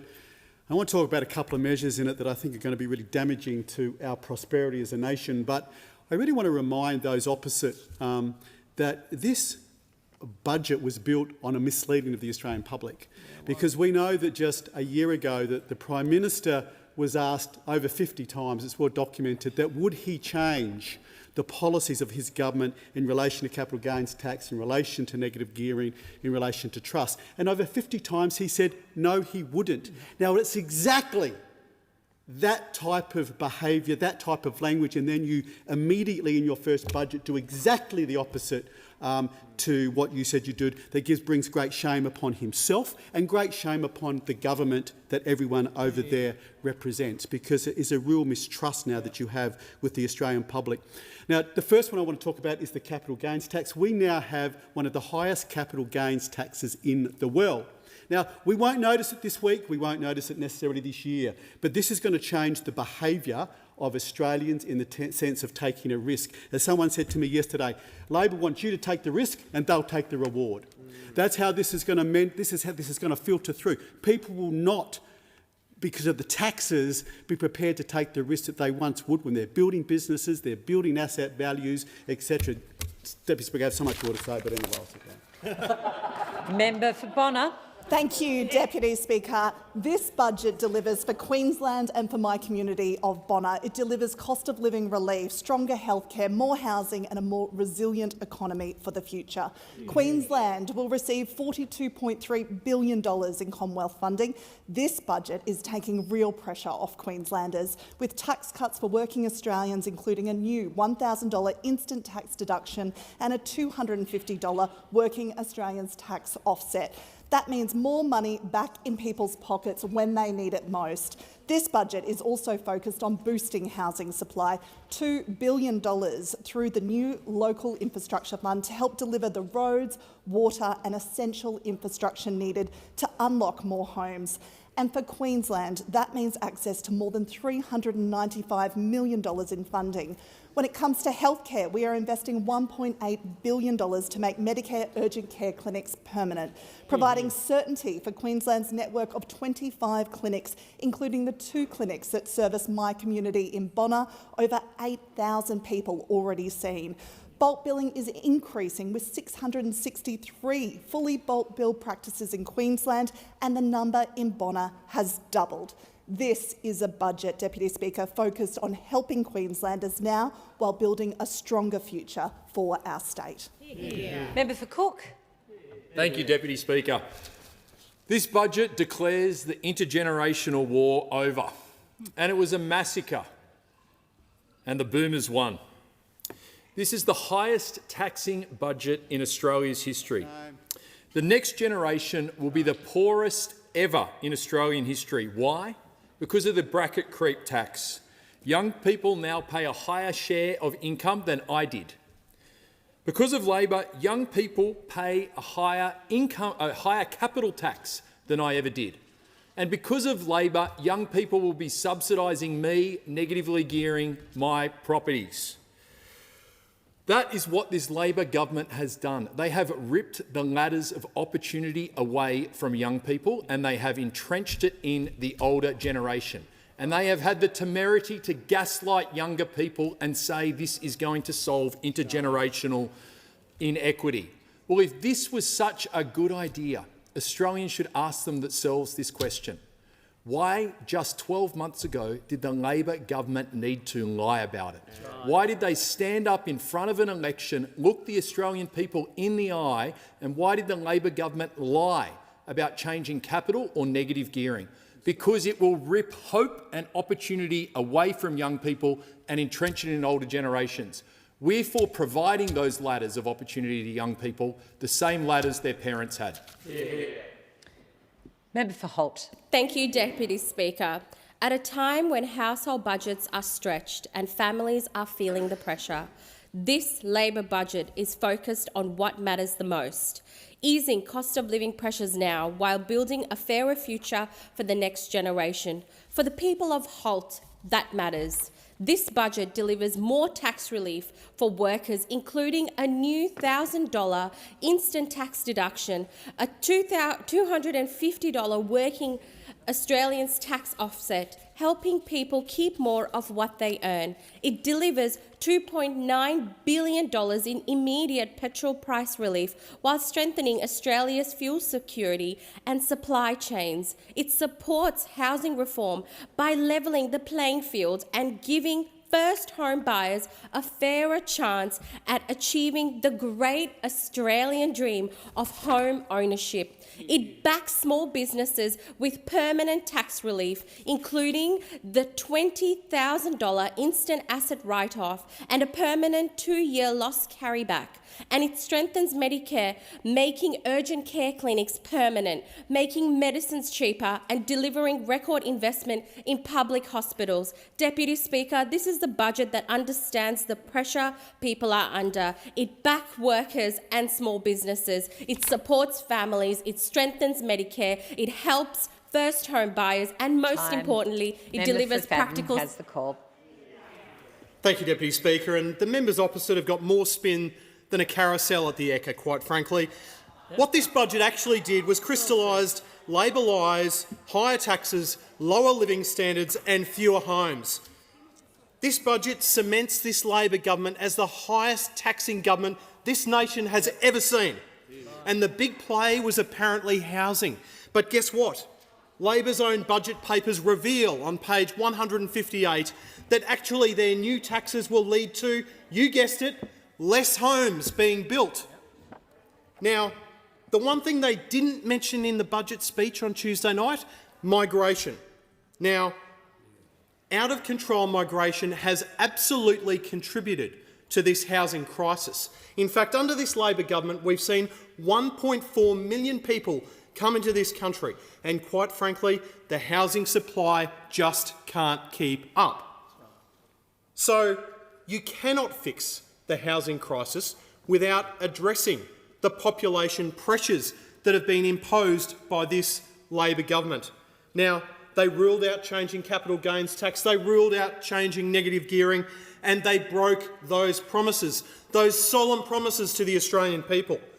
This mob's got form now. They've never seen a tax that they don't like, so we ask, what tax is coming next from this Albanese Labor government? Member for Griffith.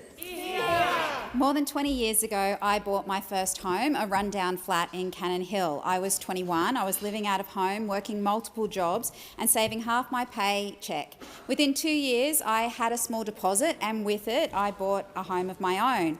For young people today, including my niece, who's up in the gallery, that same pathway is out of reach, and that is not fair. I hear it from young people trying to get a foothold, from parents worried about their children's future, and from grandparents who want the next generation to have the same chances that they had. That's why our budget invests a further $2 billion in infrastructure, continues our 5% deposit scheme, which has already helped more than 1,215 people in my community of Griffith buy their first home. And we're building an additional 100,000 homes reserved just for first home buyers. We will limit negative gearing to new builds, reform capital gains tax arrangements, and extend the ban on foreign investors buying existing homes. This budget delivers a historic package of reforms that will help rebalance the system, because young people today deserve the chance to buy their own place. Speaker, it is clear the status quo on housing isn't working. Australians are facing a housing system that is stacked against them, so we are changing it. This is what real action on housing looks like, not like those opposite who want to blame it on our migrant communities and God knows what else. Member for Maranoa. Well, thank you, Deputy Speaker. And Tuesday night was Labor's fifth budget, and they aren't getting any better. It was a budget that treated the Australian people like mugs. They came in and said, we want to change negative gearing, we want to change capital gains tax because young people can't get into housing. Well, where were they 3 years ago? Where were they 12 months ago before the election, and being honest with the Australian people? Have they only just realised that young people can't get into the housing market? They've only just realised in the last couple of months? I think the Australian people see them as the mugs, as trying to pull one over them. The reality is you do not need to tax housing. If you tax housing, you get less of it. In fact, their own budget papers say they're going to reduce housing by 35,000 homes because of this measure alone. What you need to do is use some common sense. What this crowd is going to do is bring in 2 million people over the 2 terms of their government. So what they could do is reduce migration to reduce demand.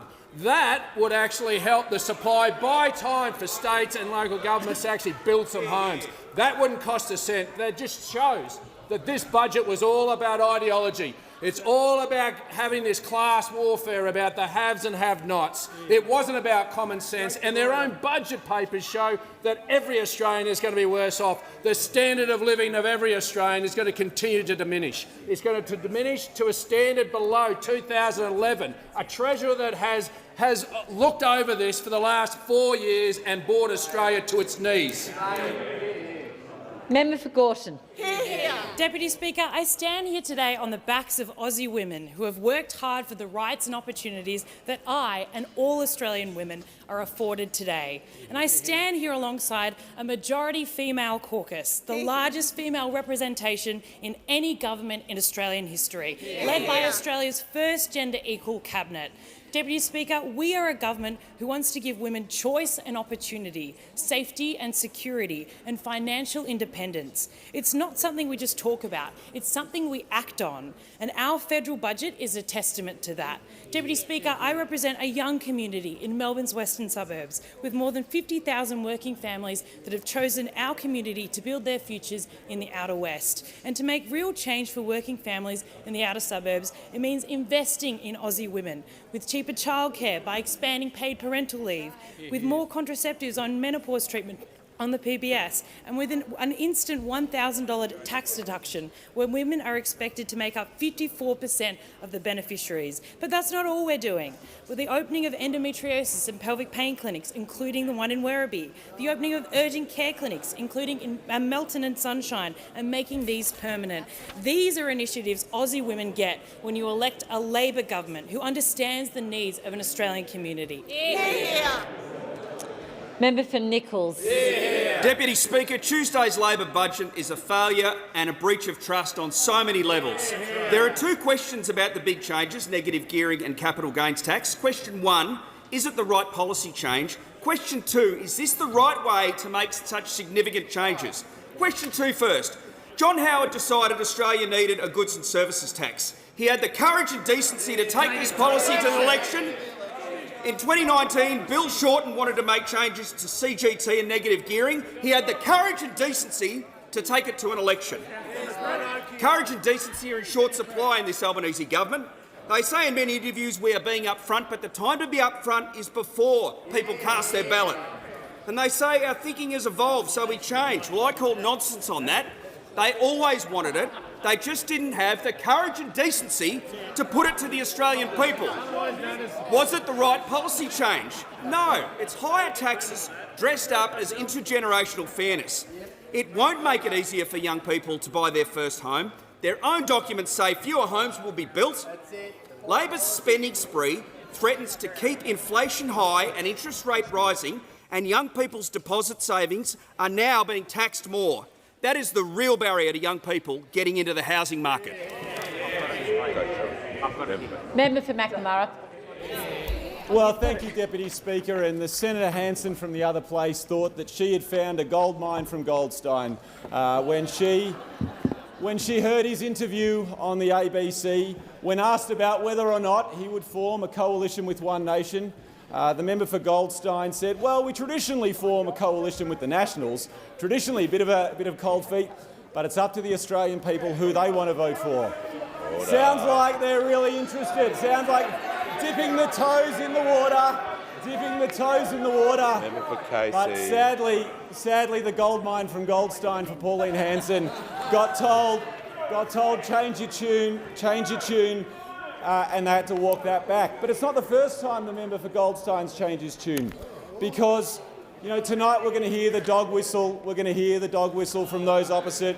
We're going to hear the finger pointing. We're going to hear the blame the migrant story. But if you go back far enough, the member for Goldstein said something very, very different.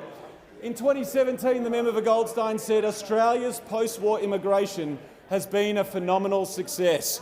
Well, the member for Goldstein, just like his interview on Insiders, has had to walk that back. The member Goldstein also said that the tax system is screwing over young Australians. Instead, it favours well-off, established interests against those trying to get ahead. In short, if you work hard, you get ahead. You get hit hard, but if you live off assets, you don't. He's changed his tune, Acting Speaker, Deputy Speaker. Concluded. Order. Order. In accordance with Standing Order, I'm going to ask the House to come to order. We'll be dealing with a condolence. In accordance with Standing Order 43, the time for member statements has concluded. I have to report to the House that the order of the day relating to the Prime Minister's motion of condolence in connection with the death of the Honourable Peter Frederick Morris OM has been debated in the Federation Chamber and is returned to the House. I present a certified copy of the motion. I understand it is the wish of the House to consider the matter immediately.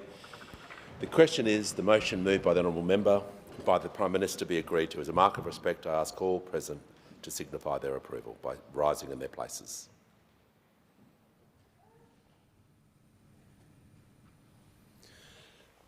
thank the House.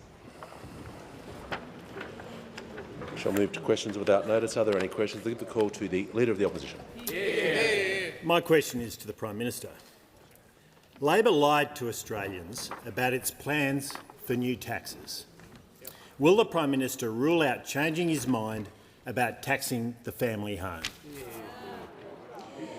Order. Order. Members on my left, we have asked the question. The Prime Minister hasn't begun answering. There will be no interjections.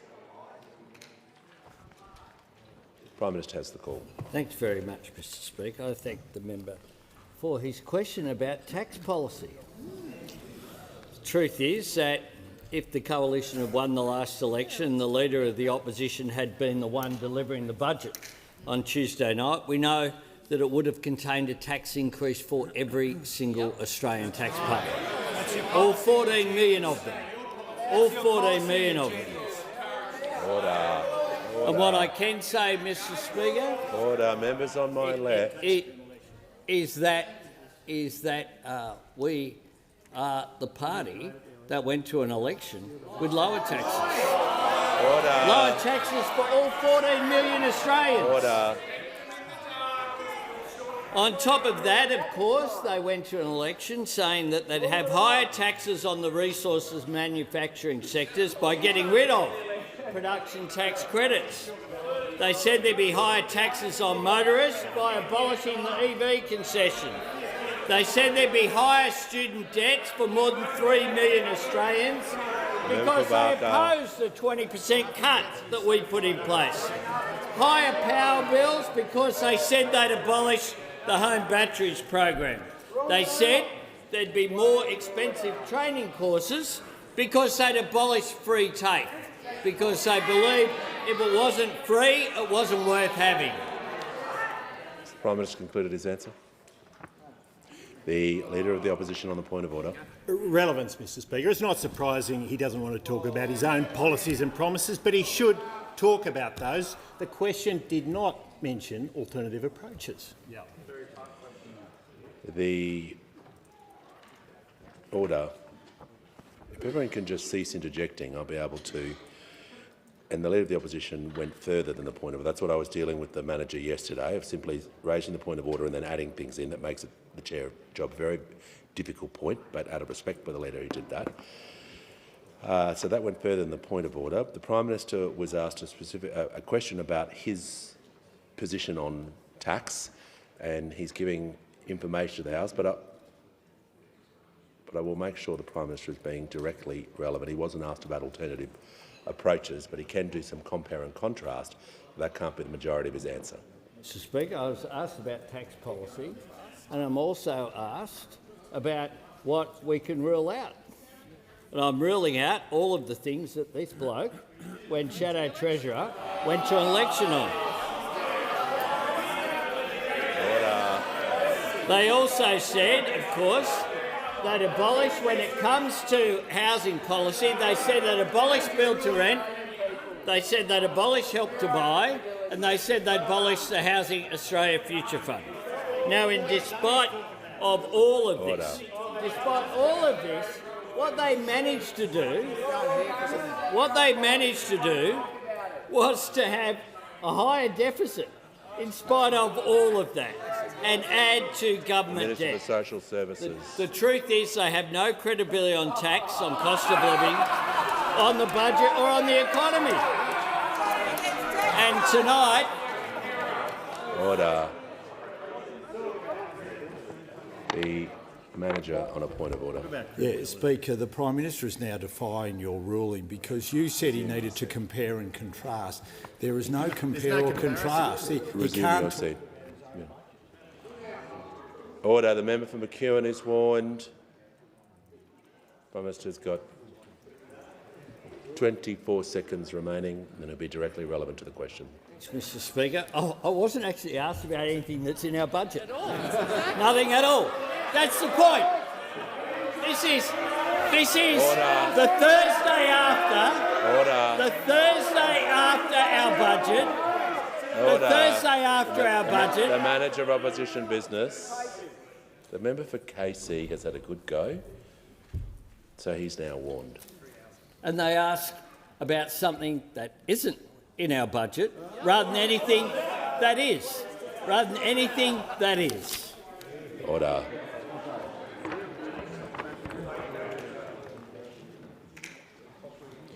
The House comes to order. We'll hear from the honourable member for Dunkley. Thank you, Speaker. My question is to the Prime Minister. How does the Albanese Labor government's budget give more Australians a fair crack at buying their first home? And why are those measures important? Call to the Prime Minister. I thank the member for Dunkley for her question. Indeed, there is $2 billion in the budget to speed up approvals and to build connecting infrastructure like roads and sewage. In addition to that, we have the $500 million. Order. $500 million, which is about speeding up approvals, something that those opposite oppose. Now that takes the total investment in our Homes for Australia plan to $47 billion.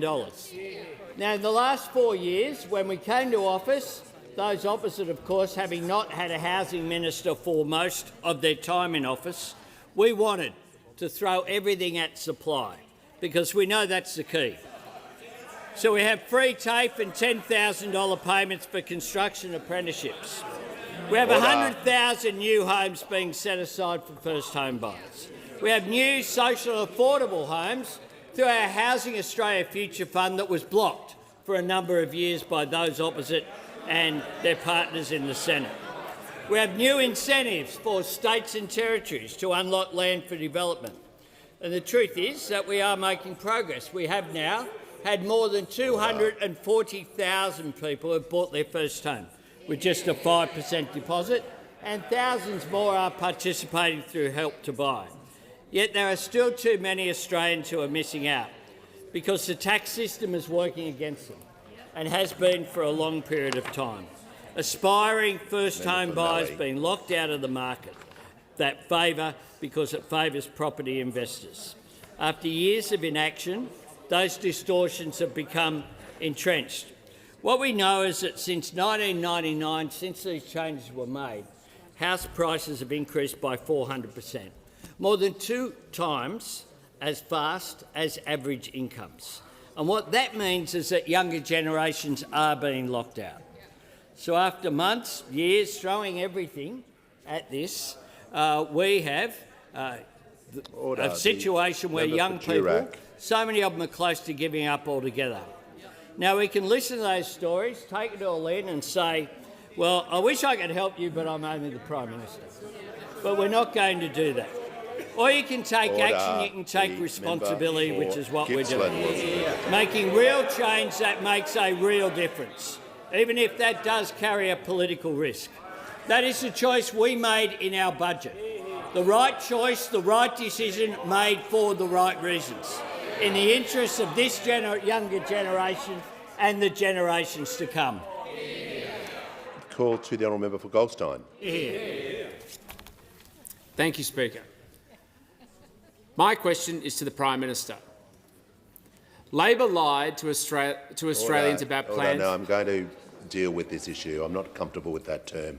And I refer to a Speaker's ruling on the 18th of February 2002 with the reference of parties lying. So I'm just going to ask, I raised this yesterday, but if we're going to have this term being used, Speaker Causley, Deputy Speaker Causley informed the member he cannot refer to either political parties or individuals as being liars. So I just want to be careful with that language.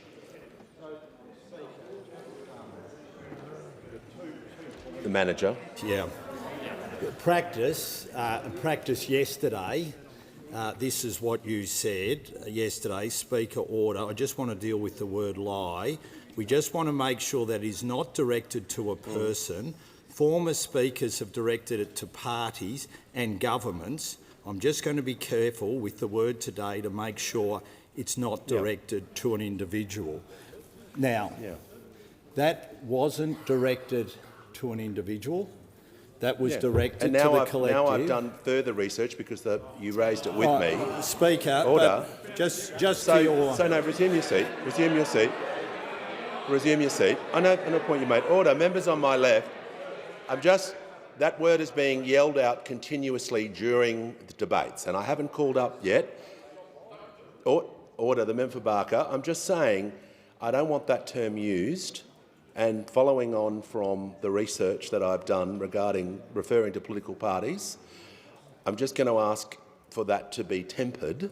So if there's another way that you can rephrase your question to assist the House, it is not helpful for that term to be used. So, order. I'm sure the member for Goldstein is understanding what I'm saying, but I'm just not happy with that term being used at all in the chamber.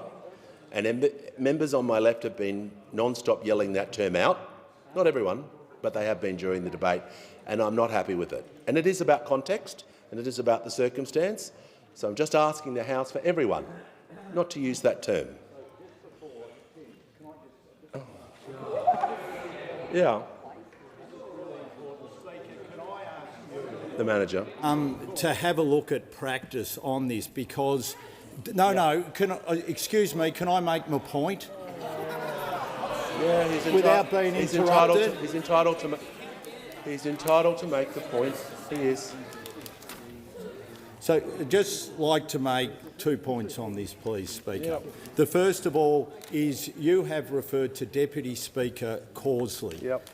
If you look at speakers have allowed this collective approach. And I think it's really important that this parliament, we don't get pressure from certain people which then causes changes, right? I think this is really important. The second thing is that it's actually true. It's actually true. Resume your seat. So, yeah. Order. We'll handle this. We'll deal with it. I want the member for Goldstein to ask his question. The Leader of the House. Yeah, Mr Speaker, just to the point of order that's been raised, there's two different ways words can be ruled out. They can be ruled out on the basis that they're personal reflections, and I think that was the ruling you gave on Tuesday as to whether or not that turn of phrase would be a personal reflection, which it would not be. There's a second concept of unparliamentary terms, which the Causley ruling says that this is. Yeah, reflecting on members, and the practice does give the discretionary on page 178, the discretionary powers regarding question time. So I'm exercising those powers. I'm just going to ask the House not to use that term.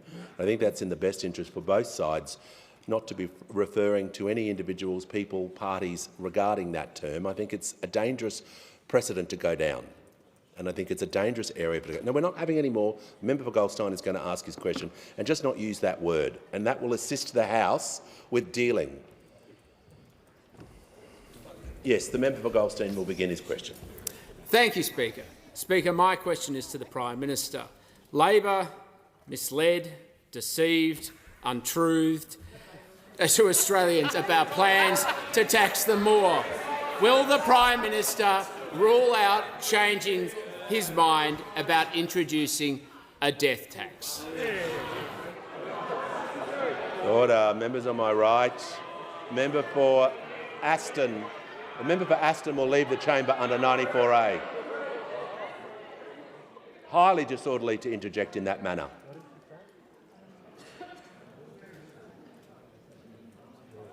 Prime Minister has the call. Thanks, Mr Speaker.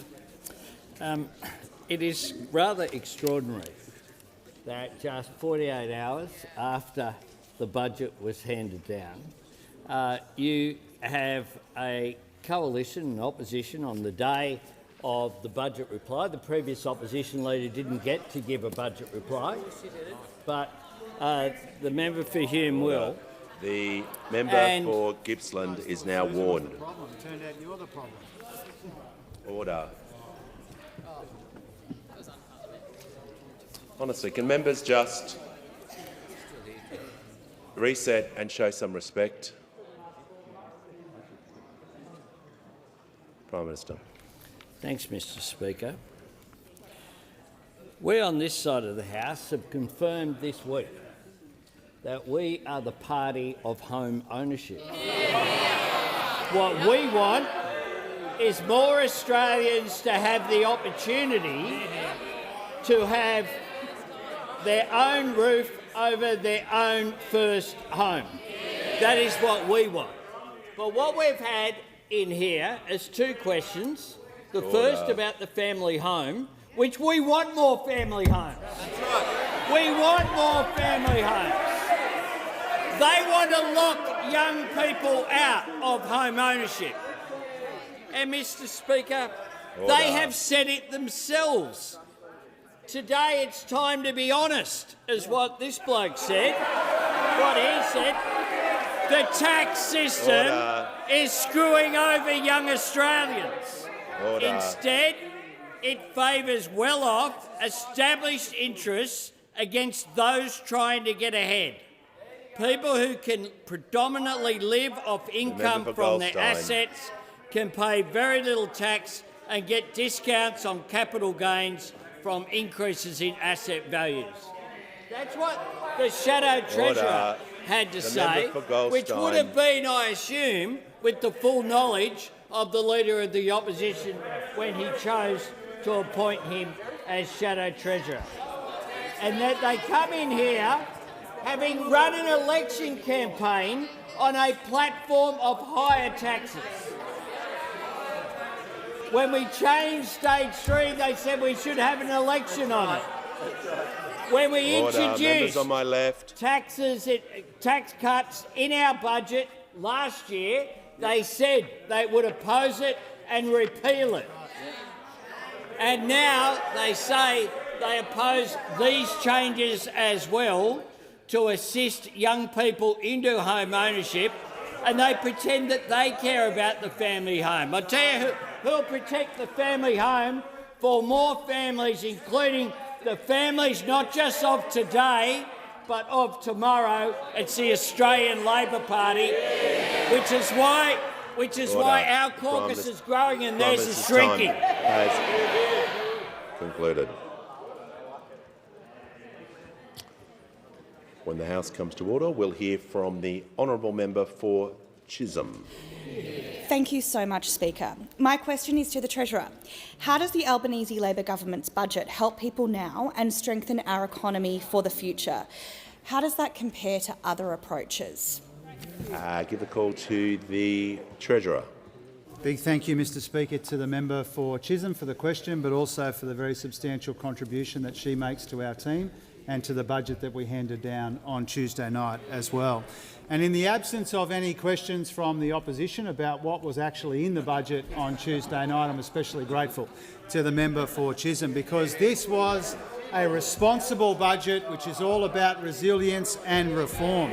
It delivers immediate help to get people through this global oil shock and some urgent reform to build an economy that works for more people, Mr Speaker.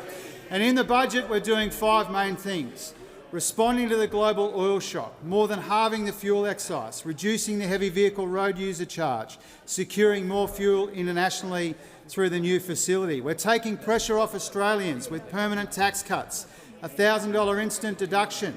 We've got the legislated tax cuts already, building more homes, higher wages, increasing the Medicare levy low-income threshold. We're making our economy more productive, getting compliance costs down by more than $10 billion a year and lifting the investment of firms, particularly young firms, in R&D. We've got the tax reform for workers and businesses and future generations, which is all about making it easier for more Australians and particularly younger Australians to find a toehold in the housing market and in the economy more broadly. And also, Mr Speaker, we've got sensible and responsible and substantial savings in the budget. $64 billion worth of savings, a budget which is $44.9 billion stronger than in the mid-year update, Mr Speaker, paying down the debt that we inherited from those opposite, Mr Speaker. Now, if you look right across our budget, the budget that we handed down on Tuesday night, it's a very substantial plan. It's about getting through a difficult period in the global economy at the same time as we reform our economy for the future. And we've seen enough, Mr Speaker, to know about the sorts of things that the Leader of the Opposition will talk about tonight, and so we already know this, Mr Speaker. Ours is a plan to strengthen the economy. His is a ploy to stave off one nation. Mr Speaker, that is the difference. between the substantial budget that we handed down on Tuesday night, worked through in a considered and methodical way, and the latest effort from those opposite, this unseemly brawl amongst the three-ring circus of the right-wing parties in this country. We have delivered a serious, substantial plan to strengthen the economy. His will be a ploy to stave off one nation. Now, Mr Speaker, I saw that the Shadow Finance Minister was out this morning, Mr Speaker, and this is what the Shadow Finance Minister said about the budget in reply tonight. She said, and I'm quoting, "I'm sure you will find out that everything is costed and offset in the usual way, Mr Speaker." So that's the commitment. That's the commitment that the Shadow Finance Minister has made this morning. Let's see if the Leader of the Opposition follows through. Give the call to, before I call the honourable member for McKellar, I'm pleased to welcome in the gallery today Mayor Teresa Lyons from the City of Gosnells, who's a guest of the member for Bullwinkle. And Mayor Lyons is also the chair of the National Growth Areas Alliance. Welcome to Question Time. Give the call to the honourable member for McKellar. Thank you, Speaker. My question is to the Prime Minister. Prime Minister, you've spoken about how the petroleum resource rent tax is designed to ramp up over time, but it seems like the government revenue the gas industry promises is always around the corner. Since 2000, prices of goods and services have doubled, Australia's nominal GDP has quadrupled, gas industry revenue is over 5 times higher, and yet the PRRT raises less money than in 2000. Prime Minister, why won't the government accept that this ramp up is never coming and simply tax our gas exports? Call to the Prime Minister. I thank the member for McKellar for her question. Can I say the first point, and most important one, is that the government at the moment is focused very much on getting fuel here. That is the priority that happens when you have a conflict in the Middle East and where around the world there is a massive economic impact on inflation, on access to resources and access to fuel. And indeed, in many countries in our own region, they're having compulsory public holidays once a week because in order just to get by. That is what is occurring in Sri Lanka, in Philippines and other countries. When it comes to tax, the gas companies are taxed through a range of ways. Through company tax, through the royalties that they pay, as well as through the PRRT. Indeed, in the budget on Tuesday night, contrary to the suggestion in the member's question, PRRT revenue was revised up by $1.6 billion in this budget. And that's because the very design of the PRRT, which we reformed in our first term, is designed to ramp up over time. Because when you have tens of billions of dollars of investment made in order to secure resources that are available to Australians as well as for export, then over a period of time that makes sense. Otherwise you won't get the investment. What we also have done, of course, is announce the details of our gas reservation plan of 20% of exports in the East Coast. That follows on from the Western Australian domestic reservation plan as well. But I make this point about WA domestic reservation. There wouldn't be any gas to reserve were it not for that foreign investment that's occurred. It's as simple as that. That is just a fact. And so populism can occur of the far right or the far left. What our government's job is to do is to make sure that appropriate policies are put in place. In this crisis, we are absolutely focused on getting more fuel here. We're engaging with our partners in the region, and we honour, of course, our existing export contracts because that is the way that you engage in international trade. If you don't do that, then it comes back certainly to bite you. And one of the things that has been very positive is that we have benefited from the relationship that we have built in the region, whether it be Singapore, Malaysia, Brunei, South Korea, Japan. We have benefited from the consistency in which we operate, and that, I think, is absolutely important. We will introduce the domestic gas reservation scheme so more Australian gas stays in Australian homes and businesses. And I note as well that gas prices are down, not up at the moment. Time has concluded. The call to the Honourable Member for Menzies. Thank you, Speaker. My question is to the Minister for Housing. How is the Albanese Labor government helping first home buyers get into a home of their own? Why is this so important, and is the Minister aware of any alternate approaches? To the Minister for Housing, the Minister for Homelessness and the Minister for Cities.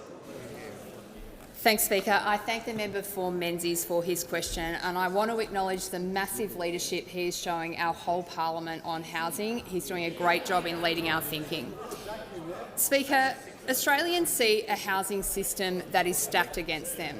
Labor wants them to get ahead, and we especially want to see Australians get the chance to own their own home. Speaker, that's why we've built the most ambitious housing agenda that the Commonwealth has had in 70 years, and it's why we built on that agenda on Tuesday night in our housing budget. Speaker, this budget for housing is about two important things. It's about levelling the playing field for first home buyers, and it's about building more homes for our country. Speaker, I was in Tasmania recently with Minister Julie Collins, and I got the chance to meet with a young woman named Jessica. Now, Jessica has a really familiar story. She was in renting and she was being pushed out of her home, and she was despairing, just wondering if she was ever going to get a chance to buy one of her own. She found out about Labor's 5% deposit scheme, and Speaker, she finally got her chance. She told me when she walked into her own home for the first time, she almost cried. Now, Speaker, Jessica is one of 240,000 Australians that our government has helped into a home of their own, and we want more Australians like Jessica to have this opportunity. Speaker, the 5% deposit is all about getting you to auction sooner. The budget on Tuesday night is making sure that once you get there, you're fighting on a level playing field. Speaker, our reforms will help redirect investment towards new housing supply, and they'll support another 75,000 renting households into their first home. Now, Speaker, I'm asked about alternatives, and it really strikes me, Speaker, in the last couple of days of this debate, that the only people in this country who think the status quo is working for Australians are those opposite. Every single other person in this country can see that we have got a housing system that is busted for the Australian people, and our government is standing up and doing something about it. Now, Speaker, those opposite have previously talked about their love for aspiration. But, Speaker, they also say that they are going to tear down these new supports for Australia's first home buyers. Speaker, they say they're going to dismantle the 5% deposit program, and they're going to unwind the reforms that we announced on Tuesday night. And, Speaker, I say very clearly to those opposite, if you oppose helping first home buyers, don't pretend to stand for aspiration. You're standing in the path of it. Speaker, Labor are the party of tax cuts. We are the party of home ownership, and we are the party that is delivering on the aspiration of the Australian people. And the 93 people behind me, we are damn proud to be doing it.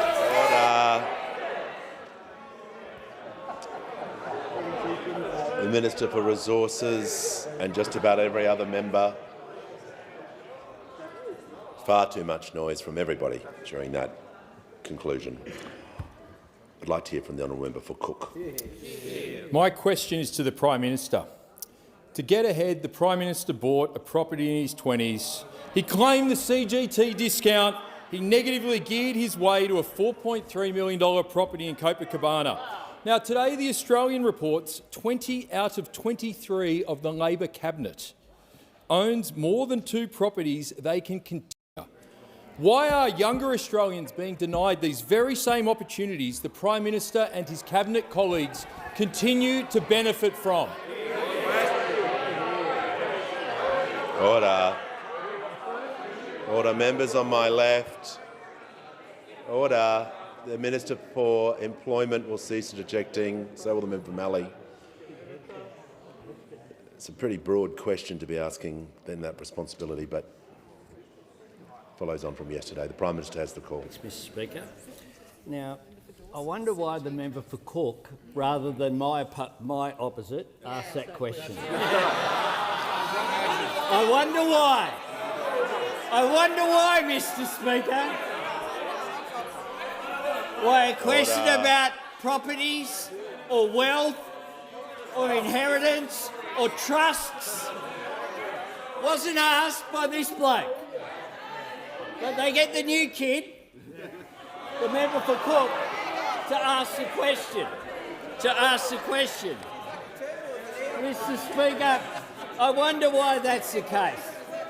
Because yesterday, when a similar question was asked, and I said to the Leader of the Opposition that, you know, we have had discussions.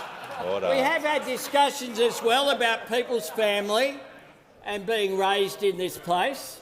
I had that discussion, as I've had with other leaders. And he said, oh, well, it wasn't me, he said. He wanted to ask the question. Order. The member for Forrest on a point of order. Order. Members on my left, the member for Barker. Order. Order. I can't. The member for Forrest is on his feet. The member for the manager is taking a point of order. Order. Members on my right and left will cease interjecting. Order. You're pulling up the ladder, mate. You're pulling up. Order. I'd like to hear from the manager. Members on my right. When the House settles, we'll hear from the manager. I'd like the Prime Minister to come to the dispatch box and withdraw what he said about the member just before. Well, if the order. If the Prime Minister... No, we will deal with this. We'll just deal with this. The manager's going to... We're just going to wait till the House comes to order. The member for Barker will have to leave the chamber after that outburst. Just order. No.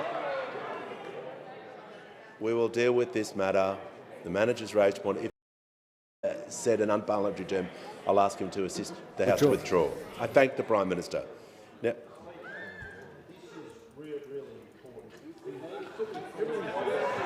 no.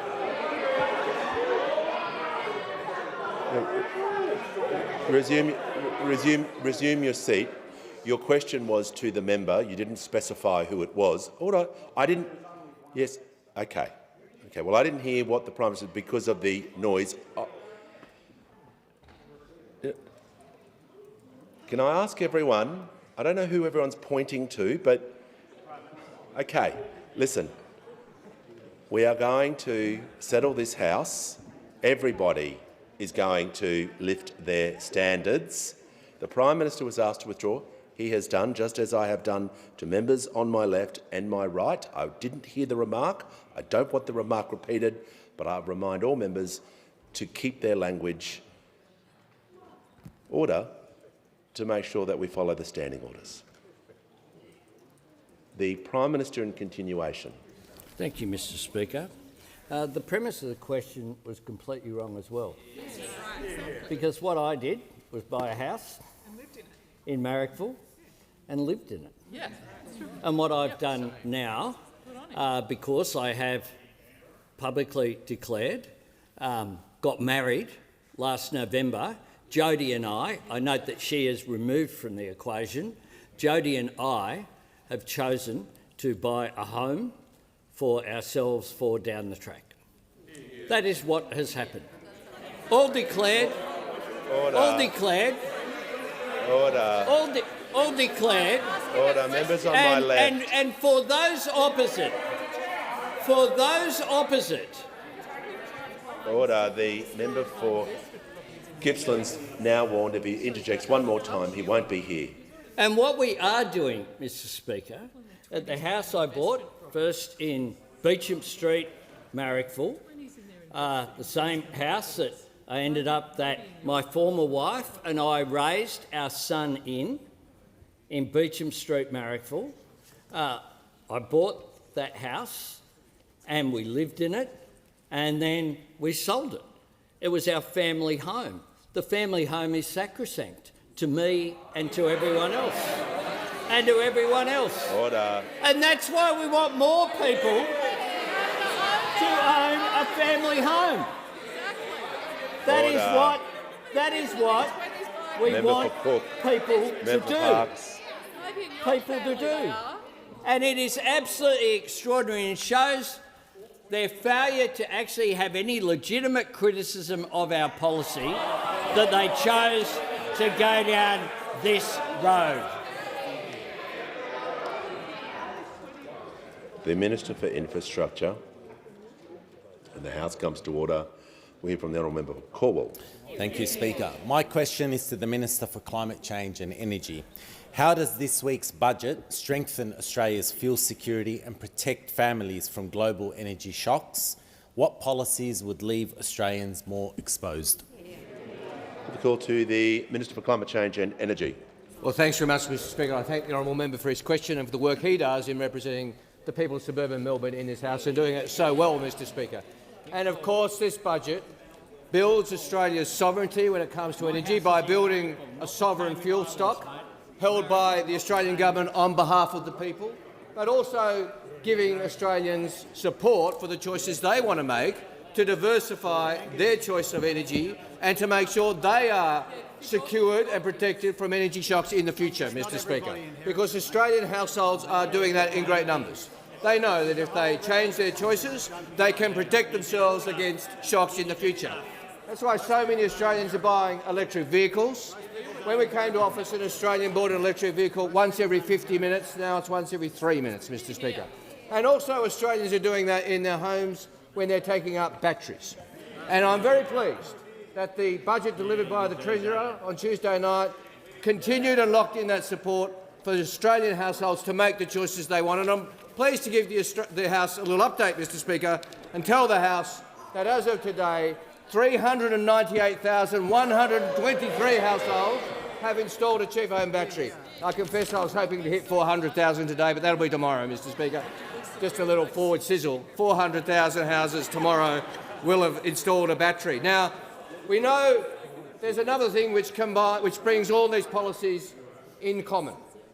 A sovereign domestic stock holding owned by the people, support for electric vehicles, support for cheaper home batteries, all opposed by those opposite, Mr Speaker. And we'll hear some of that tonight.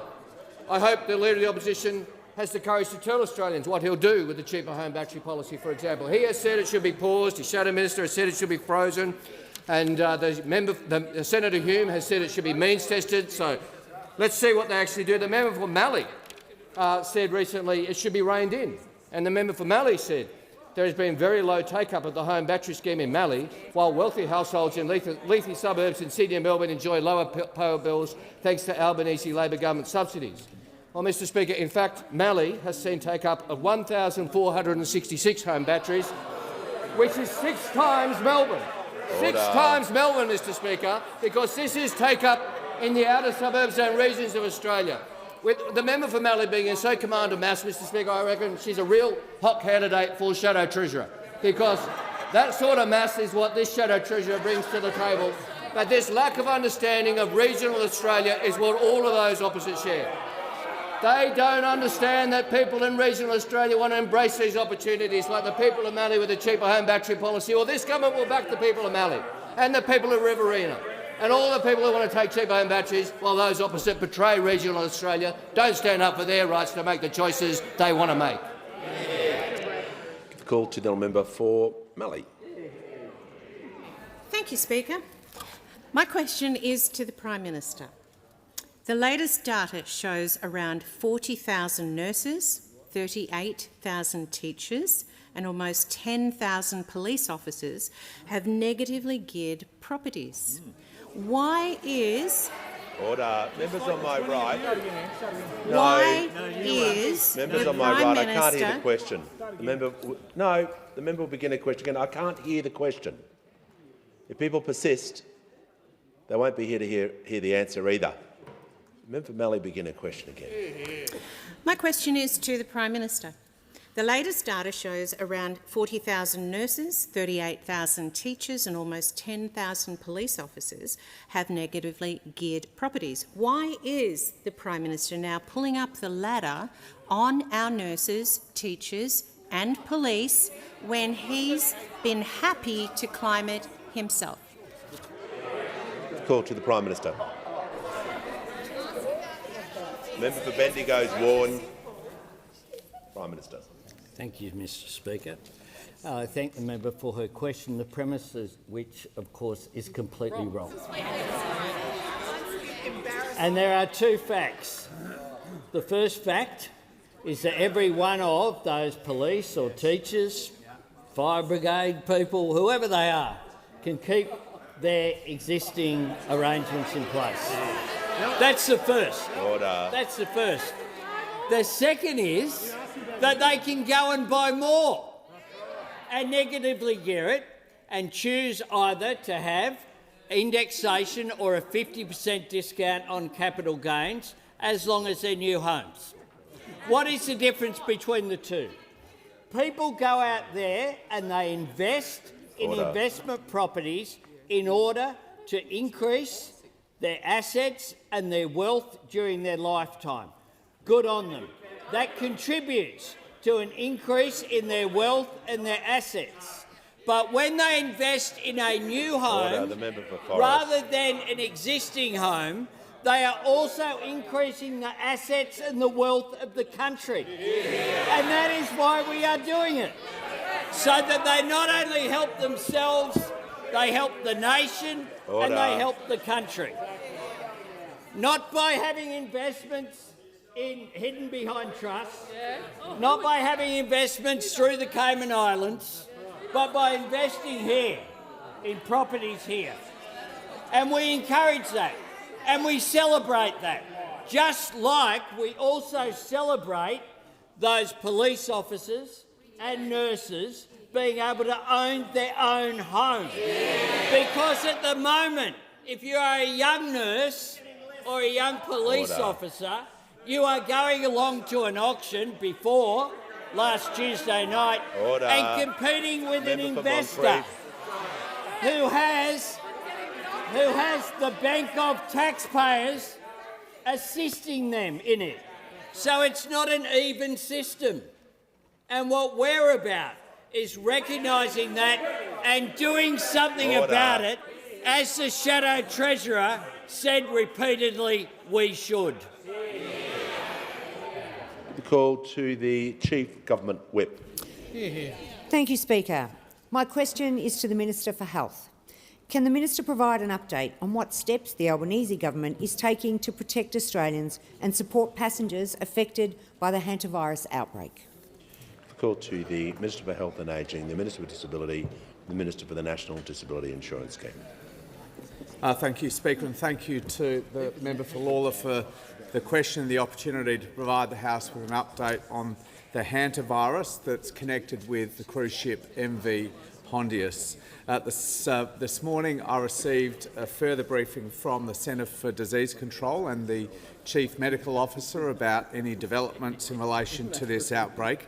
And this morning also the national coordination mechanism between our department, the CDC, NEMA and the Department of Foreign Affairs met to finalise the repatriation arrangements for the 6 passengers being repatriated to Australia. That's 4 Australian citizens, an Australian permanent resident and a New Zealand citizen. The latest World Health Organisation advice is that there are 11 people who have contracted the hantavirus, 3 of whom tragically have died. All 11 patients are either passengers or crew from the ship. There is no report of any virus being contracted by anyone who was not on that ship. The advice remains that human-to-human transmission, although it has obviously occurred, is still very rare and requires very close contact with an infected person, but obviously our agencies, including the CDC, are monitoring that advice as it develops from this outbreak. I can advise that the Department of Foreign Affairs and Trade has secured a flight and a crew to repatriate those 6 passengers and has also secured all of the necessary approvals and clearances for that flight. That flight will be landing in the Netherlands in a little less than 90 minutes and will take off from the Netherlands about 90 minutes after, and will be landing at RAF Base Pearce, northeast of Perth, sometime tomorrow. As I said, all the 6 passengers are being monitored very closely. They all remain symptom-free. They have all just been tested, and that test proved negative for hantavirus. There will be very strict conditions for the entire flight, for the landing and for the time they spent in quarantine. Those conditions have been developed by the CDC and have been endorsed recently by the Health Protection Committee, which is the committee of all of the jurisdictions' chief health officers, chaired by our chief medical officer. All of the passengers and all crew will be in full PPE for the entire duration of the flight, including when they land at Pearce. They will then be transported immediately to the Centre for National Resilience, the quarantine centre at Bullsbrook, which is effectively next door to the RAF base. Staff from the National Critical Care and Trauma Response Centre have already been deployed to that centre, ready to receive those passengers. They will be quarantined there for 3 weeks at least. That is the strongest quarantine response in the world that are confined to this outbreak, because we are determined to do everything to keep Australians safe and healthy. Call to the member for Lyne. My question is to the Prime Minister. The Labor government has fallen 77,000 homes behind their own housing target. Labor has allowed 1.4 million new migrants to come to our country since they were elected. How many houses have been built for all the new migrants? Give a call to the Prime Minister. I thank the member for her question. Indeed, we do have a housing target of 1.2 million homes by the end of the decade, which is why we're absolutely throwing everything at it. Which is why what we have done is have public housing that those supported through the housing opposed through the Housing Australia Future Fund. Which is why we have a shared equity scheme that those opposed that has helped thousands of people into homes, which is why we also have the 5% deposits that has benefited some more than 200,000 people in homes as well, which is why we have our build to rent scheme, which is an incentive for the private sector to build more homes for people, particularly for affordable housing for essential workers, that those oppose as well. All of these supply measures have been important, and that is what we want to do. But in addition to that, of course, we also have built on our previous support for local infrastructure by putting an additional $2 billion into that fund to make sure that more homes can be built through that as well. In addition to that, one of the policies that we had with education was to ensure that if universities wanted additional places for foreign students, they would have to provide housing for them. That was opposed by those opposite. They opposed that legislation, Mr Speaker, which goes to the very heart of the question that was asked. This side of the House is the party of aspiration. We want people to be able to get into a new home.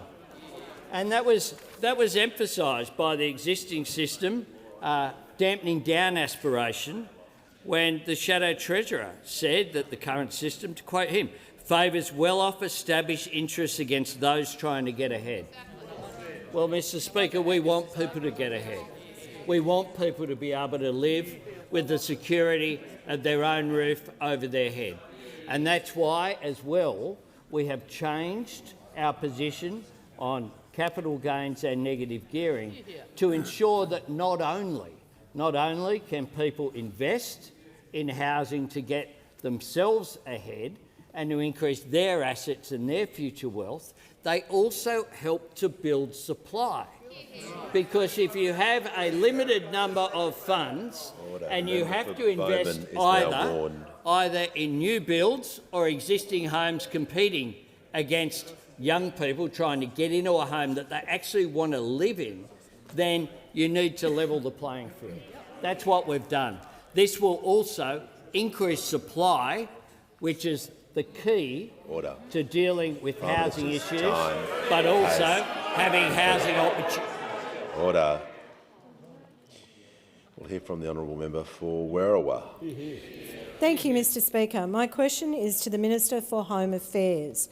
What were the key updates to migration in the Albanese Labor government's budget. Are there any alternatives? Call to the Leader of the House and Minister for Home Affairs. Thanks very much, Speaker, and I thank the member for the question and for the extraordinary work she does representing people in south-west Sydney. Tuesday night's budget confirmed that net overseas migration is now 45% lower than it was at its peak. And what's important to remember when it reached that peak, every single migration setting when it hit its peak were the migration settings left by the former government. Every single one of those. The 45% reduction that has occurred under changes that have been made by this government. Three key changes represented in the budget that was brought down on Tuesday night. First of all, in our permanent intake, 70% of the permanent intake will now be taken by people who are already onshore, dealing with the fact of the increased numbers of people who have been on one temporary visa after the other, who employers want, but we have not been able to find the permanent place. We're now shifting the permanent program to more of those places being taken from people who are already onshore rather than offshore than ever before. Secondly, to have a ballot system to start to put some limits around the working holiday maker visa, to put some limits around the backpacker visa, a visa which I might add those opposite ruled out making any changes to before the last election. But the third thing that we've done that's represented in the reduction of the numbers is to bring down the numbers on international students. Now, international education functions differently to any other industry in Australia. International education is the only industry where you have to be able to find a home for every single customer. And when we got to those peak levels under their settings of net overseas migration, half of that peak was international students. Those opposite might have forgotten that we brought in legislation for government to be able to put limits on international students. Those opposite might have forgotten that when we did that, we said it was so that we could limit numbers of overseas students to take into account student housing. And what did they do when there was something to limit what was putting the upward pressure on net overseas migration? What did those opposite do for the one piece of legislation that said on the biggest part of net overseas migration, we're going to link it directly to housing? Those opposite voted no. Those opposite declared they were opposed to it. If they're opposed to doing anything on backpackers, opposed to do anything on students, for family visas, it's already the case that for a parent visa, which you can't apply for until you're 67, it's a 33-year wait. The only thing left that they will attack will be the skills that we need. Concluded. Give a call to the member for Mayo. Thank you, Mr Speaker. My question is to the Minister for Health. 3 million older Australians, including over 400,000 aged pensioners with private health insurance, feel betrayed by the government for ending the rebate that will see premiums soar by up to $1,600 for a couple. Many older Mayo residents have emailed me and said that they can't cut anything else from their budget. They're left with the choice of cutting food or health insurance. Why is the government treating older Australians so badly? What happened to leaving no one left behind? Call to the Minister for Health, the Minister for Aged and the Minister for the National Disability Insurance. Thank you, Speaker, and thank you to the member for the question. I'm happy to explain the government's rationale for the decisions we put into the budget on Tuesday night, and I announced a few weeks ago. I don't accept the figure that the member has used in her question. I've seen the industry put out a figure like that. I can't find any way in which that is going to be real. We've been very clear in the modelling that we have prepared based on different health insurance products out there that the average impact of the change that we've announced would be somewhere between $230 and $250 per year, not the figures that are bandied about by the industry. Nonetheless, we have taken this difficult decision in a challenging budget environment for these reasons. We don't think there is a strong policy rationale to pay different Australians different levels of support for their private health insurance membership when they are on the same income simply because of age. If there are two households next to each other on the same income, one household, working age, raising kids, taking out private health insurance, we don't see any rationale for paying them a lower level of support than a household next door that happens to be on the same income but of an older age. Now, this is a difficult decision. This was a difficult decision, but at a time where this government needs to lean heavily into rising demand for aged care, and the member has raised that more than most in this House, we have to find every dollar we can to invest in those aged care services. So of the $3 billion the member has mentioned from these saves that we think are well supported by policy, well supported by equity, every single dollar will be invested in the Minister for Aged Care's package of more beds, more packages and better care for older Australians. Before I call the member for, the member for Fisher, Casey, Bowman, Gippsland and Bendigo are all on warnings. Call to the honourable member for Ford. My question is to the Deputy Prime Minister. How will the Albanese Labor government's record investment in the Australian Defence Force improve defence capability? How does this compare to other approaches? Call to the Deputy Prime Minister and Minister for Defence. Well, can I thank the member for his question. He is such a fantastic advocate for defence industry within his region.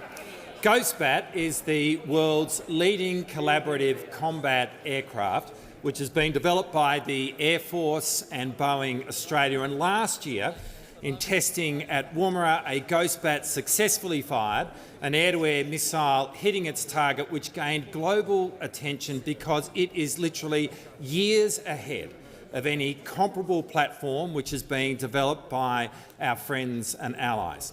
Ghost Shark, which is being developed by the Navy and Anduril, is the world's longest-range, large, underwater-capable autonomous platform, and there are Ghost Sharks which are in the hands of the Navy right now.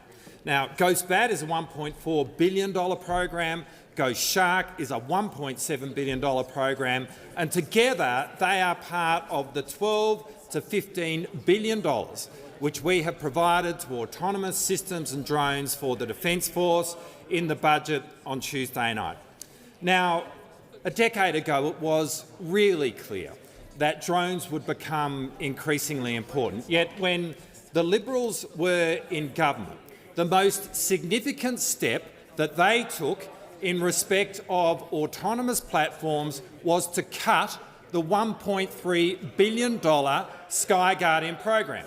So they took us backwards, not forwards, because when they were in government they definitely did not have their hands on the defence wheel. But how could they have when they cycled 6, really 7 different defence ministers through the portfolio in just 9 years, and in the last 4 years they've cycled another 3. When you churn defence ministers like the Liberals do, you cannot provide strategic direction. Now, we have been able to provide this increased spending to drones because since coming to office, the Albanese government has significantly increased defence spending on 4 separate occasions, including on Tuesday night, such that there is now $117 billion extra in the defence budget over the next 10 years relative to what we inherited. When the Liberals were in government, they increased defence spending by just once. The Defence Minister and Deputy Prime Minister will resume his seat. The manager on a point of order. Standing Order 75, tedious repetition. Resume your seat.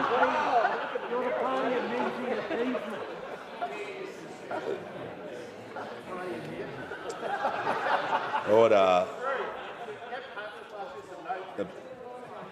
The manager is testing my patience. He's now warned.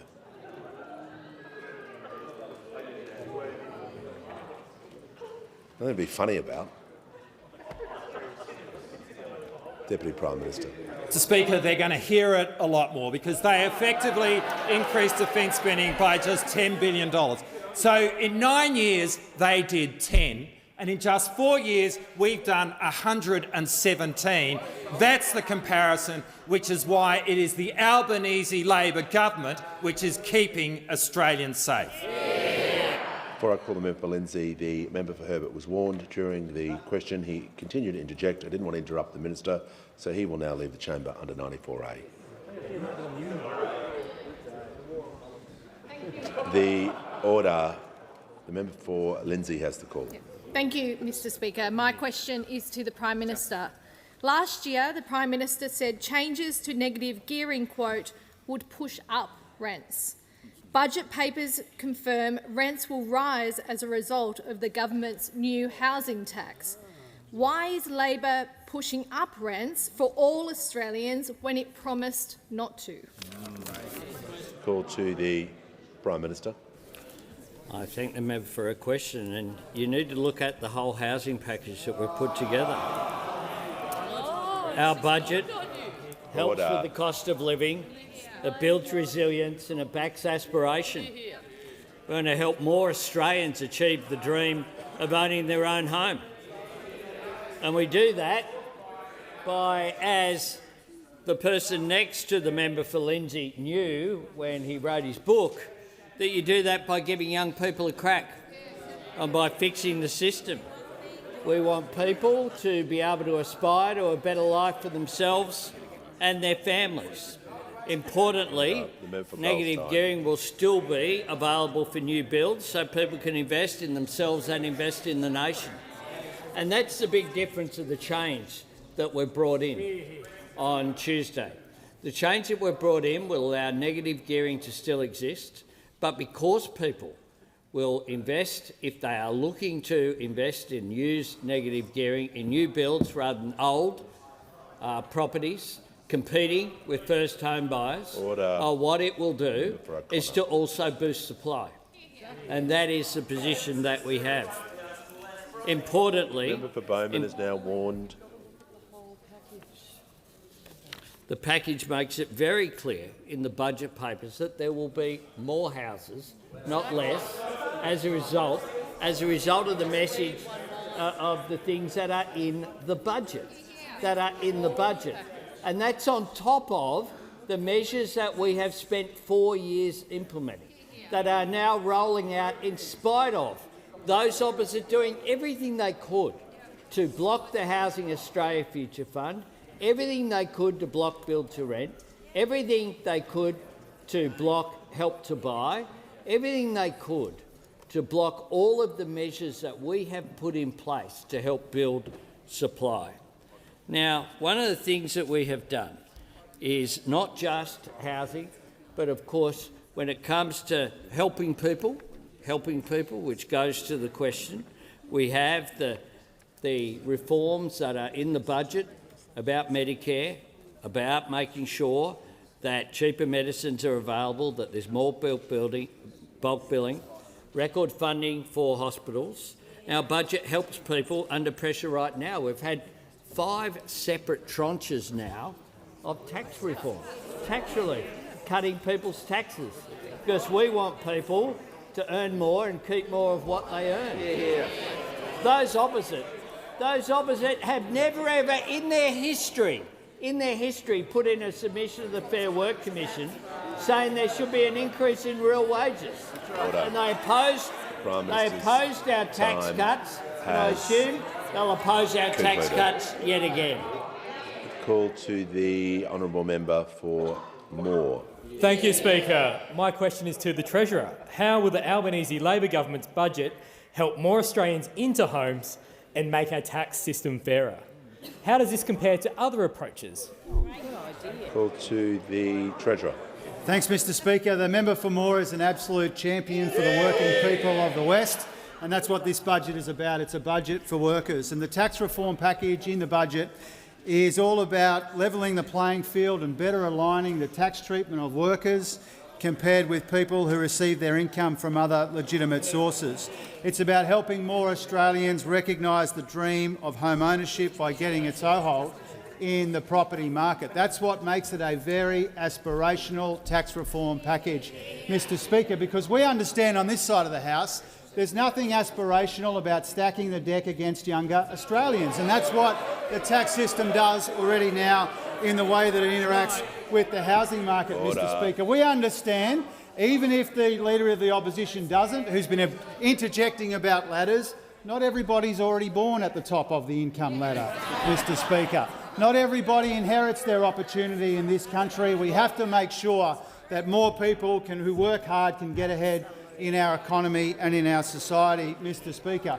There's not much point having a ladder if the first couple of rungs are missing, Mr Speaker, and that's the situation that those opposite want to defend, Mr Speaker, when they talk about the ladder. Now, our changes to tax policy have been broadly supported by a lot of people who know what they're talking about, Mr Speaker. Richard Holden, Mr Speaker, I think the negative gearing changes are a step in the right direction to level the playing field between owner-occupiers and investors. Westpac, Mr Speaker, measures to boost housing supply and level the playing field are meaningful, particularly on tax settings.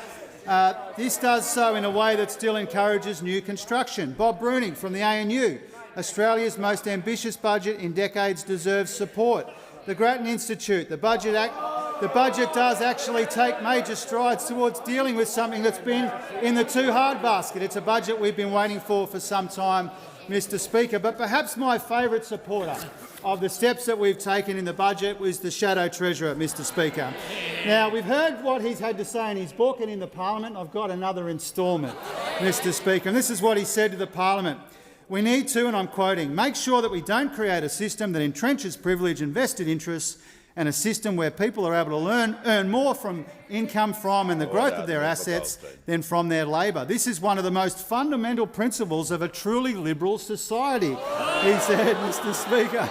Mr Speaker, he says, when you actually entrench interests through law, particularly through a rigged tax system that favours the few at the expense of the many, what you do is you turn around to the next generations of Australians and say, we will at your expense protect those who came before you, Mr Speaker. Now, he'd want to be careful, Mr Speaker. He'd want to be careful. If he keeps this up, he might find himself on the front of the Daily Telegraph with a little hammer and sickle near his face, Mr Speaker. He's saying a lot of things which we have been saying when it comes to the reform of the tax system. Call to the honourable member for Wentworth. My question is to the Treasurer. Your budget is framed around intergenerational equity, and I congratulate you for seeking to tilt the balance back towards young home buyers. A tax system that overburdens young workers is not only unfair, it is also unsustainable in an ageing population. But to help young Australians build their wealth, we also need to reduce their income tax rates. This budget raises more than $77 billion in extra revenue over the medium term. When will you legislate to return that extra revenue to taxpayers by reducing income tax rates? Call to the Treasurer. Thank you, Mr Speaker, and in acknowledging the very substantial amount of work and thinking that the member for Wentworth has done when it comes to tax reform and her participation in the Reform Roundtable and in other meaningful ways, as well as the very serious input and contributions being made by people on this side of the House. A lot of the tax reforms that we have announced on Tuesday night come from people working through these issues in a considered and a methodical way, and I acknowledge that that's how the member for Wentworth comes at some of these questions. And her question really goes to, I think, the core of the tax package, the tax reform package that we announced on Tuesday night, because it is, as she rightly identifies in her question, it is about better aligning the tax treatment of people who work for a living with the people who get their income from other legitimate sources. That really is one of the main motivations for the tax reforms that we handed down. And the member for Wentworth is right to point out that that has two elements.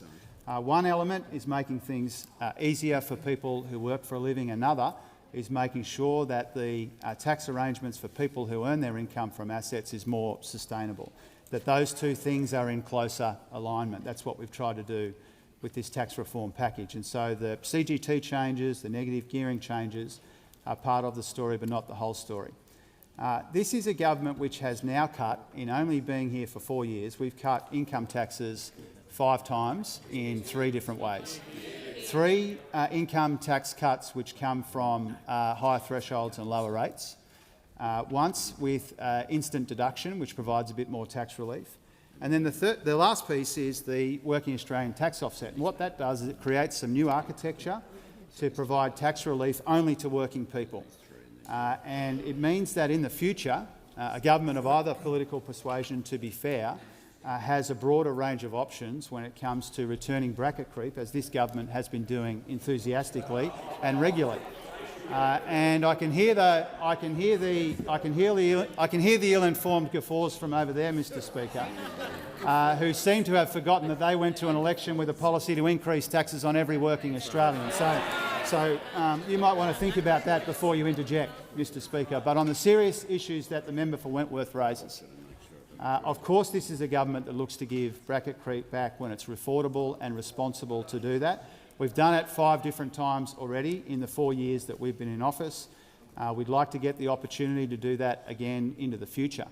Now, when it comes to the medium-term outlook, which was also cited in the honourable member's question, the big improvement over the medium term in the budget position, by the end of the 10-year period, 3 times more of a contribution is made by our savings effort than the changes in taxes. But if and when there's more room to return more bracket creep, of course we'll look to do that.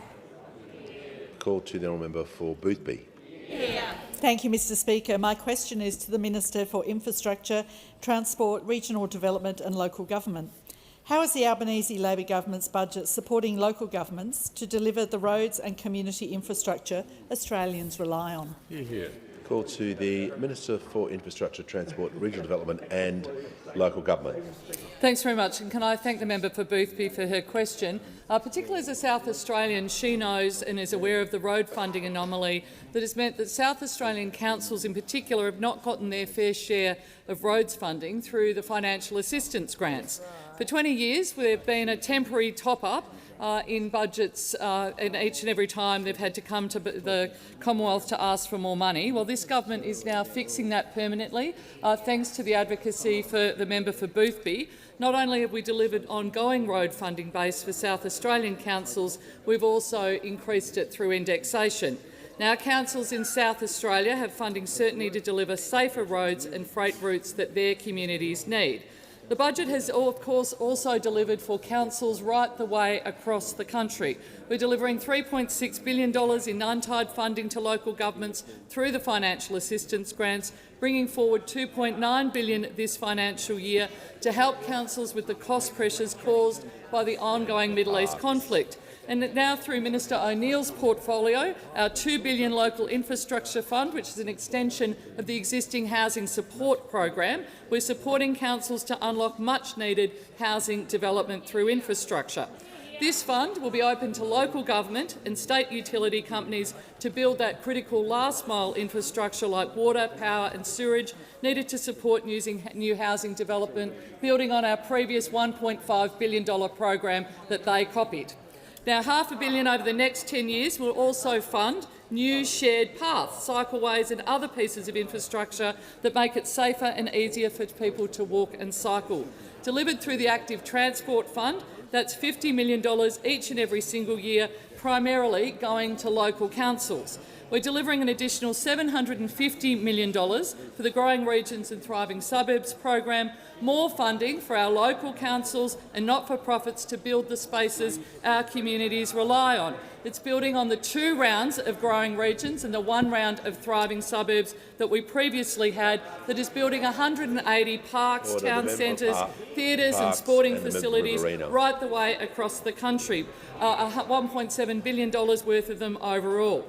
And we're continuing our increased investment in local government's roads to recovery, committing $4.4 billion nationally over the current 5-year funding period. That's $1.8 billion more going to every local council over than the last previous 5 years. We're of course delivering increased funding for our Black Spots program and also the Safer Local Road Infrastructure program. And let me assure the House that not a single one of those programs that I have announced today and that are in our budget look at the colour of any of the electorates. Unlike what those opposite did with their regional rorts programs, we're funding every single local council. call to the Leader of the Opposition. Prime Minister, Labor promised not to change housing taxes, yet it misled. Labor promised not to change investment taxes, yet it deceived. Labor promised not to change taxes on farmers and small businesses, yet it bent the truth. The Prime Minister promised his word was his bond. When did the Prime Minister decide that the truth doesn't matter? Call to the order. Members on my left will cease interjecting. Members on my right. Order. Member for Bendigo's on a warning. Prime Minister has the call. I thank the member for his very broad question. Yeah. And, of course, the member for Hume promised that they'd be better off if they made him leader. They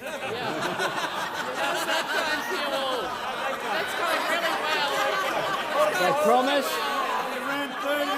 He promised. Order. He promised that if they made him leader, then they would have this wave of success going forward. And what happened, of course, was that the member for Farrer, who wasn't even allowed to have a budget reply, who was undermined from day one as the first female leader of the Liberal Party, and then he got together with the member for Canning, on the day of the funeral of one of their former colleagues to plot removing the first female leader of the Liberal Party, and then they wondered why they have a problem with women. Then they wondered why they had a problem with women. But of course what we know is that the member for Hume has said himself that the best indicator of future performance is past performance. Well, this is one of the architects. This is one of the architects, along with the deputy leader. Prime Minister will pause. The Leader of the Opposition will withdraw. The Minister for Infrastructure is now warned as well. When I'm dealing with the matter and asking someone to withdraw, that is highly disrespectful, just as we dealt with the matter before. I thank the Leader of the Opposition. Prime Minister. Thanks, Mr Speaker. This, together with their new deputy leader, were the architects, the policy architects of the debacle that was the last election campaign. And that's why you can look at past performance, because they managed to go to an election saying they would oppose and reverse tax cuts. They said they would oppose and reverse tax cuts. But they still had a higher deficit. Higher taxes and higher deficits is what they came up with. And then, with regard to the budget the other night, they've said that this will create fights around the family dinner table. Well, that's where they get aspiration and they get Australians all wrong. Because not only do Australians want to get ahead, they want their children and their future generations to get ahead. And this guy interjects. We shouldn't interject. Another audition.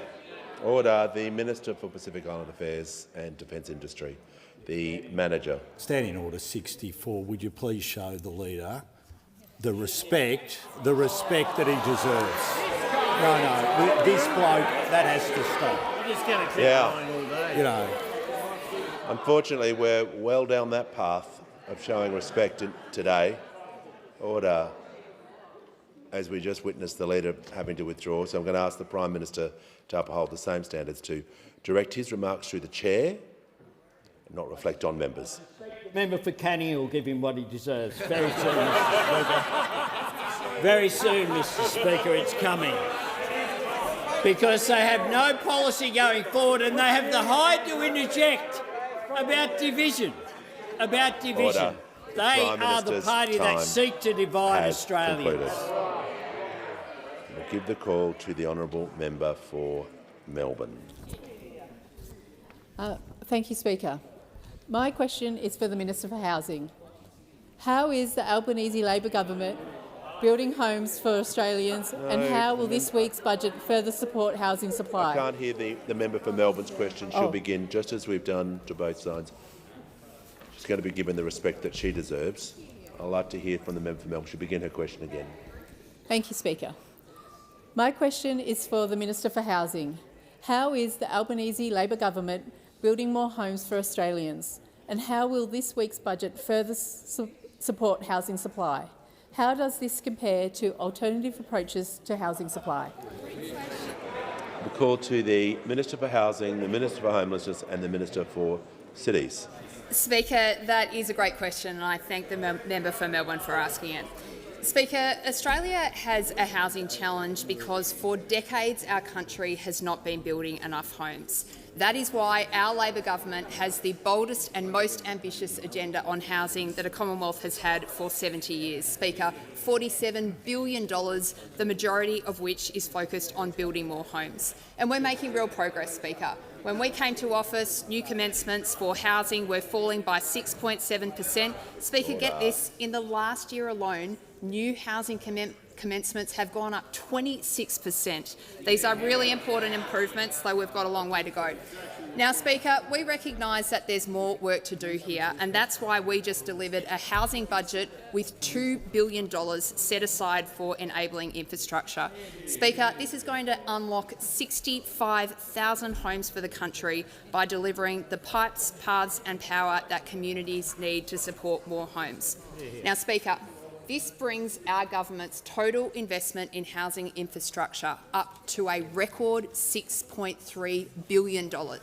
Now, Speaker, I want Australians to remember that number, $6.3 billion. It's been dropped by those opposite to the paper that they're coming forward with an overwhelming reform tonight to announce a lesser amount of funding, Speaker. $5 billion for funding. We're already doing 6.3, Speaker. And not only that, but we will add to that number as I continue to announce state-based deals for our 100,000 homes policy. Now, Speaker, we started this work in our first term and we're building it in our second. Now, with regard to tonight's announcement, Speaker, whenever I hear a commitment from these sneaky little Liberals and Nationals, I like to look at the record. I like to look at the record of their past behaviour and see whether it stacks up. Order. I'm just going to... We're not having those sorts of comments. I'm just going to ask the Minister to withdraw that. Okay, I withdraw speaking, Speaker. Order. Now, I've Speaker, asked all members to temper their language. When I'm looking to see the authenticity of those opposite, I just like to check on what they did when they were in government.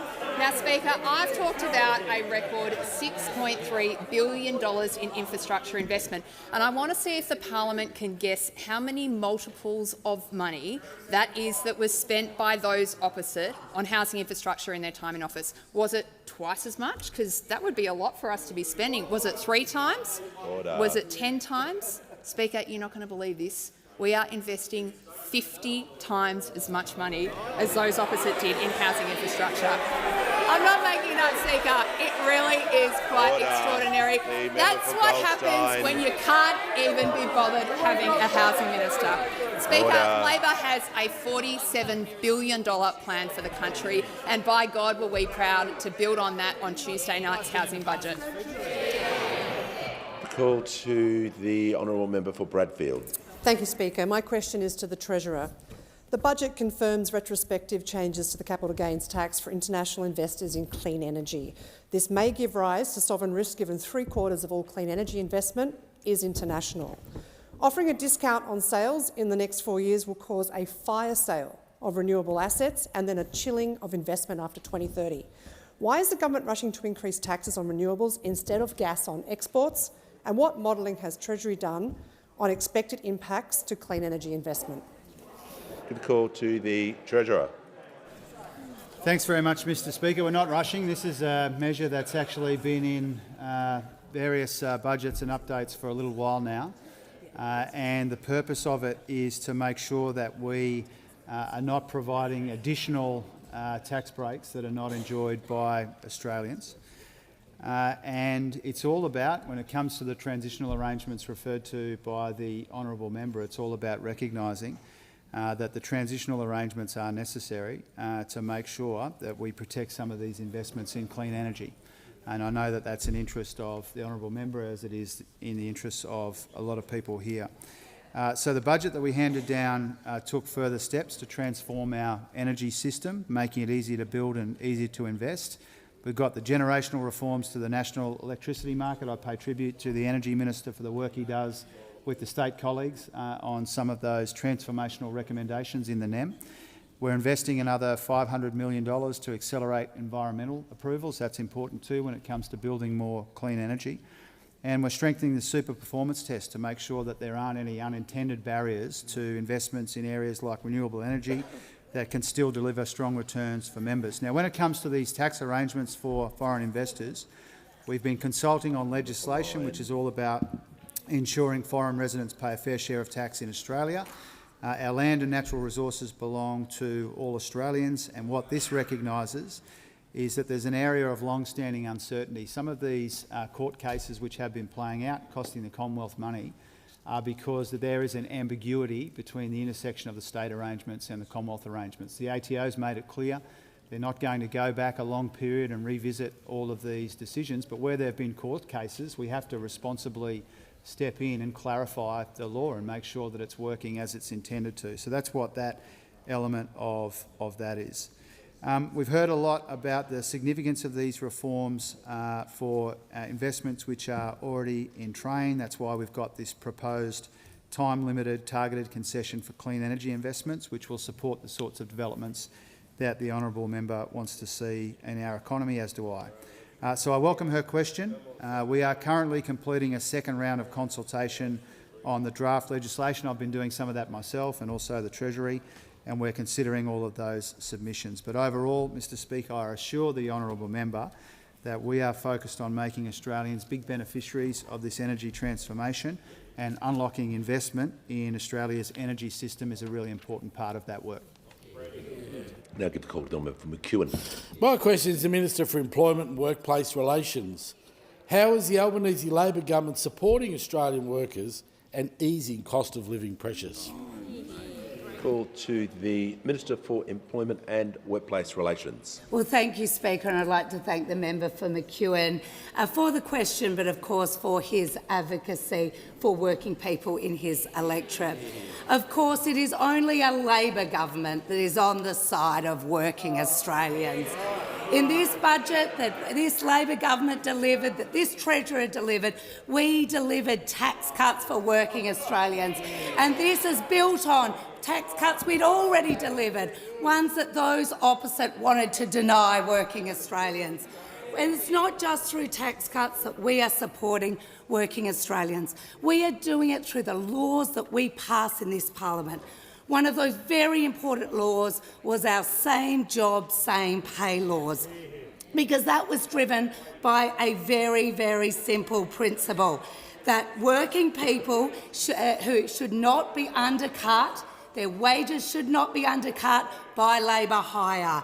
And in good news for working people, these laws are delivering pay increases to more than 8,000 workers and improving job security right across Australia, because these laws are about giving workers a fair go.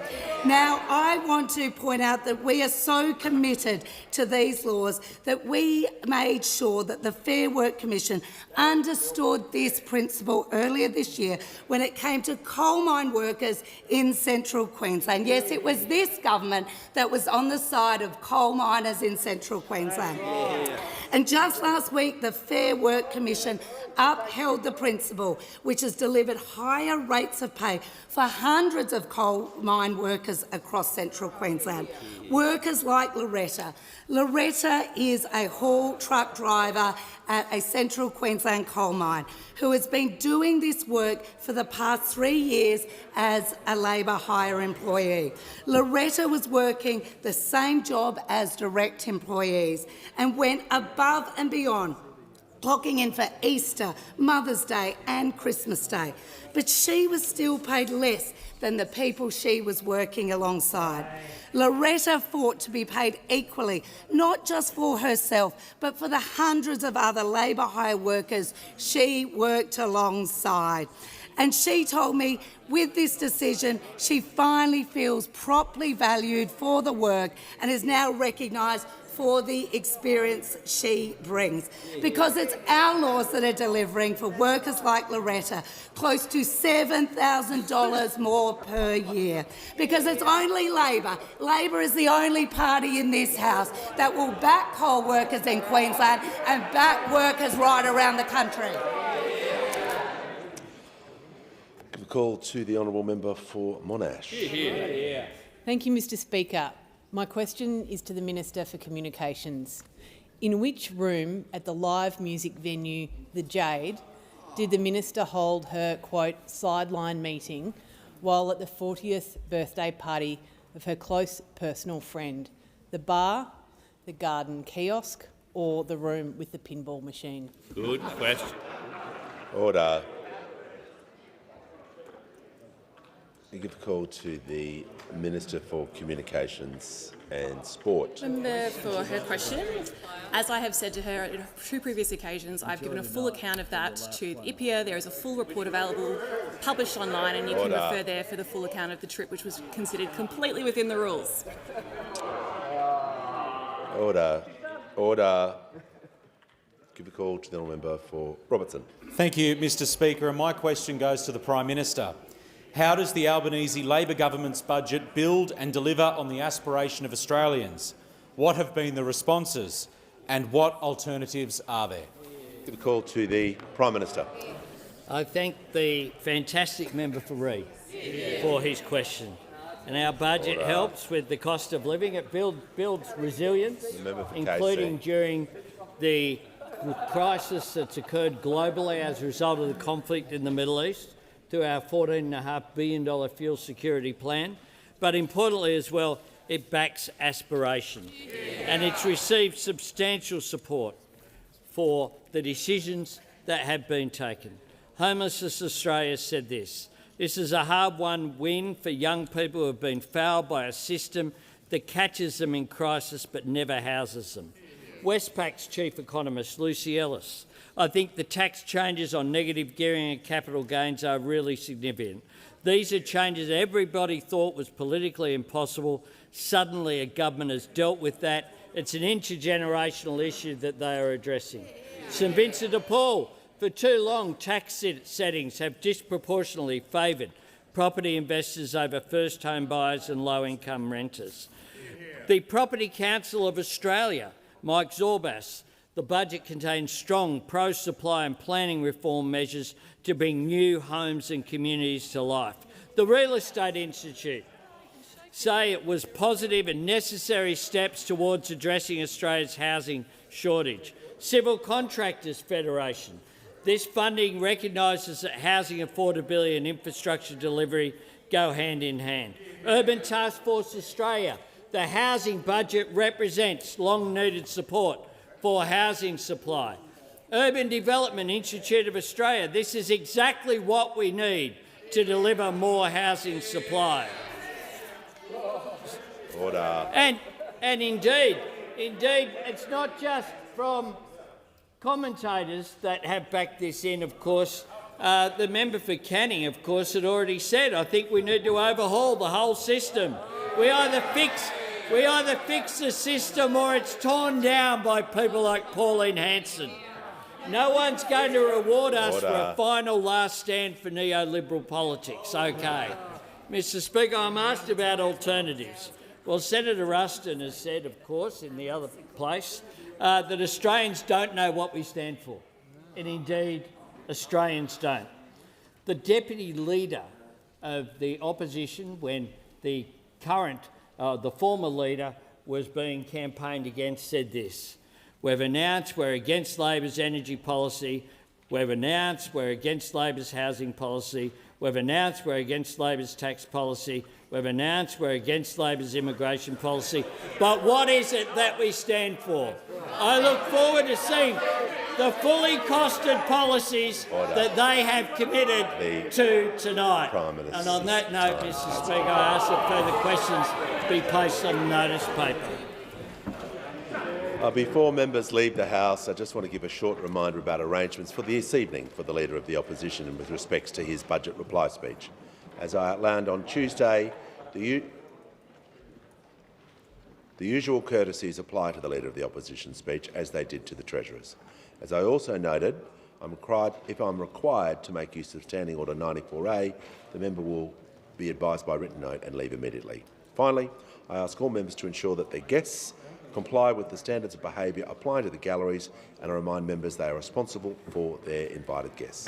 I thank the House. I present the Auditor-General's Performance Audit Report number 31 of 2025-26, entitled Effectiveness of the Commonwealth Home Support Program, Department of Health, Disability and Ageing. Call to the Leader of the House with papers. Speaker, these documents are tabled in accordance with the list circulated to the honourable members earlier today. Full details of the documents will be recorded in the votes and proceedings. I have received a letter from the honourable member for Mayo proposing that a definite matter of public importance be submitted to the House for discussion, namely the need for the government to urgently resolve regional inequity and address poorer outcomes for Australians living in the regions. I call upon those honourable members who approve of the proposed discussion to rise in their places. I give the call to the honourable member for Mayo. Thank you, Mr Speaker. Now, we're hearing a lot in this budget about intergenerational inequity, but we never hear about regional inequity from the government. And Australians who live in the regions are worse off under virtually every metric, whether that be health, housing, education, pension assets tests, capital gains tax, or even road trauma. Regional Australians represent around 30% of the nation's population and make an even greater contribution. But whether it is health or whether it's road spending, we are shortchanged and it affects our lives. So the question is, has the budget let down regional Australia? Well, I would say yes. Regional cost of living, when we look at the fact that the government will be ending the halving the fuel tax excise in June, because there's no indication the government's going to continue it after June, even if we still have conflict in Iran. When this temporary relief ends, it is the people of my electorate, it is the people of regional Australia who we have no choice but to rely on our cars will be the most to suffer. No doubt, we just don't have public transport in the regions. That's something that's only ever funded for metropolitan areas. When we look at the health gap, regional Australians experience higher costs of healthcare and worse health outcomes than our metro counterparts. Twice I've asked in question time about what the government's doing to address that expenditure gap, and the answer really is nothing. This budget does very, very little to correct it. In fact, the National Rural Health Alliance in 2021 saw that there was an $848 spend gap between a person who lives in regional Australia and a person who lives in metro Australia. Well, for the 2023-24 year, that's blown out to over $1,000 per person. And what that means is that we die younger. We feed you all, but we die younger. We get less spend when it comes to health. It's a postcode lottery. And despite serious criticism, the distribution priority area changes that were made by the government still stand. The fact that the government has taken away doctors from the regions and put them in areas like Elizabeth in South Australia or leafy Mitcham and taken them away from where they're desperately needed, where that person was perhaps the only doctor. When we look at education, a regional student is more likely to work in a regional community, but regional students need support, and there are so many barriers that it's insurmountable. For young people on Kangaroo Island in my electorate, unless they are incredibly wealthy, it is near impossible to be able to fund a life and go to university after high school. They just don't do it. They get through high school and they stay on the property. They stay on Kangaroo Island. And we have some incredibly bright young people.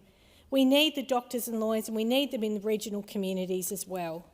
And that means we need to ensure that those young people get supported to be able to get to university. And this is one that hasn't been picked up by any journalist. The capital gains tax rules on rural residential properties in this budget is going to make it even more expensive for people who live as their primary place of residence on anything over 2 hectares. Because under the rules, if you live on more than 2 hectares and you sell your property, perhaps you're living on 50 hectares, you know, you run some cattle, run some sheep, you never actually made any real income on your property, but you will pay capital gains tax on anything outside of that 2 hectares. And with the current changes that the government's proposing in the budget, that tax is going to be even more expensive if you sell after next June. Now, of course, you could have a Sydney harbourside mansion worth $20 million, and if that's your principal place of residence, you don't pay any capital gains tax. But if you're on 50 acres or 50 hectares, you will. That is the kind of inequity that exists whether you live in the regions or whether you live in metropolitan Australia. And that is just plainly unfair. And that also impacts if you're an older person and you are seeking to go on the pension. The pension assets test looks at the 2 hectares around your home, and then outside of that, that's on the asset side. So you could be on you know, a 10-acre block, and the balance outside of that 2 hectares goes on the other side. So we find so many older Australians that are living in poverty on a 10-acre block because they only maybe get a part pension simply because of the fact that they're on that 10-acre block. Again, if they were in that $15 million harbourside mansion and that was their only asset, no problem. Here's the full pension for you. So I would urge this government, we in regional Australia feed you 3 times a day. They say that you should thank a farmer 3 times a day.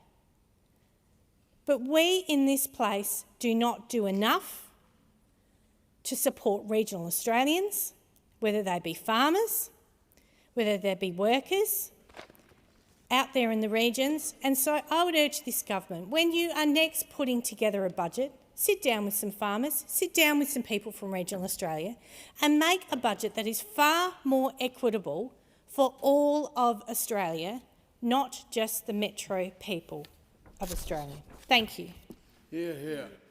I give the call to the Assistant Minister for Health and Aged Care, Indigenous Health and Women. Thank you, Deputy Speaker. I'm very pleased to be able to speak to the motion brought on today, the private member's business brought on today by the honourable member. As somebody who lives and who works represents a regional electorate in my home state of Tasmania. I grew up on a farm milking cows and feeding pigs and feeding cattle. My family still have that farm, and I'm very proud to come from a community called Nugent where our primary source of income is agriculture. And I understand how important it is to stand up for regional parts of our country, because that is the whole reason I put my hand up for politics in the first place. It's the reason that I'm here trying to make a difference, and that's the reason why so many of my colleagues are here too. We represent more regional seats in this place than any other political party, and we are proud to be able to make that contribution on behalf of our communities, and this budget does deliver for them. We have seen significant investments that improve the lives of people right across our country, including in regional parts of our country, whether it is looking at what we're doing in health. I'm very proud in my own home state of Tasmania to see the increase in bulk billing rates that is changing the lives of people who are living in our regions as well as in our cities. In my own electorate of Lyons, where prior to the changes that came into effect last year, there were just 6 bulk billing practices. We now have 18. And all of those 18 bulk billing practices are in regional parts of Tasmania.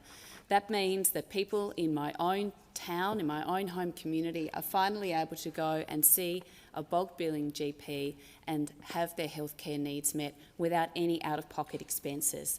We have invested in Medicare urgent care clinics. Right across the country, there will soon be 137 of these, delivering urgent and free healthcare for people, no matter where they live. These are making a profound difference to the lives of people living in regional parts of the country.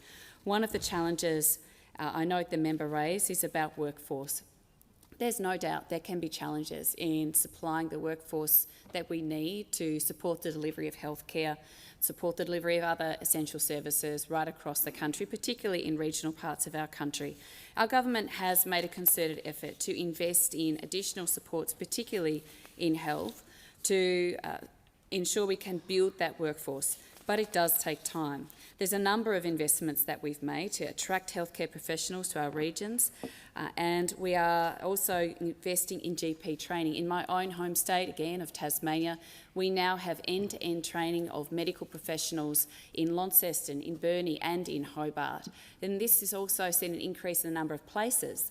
What this means, and you would know this as well as I, is that if you can train young people in their own communities, they are more likely to stay there and work there. These are going to be the doctors of tomorrow who are working in our regional communities, and that will help more Australians to access the healthcare that they need. We have a goal of training 2,000 GPs each year by 2028.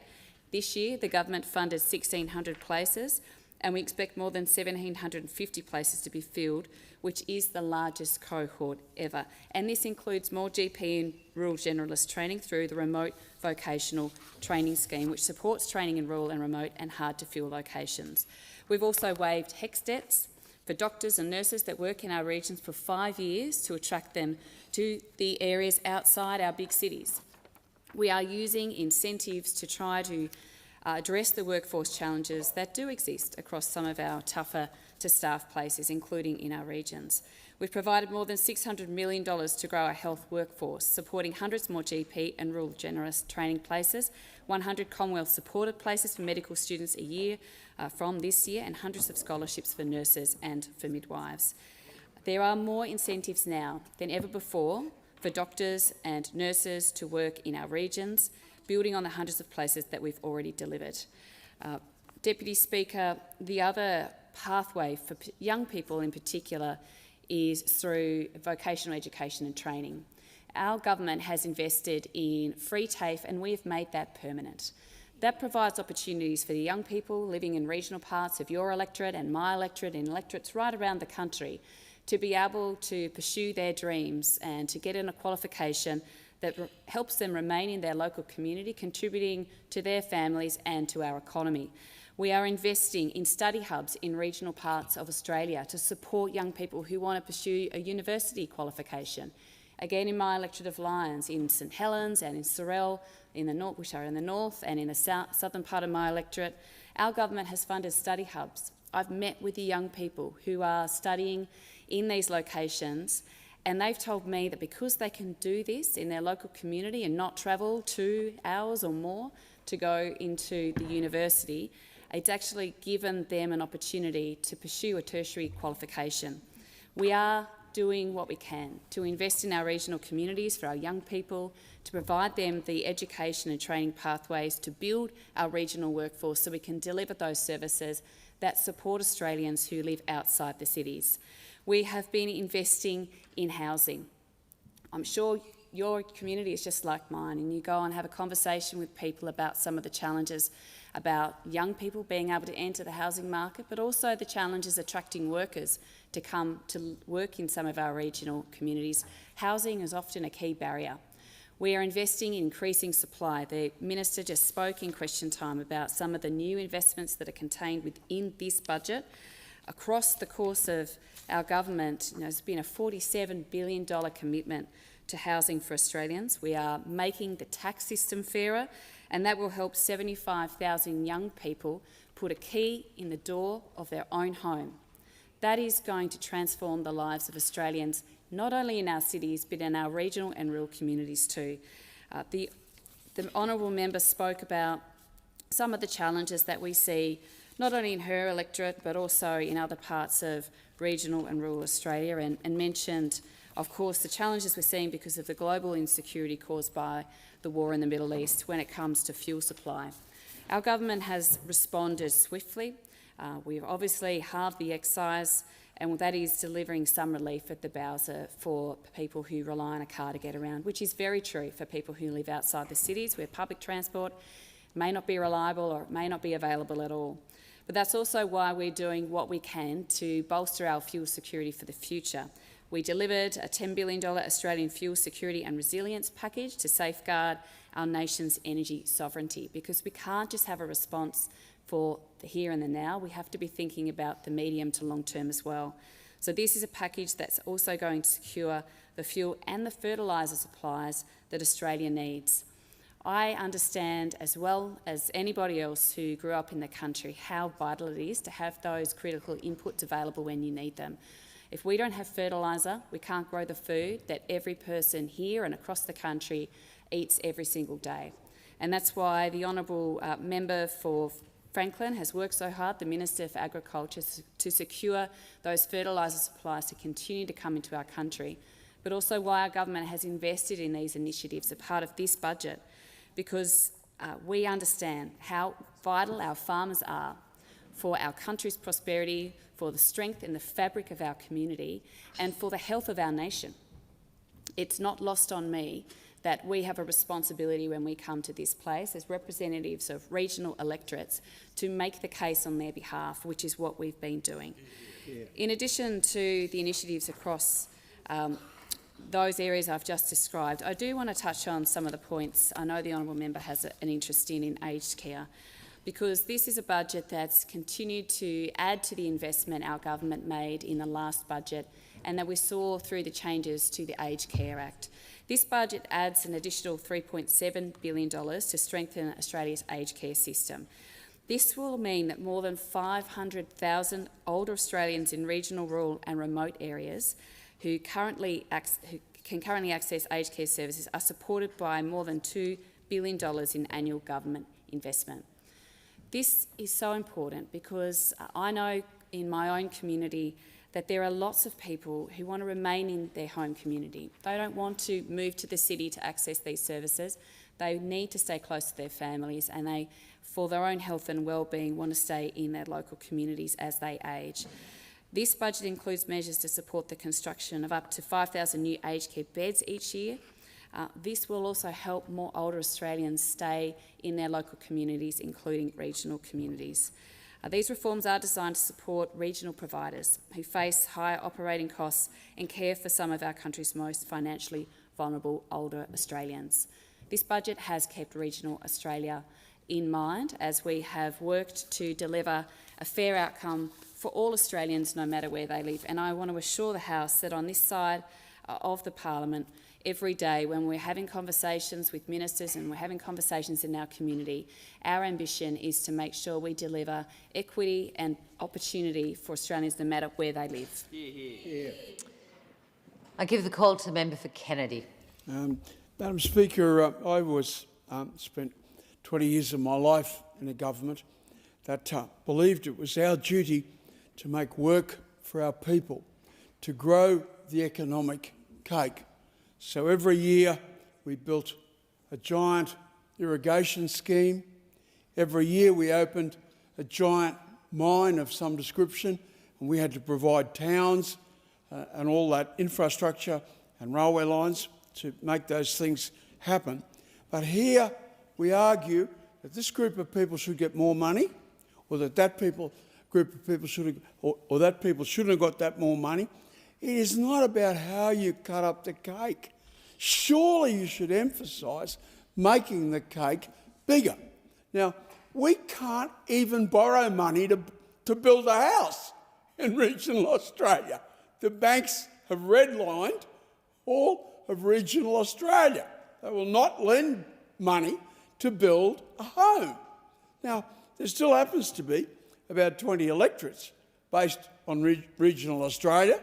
Yeah, sure, we've lost about 2 or 3 every 10 or 12 years, but there's still a bloody lot of people, excuse my language, living there at the present moment, and we can't get the money to build a house. The honourable member from Mayo has talked about no specialists in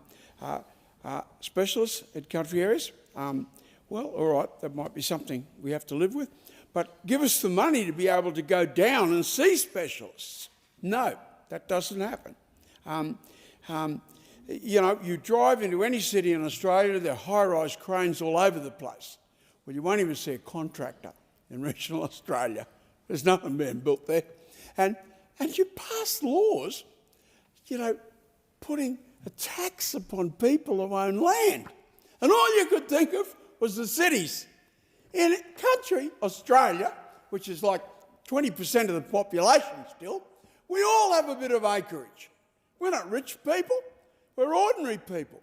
But, you know, if you want to live in the Moranbahs or the Charters Towers or the Mount Isas or the Arrocas or wherever you want to live, you like a little bit of space around. So one thing you can have that people in cities can't have. Well, now you're going to tax it. There's no tax on people owning $4 million houses in Brisbane or Sydney or Melbourne. There's no tax on them. But the ordinary poor people that live in rural Australia, you're taxing them. You just don't even realise that we exist. And you members of Parliament that represent country electorates, you should stand in shame. You should stand in shame. But don't do it on the basis that the Liberal Party are the good guys. No way. No way. No way, Jose. You know, all I can say is if you give the green light to coal mining, which both sides of this Parliament have continuously opposed coal mining.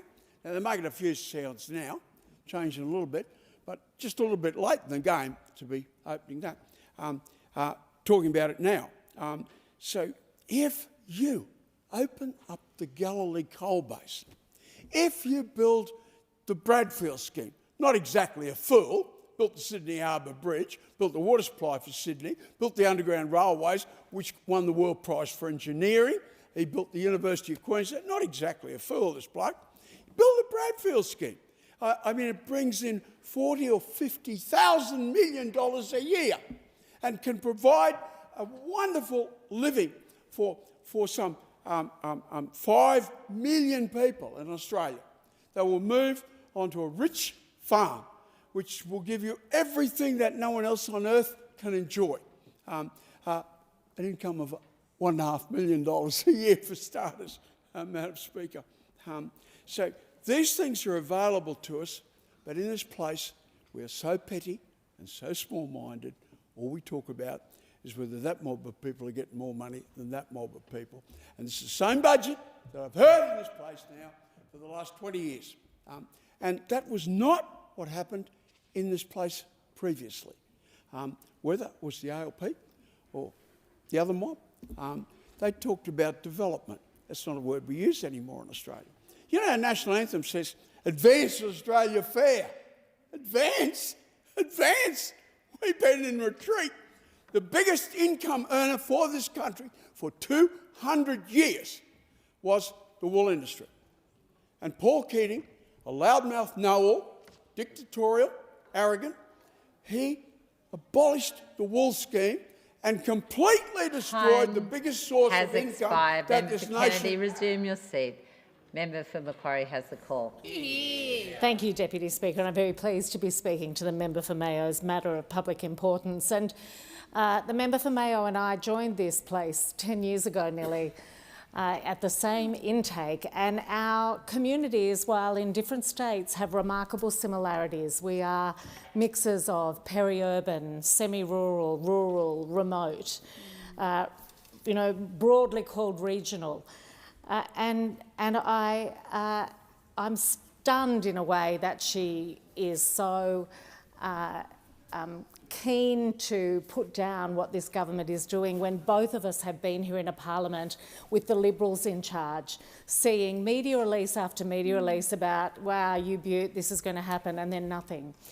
And what I have seen and what we focus on this side is delivery of the commitments we make to every part of Australia. And the announcement that was made today about the 90,000 tonnes of agricultural-grade urea will be as welcome in my community amongst my farmers, my turf growers, my vegetable growers, my agricultural producers as it will be for all of those in semi-rural, rural and regional areas where we are the food producers for our communities. And of course the Hawkesbury was always the food bowl and continues to be a major producer for many parts of the agricultural sector. And that's the sort of delivery that the Albanese Labor government's doing. The announcement today giving certainty to producers around their fertiliser needs. I have to say I didn't ever imagine I would be up here talking about fertiliser, but it is such a privilege to represent an area that we are responding to and recognising the needs. So the difference that I see is that it is not about saying, here's a piece of road and job's done. It's not just infrastructure. It is infrastructure and a whole lot of things. And I think the Assistant Health Minister has gone into detail about the delivery that we have on improving Medicare, making Medicare stronger for every part of our country, including for our regions. The key thing that I have seen for my more remote areas is the benefits of the increased workforce, but that has been a benefit across the entire electorate. It means that our additional training of GPs, the ability for more people to say, yes, I want to do this, is starting to flow through in what we see on the ground. We have a goal of training 2,000 GPs each year by 2028, and bit by bit that is improving the access that my community has. We've done it by simple things like waiving HECS for doctors and nurses who work outside the regions for 5 years, where there's $600 million to grow the health workforce, particularly in those areas. We've also recognised that it's not quick enough and that we need an extra service, and that's where 1-800 Medicare comes in. A free, nationwide, 24-hour health advice line that provides after-hours GP telehealth service backed by Medicare. All of that makes our lives much easier to live further from the cities, and I know my community benefits from that. The other area I want to touch on is the one that I also know the member for Mayo cares about, and that's the arts and how the Albanese government has delivered for regional and rural communities through extra funding and extra programs. There's 35% more funding for the Regional Arts Fund. It's gone from $4 million to $6 million a year, and that means more great arts projects in regional Australia are being supported. There's the Sharing the Collection program from the National Gallery. Places like the Wanneroo Regional Gallery, the Texas Regional Gallery in Queensland, the Tamworth Regional Gallery, Ipswich Art Gallery, Shepparton are all receiving access not just for a couple of weeks but for years to incredible artworks, and that is the National Gallery of Australia's program to get those works away from Canberra out into our communities. I also have visited places like the Burnie Cultural Centre, a great example of $13 million boosting local infrastructure for the arts, and I commend the member for Braddon for her work there. This is delivery. Member for Indi. Deputy Speaker, if governments want support from regional Australia, then they must deliver tangible outcomes for regional Australians. For too long, regional communities have endured worse outcomes in health, education, connectivity, aged care. We're poorer, we suffer chronic diseases at higher rates, we die younger. Dying earlier shouldn't be a tax for rural Australia. We're too often the last to receive services and too often the first to lose them. Look at the banks, look at the post offices. We are the wide brown land, but we need more houses on it, and we need better roads. Our connectivity lags well behind the cities, and we lack sufficient investment in our hospitals. In Euroa, in my electorate of Indi, persistent energy insecurity means people don't know whether the power will stay on from one day to the next. It's a small business killer and a huge frustration, and it is basic infrastructure. Would people in Melbourne or Sydney accept endless power outages? Well, the answer is clearly no.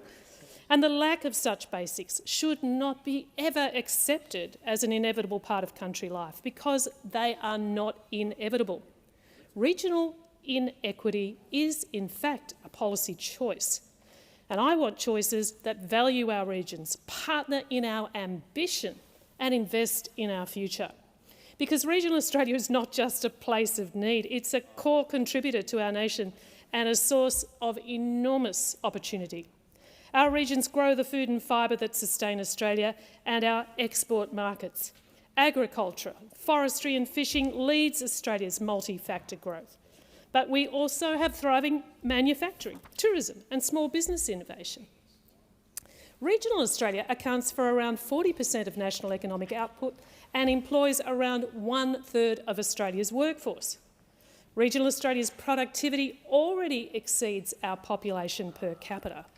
So I put this to you. At a time when Australia is trying to boost stagnant productivity, investing in the regions is the smartest measure that any government could do and will deliver even greater benefit to the whole nation.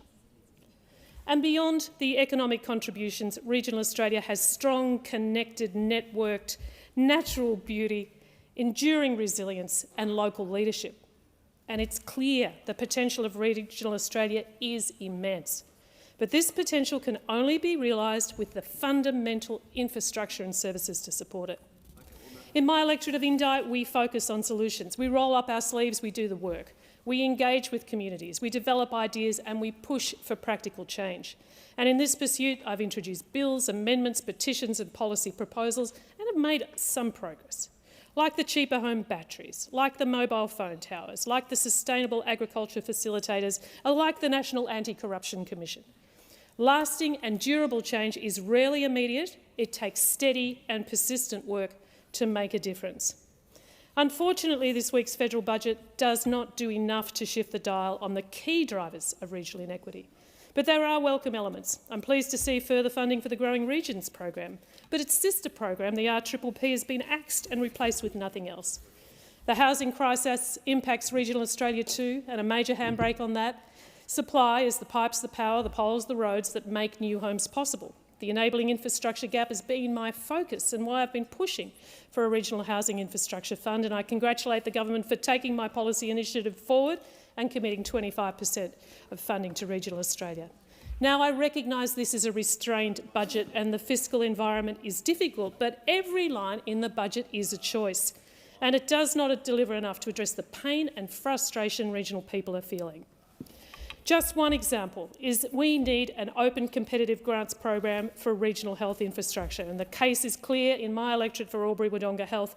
That's why we need a Building Rural and Regional Hospitals Fund to provide a solution that's good for our health. These needs can only be met by pursuing bolder reforms. The member for Kennedy is quite right. We need to grow the revenue cake and we should be taxing gas exports. It was a missed opportunity to boost our revenue and use that revenue to do the things that we are seeking, to invest in the regions in the way that we need to grow the productivity of the nation. Because regional Australia needs and deserves equity. It's why rural and regional Australians get mad. It's why they get angry. It's why we've seen that play out across the nation, because we have the same ambition, we need the investments and we need to deliver to our regions. Member for Lingiari. Thank you, Deputy Speaker. I'm glad to be able to speak on our government's delivery in regional Australia. As someone who lives in one of the most remote parts of the country, I know exactly how important it is that our regional communities get the same opportunities and services as Australians living in our big cities. Under the last government, regional development was all about announcements, never about delivery. The coalition, which claims to represent the bush, failed time after time to bring results when they were in government. But I'm glad to say that our government has been delivering, particularly for our remote Australians, where employment markers are thin. We are delivering 6,000 jobs. 1,700 remote jobs has already been rolled out. 4,000 more jobs are on the way. This $299 million investment is having a real impact, especially in my electorate. Remote jobs with good wages and conditions are so much more than just a job. They bring security, confidence and stability for people who are, in some cases, working for the first time.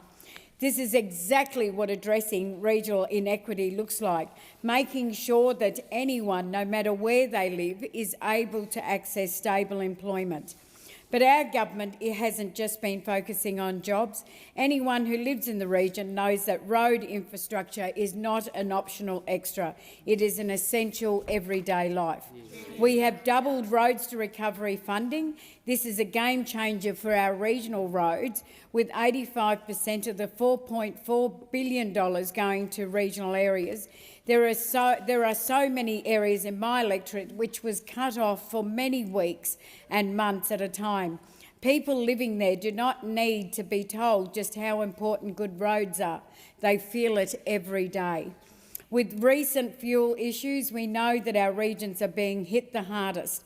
We've halved the fuel excise and reduced the heavy vehicle road user charge to zero for 3 months to make sure that people who rely on our roads are given support from the Commonwealth. In my electorate, it's small businesses that keep our rural and remote areas moving, whether that's remote stores and roadhouses or hospitality businesses, which bring jobs and opportunities out bush. The new instant asset write-off and the broader reforms to regulatory burdens will save time and money for small businesses across our regional communities.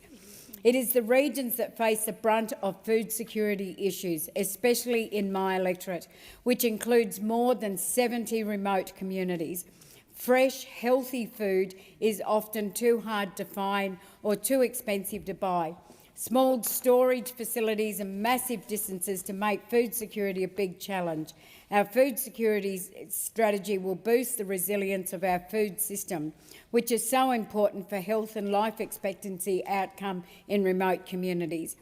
When it comes to regional health, it hasn't been easy to clean up the mess, but we are now making big strides. The Northern Territory has the highest proportion of bulk billing practices of any state or territory. 2 years ago, it was one of the lowest. I hope that those opposite take note of what it looks like to deliver in regional health. Deputy Speaker, the Albanese Labor government knows the cost of living is the #1 issue absolutely everywhere, and that includes regional Australia. Our tax cuts are being rolled out, and the new Working Australian tax offset will save every working person another $250 each year, just one part of our cost of living relief agenda, which the Liberals have opposed every step of the way. Regional inequity is something that this government takes very seriously. I know that on this side of the House we have a government that makes sure that regional Australians get their fair share, after the Coalition took our regions for granted and neglected their concerns for decades. It's no wonder people are turning away from them in droves.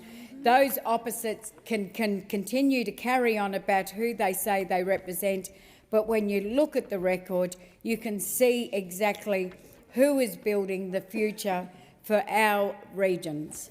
Yeah. Member for Curtin. Almost a third of Australians live in regional, rural and remote areas. On average, they die younger, have fewer GPs, earn less and watch their children leave for the city to study and rarely return. People in the most disadvantaged areas of Australia have a life expectancy 7 years shorter than those in the most advantaged, and that gap is widening, not closing. Regional Australians face higher rates of hospitalisation, higher rates of domestic violence, lower Year 12 completion rates and food that costs more simply because of where they live. These are the results of decades of underinvestment.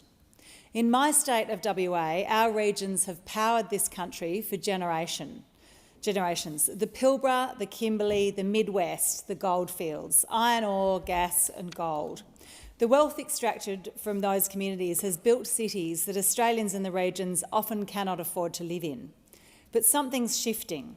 The global economy needs what regional WA has, and this time, if we get the policy right, the regions can capture more of the value themselves. There are three key policy opportunities. First, green energy exports.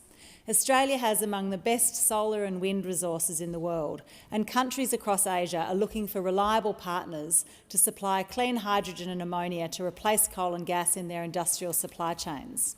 Second, green iron.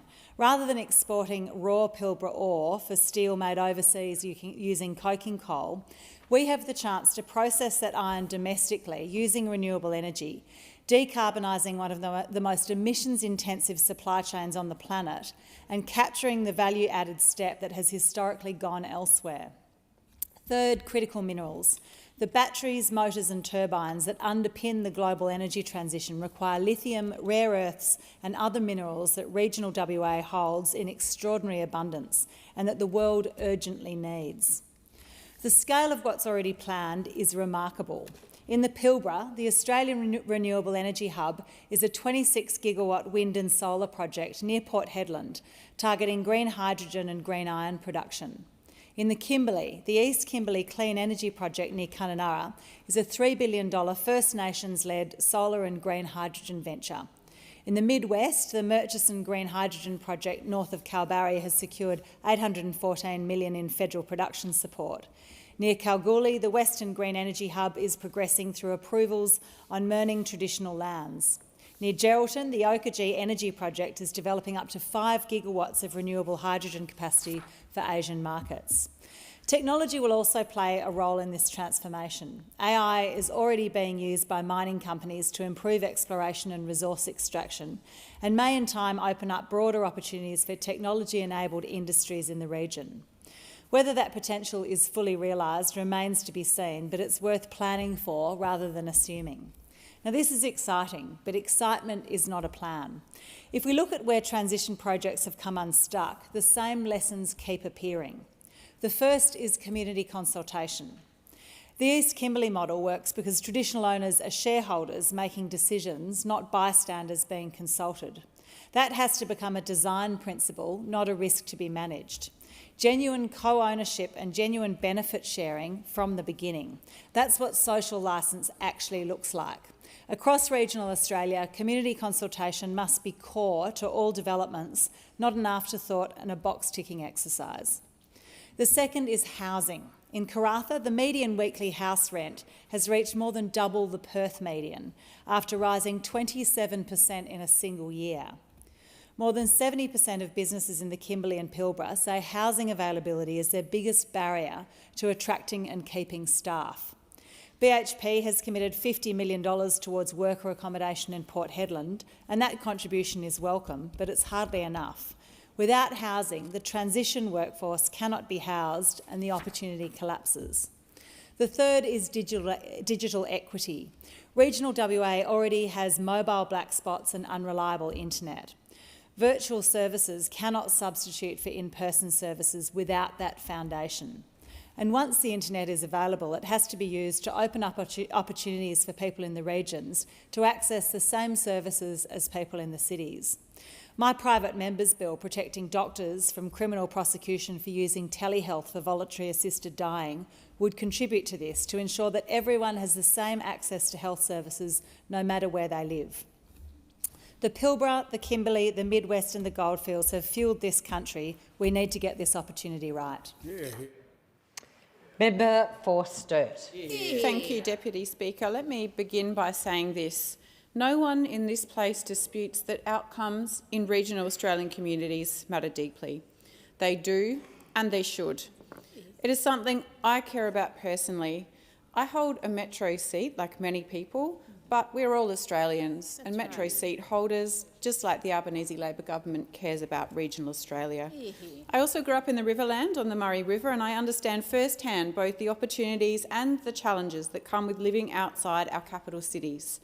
When I was a kid, catching a Greyhound bus down to Adelaide, stopping off for chips and a strawberry milkshake at the Blanchetown Roadhouse was an exciting adventure because the city was big and it felt so far, far away.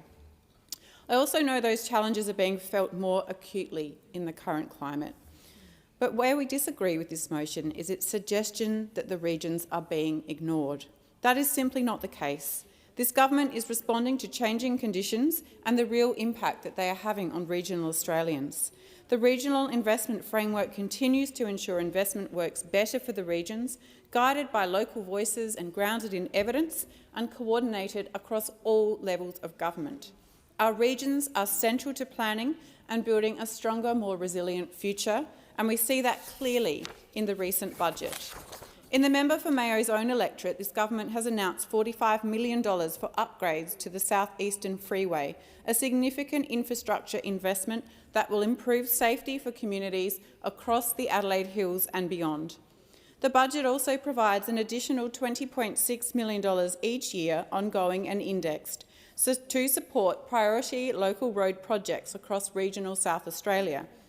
That funding will deliver vital upgrades to improve safety, strengthen freight routes and enhance connectivity for regional communities. I've also long been a strong supporter of the Royal Flying Doctor Service, which is not just a healthcare provider but a lifeline. Whether it's delivering emergency care, bridging vast distances or ensuring people in remote communities can access specialist services that those in the cities take for granted, the RFDS shows what real support for the regions looks like. The federal government partners with the RFDS through multi-year contracts, and the recent federal budget included a $25 billion boost to public hospitals, directly complementing regional and remote retrieval services. This is targeted, practical investment. But just as importantly, the government is delivering broad-based reforms that benefit regional Australians, because when you strengthen the fundamentals, regional community gains the most.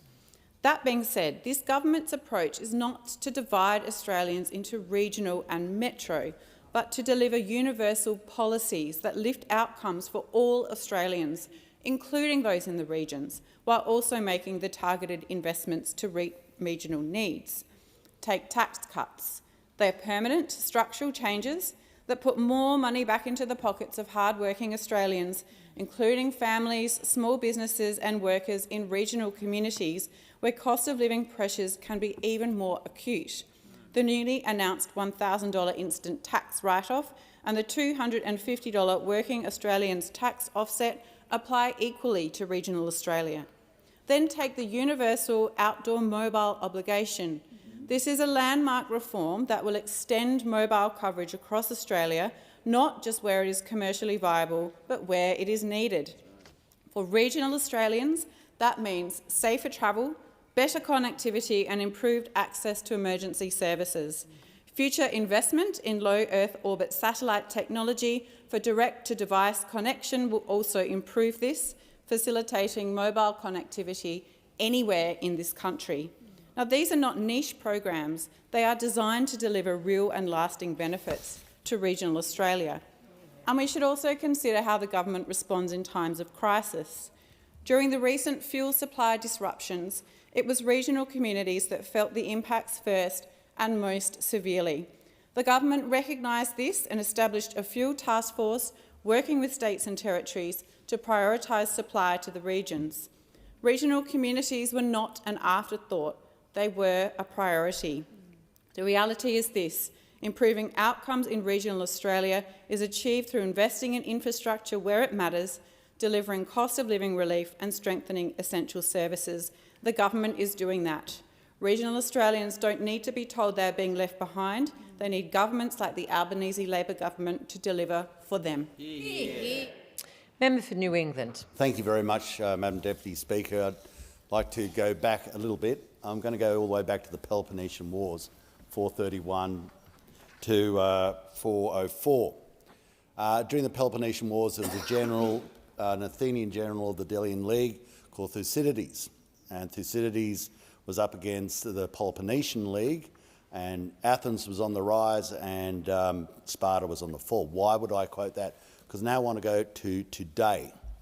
Today there is a meeting between President Xi and President Trump, and the person who's quoted Thucydides and the Thucydides trap was President Xi. Why? Because he sees China on the rise and the United States is on the fall, and the concern is that the rising power, the falling power, pushes back and there's a war. Why is that important to us? We have to become as powerful as possible, as quickly as possible. I've been saying that now in this place for well over a decade. And to become powerful, we must strengthen the natural assets on our balance sheet, the assets that actually can underpin wealth and underpin growth. And they are in regional Australia. If you want to understand where our wealth is, then consider your terms of trade. Everybody around here, in your shirt, your watch, your car, your fuel, everything about you, from your underpants to your television set, it's coming on a boat from overseas. Somebody somewhere must be sending something in the other direction, to pay for it. And what goes on a boat in the other direction so that thing in your pocket is not a piece of polymer but has value? It's coal from regional areas. It's iron ore from regional areas. It's gas overwhelming from regional areas. It's cotton, it's beef, it's grain, it's wool. This is what underpins the wealth of Australia. And if you do not realise that, if you do not comprehend that, then you have no idea about the economics of Australia. I want to go to the budget. In the budget, just one thing. I looked for a thing called Tomago Smelter. I really did. It's about to close. There's no money to prop up Tomago Smelter. None. That's going to be a big issue for about 12,000 people whose jobs are associated with Tomago Smelter. So I'm just going to say to the people of Paterson, Newcastle, Hunter and Shortland, there is a party called One Nation, and we are going to be playing incredibly hard in that space. We're going to eat your lunch. We're coming to eat your lunch. Enough they're talking now. interjections. I've got their ears now. Oh, yes. And it's going to be, I'm looking forward to it. I kind of know how to do this job. I kind of know how to do it. A little bit of practice. Saw it the other week. I'm only warming up. So now what we have to do is, no, I am coming. Oh, you won't be laughing so much when I turn up in your electorate, mate. So now we have to see how we can actually build up this balance sheet. There is nothing in this budget for dams. They took away the money for freight rail. They have no idea about substantiating the nation's balance sheet. They go to the profit and loss and go to expenses and give out cost of living measures. And they don't know how to generate the wealth from the balance sheet, so they go to the revenue side and put up the taxes to pay for their promises, literally taking money, giving money in one hand and ripping it out of the same person's pocket with the other. Let us go to the other thing that's really going to hurt people in regional areas. As was said earlier, in the town of Woolbrook, we have people with a very, very meagre house, poor people on 5 acres. Their house is now up for the Treasurer to take his swing at it. Shame. This is a disgrace. You don't know because you don't know what poor people look like. You've never been around them. Yeah. So this is the issue. See, this is, and I want to say it to people out there. This is the Labor Party that's supposed to understand you. That is the Labor Party that's supposed to understand you. Don't you love it? Don't you love it? Might I remind the Labor Party that your vote is around about 30%. You are on ice. You don't understand them, and that's why you've rubbed their noses in the dirt. You have rubbed their noses in the dirt. You're arrogant and without any foresight as to what you're doing to people. Resume a seat, member for New England. I'm going to ask for a little bit of order in this House, and that'll include the member for Petrie. I'm going to give the call to the member for Corangamite. Thank you, Deputy Speaker. More than 1/3 of Australians live outside our capital cities. It is these regional centres and rural communities that help drive our economy forward every single day. In regional electorates like mine, locals are raising families, running small businesses, producing food, powering our economy and building our future.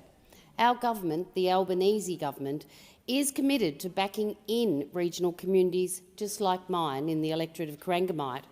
From health to housing, education to early childhood education, infrastructure to productivity, energy to agriculture to cost of living measures, the Albanese government is investing in our regions because no matter where Australians live, they should benefit from good government. That means tax cuts for every taxpayer, including another cut this July. It means cheaper childcare and building a universal early education system. It means expanded paid parental leave to 24 weeks. It means 30% off home batteries to permanently cut household energy bills. It means cutting student debt by 20%. For many, a reduced debt of more than $5,500. It means the biggest reduction in the cost of PBS medicines in 2 decades. These are not metro policies or regional policies. They are policies for all Australians, including the millions living outside our regional cities. And in regional communities like mine, that matters deeply. In Corangamite, it means Medicare urgent care clinics like the one in Torquay. They're now a permanent fixture of Medicare, and they're free and they're accessible and they're close to home. It means a new Headspace service in Armstrong Creek, delivering mental health support to young people and families in one of our fastest growing communities. It means a $20 million investment in Barwon Water's Black Rock precinct through the Regional Precincts and Partnerships program, transforming environmental waste management across the Barwon region while supporting jobs, sustainability and long-term resilience. It means delivering the $318 million Barwon Heads Road Stage 2 upgrade, connecting the fast-growing communities of Armstrong Creek and the Bellarine with Geelong. This is what practical delivery looks like. It means the largest investment in Medicare's history, expanding bulk billing, with 7 local GP clinics in my electorate now moving to bulk billing. We're also strengthening hospitals, investing in services but also infrastructure, with a $500 million investment in the Barwon Women and Children's Hospital. And we've doubled roads to recovery funding to deliver more upgrades in the regions. Deputy Speaker, these investments are transformational for regions like mine.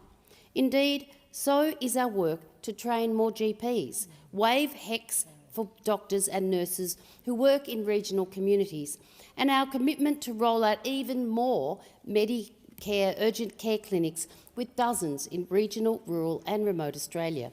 Our budget on Tuesday also included the $2 billion local infrastructure fund to unlock more housing supply, including $500 million specifically for enabling infrastructure in regional communities. And to make this a reality, to build the workforces we need, the Albanese government is backing in free TAFE, regional university study hubs, broadband expansions, road, rail and safer local infrastructure. Deputy Speaker, we also understand the pressures regional Australians face right now, particularly around fuel, freight and supply chains. That's why this government is acting through a $10 billion fuel security and resilience package, fuel excise relief, protections for farmers and stronger safeguards for critical industries. Of course, there is more to do, and that's why we are continuing to do the hard work to support regional Australians, because healthcare matters in the regions, housing matters, education matters, economic resilience matters. And that's exactly what the Albanese government is doing. We are backing in our regional areas, keeping them front and centre, because we know that when we build communities in regional areas, we are helping to build our nation's prosperity. It means we have free bulk billing doctors. We can find a home, we can gain skills, we can build businesses and we can secure regional work. Expired. You have made a contribution in the debate, so you're seeking leave to make a second contribution. I will ask if leave is granted. Leave is granted. Deputy Speaker, whilst there is no money for Tomago, there is apparently $18.2 billion further for intermittent power rollout, the intermittent power swindle, the solar panels, the wind turbines, the transmission lines, which I note that the Treasurer even only mentioned the word climate change once in his speech the other night, which is probably a very clever thing because it's terribly unpopular. Yes, here. But Gone off the boil, that with the dearest electricity prices and the most unreliable electricity basically in the OECD. Yeah. So what is also important is we have to secure fuel. Fuel, diesel, we've all agreed on that. And I've been doing my very best to work with people, and from people such as Chris Monet in San Diego, with a range of consortiums trying to bring diesel in on the spot market from Singapore.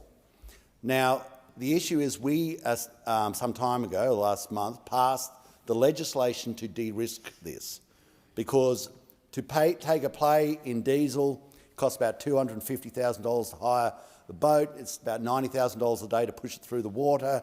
You might be up for $200–300 million on a punt. If it goes against you, if you go out of the money, you'll go broke. So we have to de-risk it. And the de-risking process was done through the Department's EFA, Export Finance Australia. I have to say I'm incredibly disappointed. It is so slow. These deals are not turning around. They're bogged down. People are coming out and we're saying, how long before you can get this through? And they're saying a month, weeks. When you're buying on the spot market, it's bang. It's like that. We've had product at $600 a tonne, and on the Platte, it's at $1,100 a tonne, and we can't finalise the deal to get it through so we can land it here. And we're talking, not one deal of 100 million litres, deal after deal after deal that we can do. So I plead with the government, please get going on this. Exercise, go down the department and bang some heads together and make things move, because we're losing these deals and you can't tell big players just to hang around for their money. And the discussion has now concluded.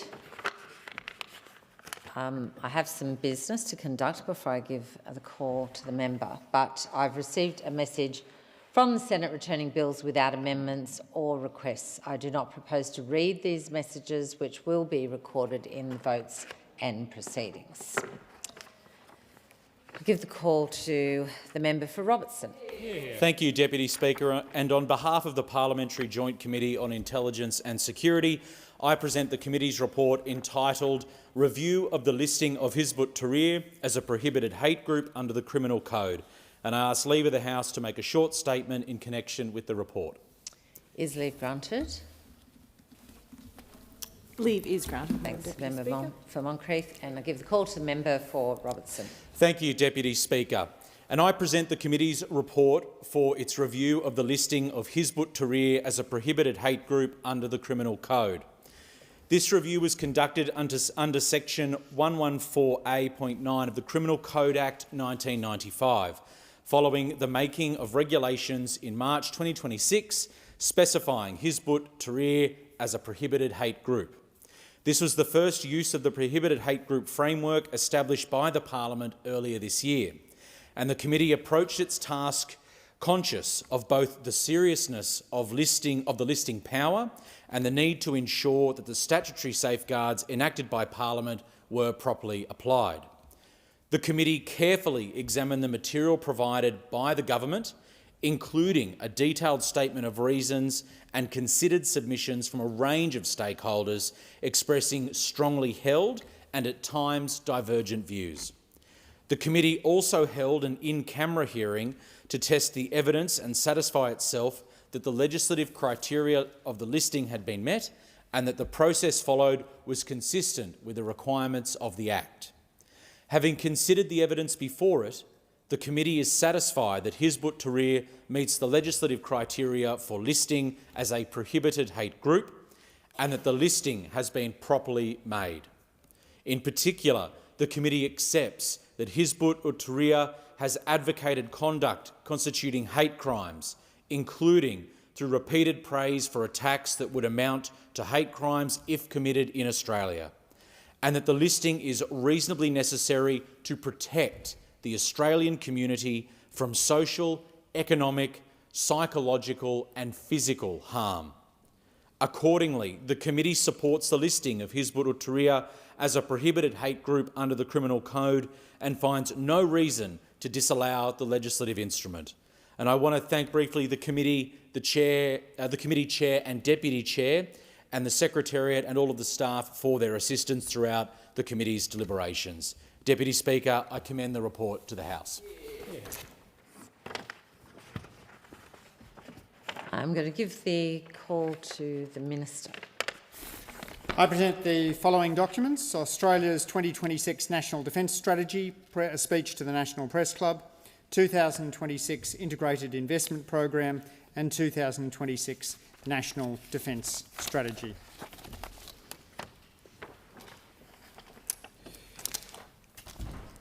I present the...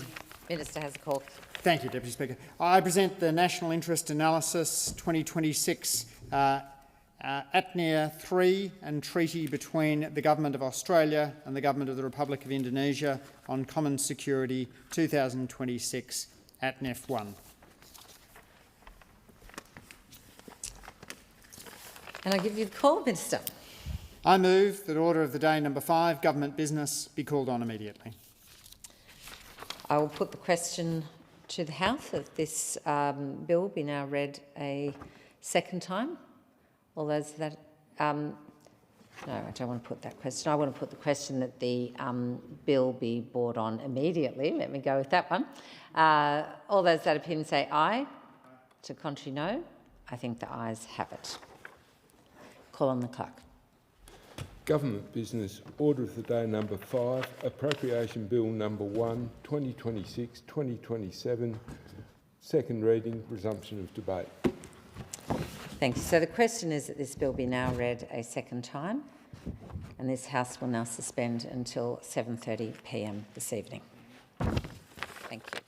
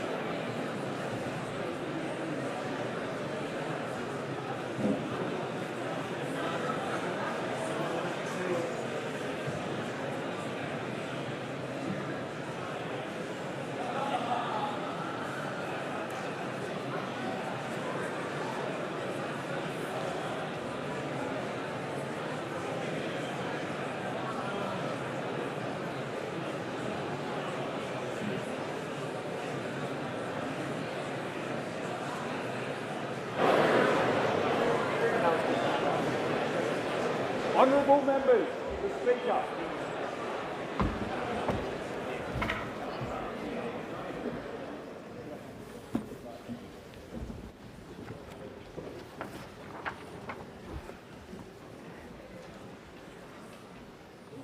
And I give the call to the Honourable the Leader of the Opposition. Thank you, Mr Speaker. To Australians watching, thank you for your time. Tonight, I want to tell you about my vision for a fairer, freer and better Australia for all. An Australia where life is affordable. An Australia where we have cheap and abundant energy. An Australia where industries thrive and businesses boom. An Australia where we innovate, make and build things of ambition and farm, mine and drill with determination. Yeah. An Australia where a single income earner on an ordinary wage has enough for a home deposit and to pay off a mortgage steadily over time. An Australia where a mum or dad can afford to take time away from work to do the most worthwhile thing in life, raise a child. Yeah. An Australia where those we welcome to our shores are all determined to embrace our values, to work hard, to contribute to this nation, to become Australian. An Australia where we have confidence in our nation's future. An Australia where we have hope and optimism. This isn't the Australia we know today. But we have known it, and we can know it again. Yeah. We can restore our standard of living, and we can protect our way of life.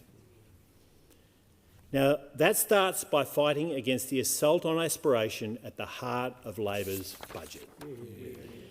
Labor is locking out young Australians from the opportunities afforded to older Australians to build wealth and prosperity and to get ahead. This Prime Minister is one of many Australians who has benefited from these opportunities. Now he's pulling up the ladder of opportunity for the next generation. Not only by whacking higher taxes on housing, but also on their savings, investments and small businesses. When government whacks a tax on something, you get less of it. Less housing, less savings, less investment and less small business for the next generation. Labor's budget isn't intergenerational fairness, it's intergenerational fraud. Yeah. Their budget is also an attack on every Australian. As Labor's own budget papers state, its tax hikes will reduce the number of houses available for young Australians to buy or to rent. Labor's negative gearing changes will hand over housing investment to multinationals and foreign pension funds. Labor's increase to the capital gains tax will discourage the investment Australia needs to grow. And Labor's small business tax will punish small and family businesses that are already working harder than ever and collapsing at record rates. The Treasurer's higher taxes aren't economic reform. They're an assault on aspiration. They're an attack on the wealth creation that benefits all. They will crush the reward for hard work spirit that underpins our nation's success. And so the Coalition will fight like hell to prevent Labor's toxic taxes from becoming law. But if they do, I commit that a coalition government I lead will repeal them. Now, there's a simple reason why Labor has broken its core election promises. This incompetent government has lost control of its spending. When Labor runs out of its money, it comes after yours.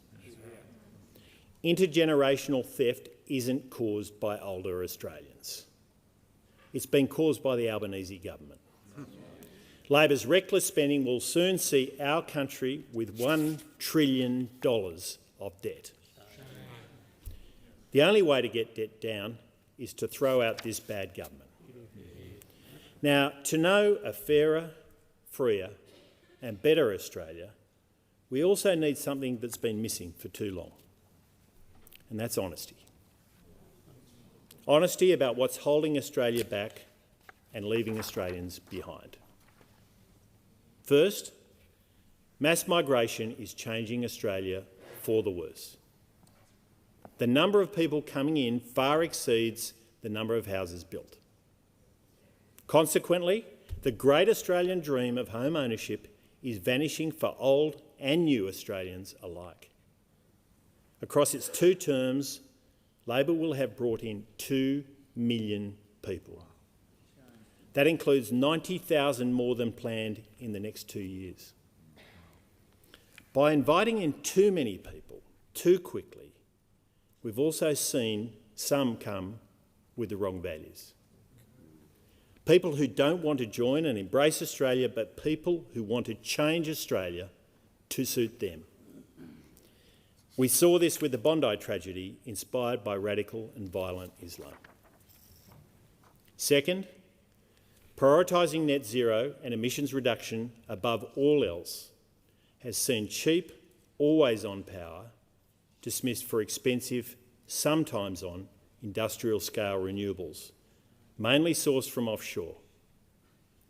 Power prices have soared, causing households to struggle, businesses to close, and industries to move offshore. Far from a future made in Australia, our future is being made abroad. Australians have been fed the lie that our economy can function on solar, wind and batteries alone. But the truth is, fossil fuels continue to drive our economy and our prosperity. In this budget alone, Labor has $18 billion in new net zero spending. Labor's net zero obsession is driving up inflation and destroying our economy. And that's why net zero must go. Yeah. Third, all Australians prosper from having access to international markets. But blind faith in globalisation has hollowed out our vital industries and made our country vulnerable. We're too dependent on other countries for critical supplies for jet fuel, diesel and fertiliser. And yet we have an abundance of resources beneath our feet.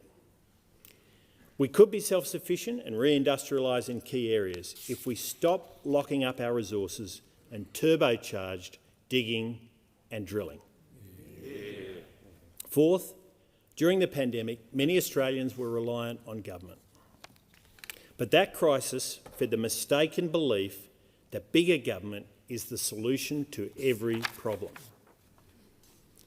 Anthony Albanese promised that you would be better off under a big Labor government.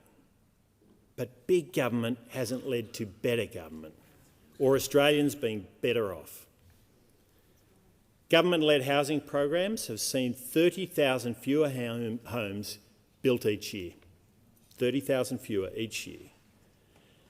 Government-led industry policy has seen billions wasted on pie-in-the-sky schemes like green hydrogen. Government-led childcare for all has caused costs to rise by 14%.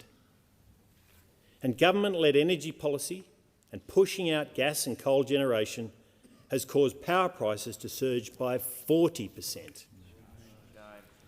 Labor's reckless spending has caused inflation to soar. Contrary to Labor's spin, inflation was rising long before the conflict in Iran. Under Labor, interest rates have gone up 15 times. And Australia has experienced the worst collapse in living standards in the developed world. Moreover, under Labor, economic growth is an illusion. Every single dollar of growth has been due to population growth, mostly immigration. Every single dollar. Labor remains committed to the follies of mass migration, net zero, locking up our resources and big government. We need to reject these bad ideas to bring about a fairer, freer and better Australia. Now, my life has taken me from the family farm, sheepyards and shearing shed, to small business, to factory floors, to boardrooms, to this parliament. I've seen everyday Aussie men and women who make, build, fix, create, contribute and care. And I've seen big government, big unions and big business who direct, influence, accumulate power and seek to control the lives of others. Our nation is at its very best when everyday Aussies are empowered. Yeah. My ambition for this country is to revive the freedom that Australians have lost under Labor. Not a government-directed economy, a free enterprise economy. Not bigger government, but better government. Better government that gets the big things right, gets off Australians' backs and puts its faith back in you. To that end, a coalition government under my leadership will axe Labor's toxic taxes, end Labor's mass immigration and scrap Labor's net zero policies. Yeah. When we restore and expand our choices, we can begin to restore our standard of living and protect our way of life. Now, Mr Speaker, to lower inflation, interest rates and the cost of living, we must reduce government spending. Labor has driven it to a 40-year high outside of the pandemic. We will work with the government to make its National Disability Insurance Scheme sustainable. Yet Labor lacks any real resolve to rein in its reckless ways. And unlike Labor, the coalition will get spending under control and save billions. We will abolish Labor's climate bureaucracy, its net zero agency, its power lines to nowhere, and its tax on the family car and ute. Yeah. We will end tax breaks for electric vehicles, which are overwhelmingly going to high-income Australians. We'll terminate Labor's corporate welfare, like sending money to foreign tech companies that don't deliver. We'll scrap Labor's housing bureaucracy, the ineffective Housing Australia Future Fund and its build-to-rent tax breaks for multinationals. We'll remove Labor's handouts for non-citizens. Many Australians would be surprised to learn that non-citizens are eligible for welfare in this country. We've already announced that the first home buyer 5% deposit scheme will be reserved for Australian citizens only. Yeah. That's because Labor has allowed some 50,000 non-citizens to access this scheme. Moreover, this government is funding welfare for non-citizens as soon as they arrive on our soil. Yet it has cut the private health insurance rebate for Australians over 65 and slashed $600 million for our veterans. Labor puts Australians second, whereas the coalition will always put Australians first. Yeah. Tonight, I announced that a coalition government will reserve the NDIS and 17 different welfare programs, including JobSeeker, Youth Allowance and the Family Tax Benefit, for Australian citizens only, and save taxpayers billions. My message is this: if you commit to Australia, Australia will commit to you. After all, the taxes paid by hard-working Australians should support Australians. Australians know that revenue from booming iron ore, gas and coal prices go a long way. For instance, revenues can help to build more houses and stronger communities, as well as the long-term infrastructure in cities and regions that we need, like the Inland Rail that's been axed by Labor. Revenues can help to pay down debt too. Since Labor came to office, they've received almost $500 billion in commodity revenue upgrades, mostly driven by higher resource prices. This year alone, iron ore prices have averaged more than $100 a tonne US, but this budget assumes they return just $60 a tonne. Instead of paying down debt and building our nation, Labor has squandered resource profits with its self-indulgent spending. In contrast, the Coalition will not neglect our responsibility to our children and grandchildren. Where resource tax revenues are higher than forecast, we will bank 80 cents in every dollar into our future generation fund. Yeah. This fund will help to pay down Labor's $1 trillion of debt. Yeah. It will help to invest in nation-building infrastructure. 25% of funding will be for our regions that have been neglected by Labor. Yeah. Regions that are home to the natural resources we all benefit from. Mr. Speaker, in my career I've worked across agriculture, energy, resources and infrastructure sectors. I've helped small and large businesses to grow. I know what makes an economy tick and what Australia needs to grow and to thrive. Government doesn't grow the economy, private enterprise does. Tonight, I begin to outline how the Coalition will restore Australian prosperity. It starts with driving investment. Investment lifts the economy's speed limit. It drives up jobs, real wages and real income. And it strengthens the budget to pay for the safety net and to pay down debt. Investment is a vote of confidence in our country with compounding benefits. For example, when a builder invests in a ute, he can do more jobs, take on a new apprentice, grow his business and service more of his community. To lift confidence in our country and encourage business investment, tonight I announce an important down payment, the first of many. We will allow any business with a turnover of less than $10 million to immediately deduct assets of up to $50,000 on a permanent basis. To boost investment, we also need to free the economy from the government's chains. Laws are too complex and obstruct enterprise.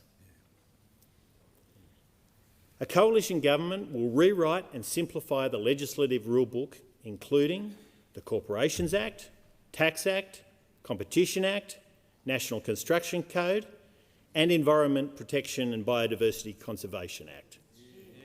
Take the Construction Code as one example. Labor has expanded it to more than 2,000 pages. The code's thousands of rules add tens of thousands of dollars to new housing bills. We want the code to be closer to 200 pages. And we will go further. Regulatory bodies created by government set rules and enforce laws, and that's important.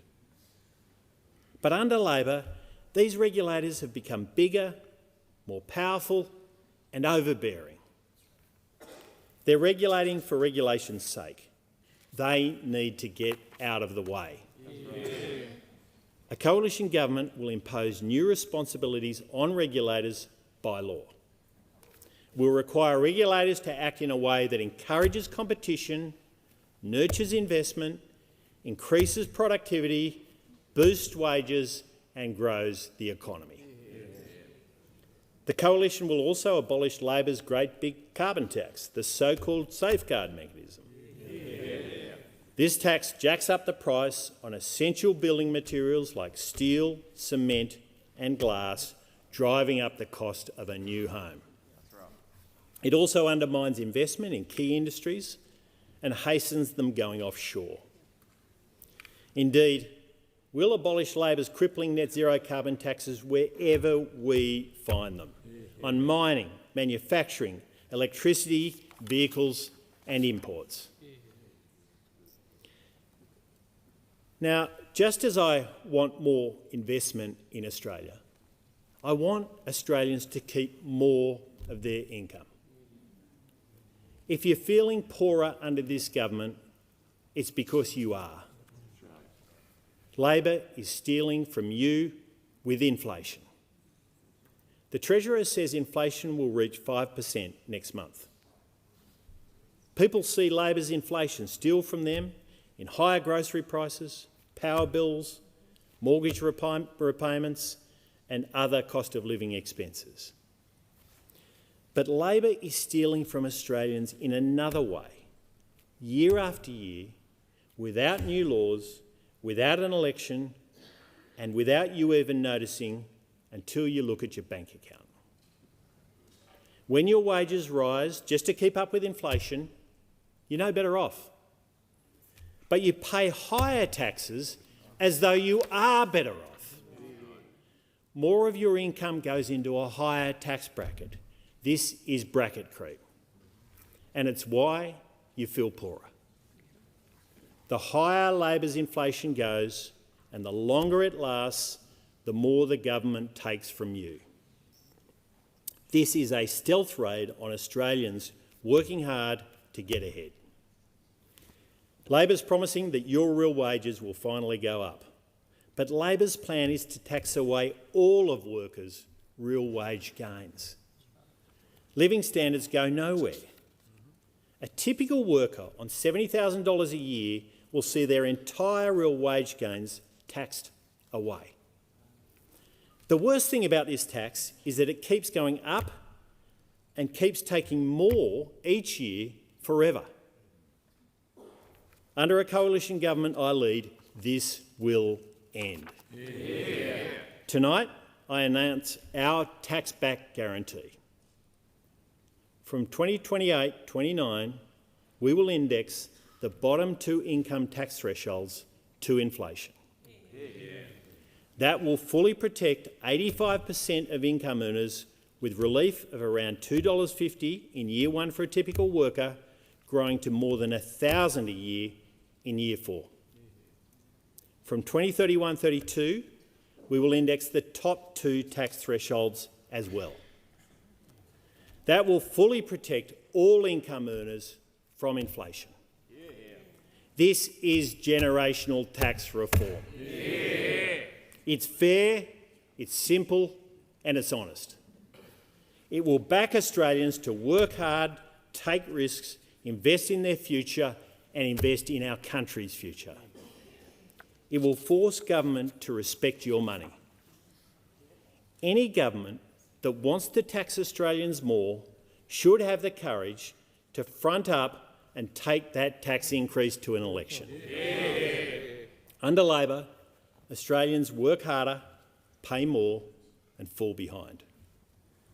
Under the Coalition, Australians will be rewarded, keep more and get ahead. Yeah. From my first day as opposition leader, I said I wanted to re-establish home ownership as the centrepiece of the Australian dream. My goal is more houses for Australians and a fairer go for young Australians. A coalition government will get stalled housing projects moving again.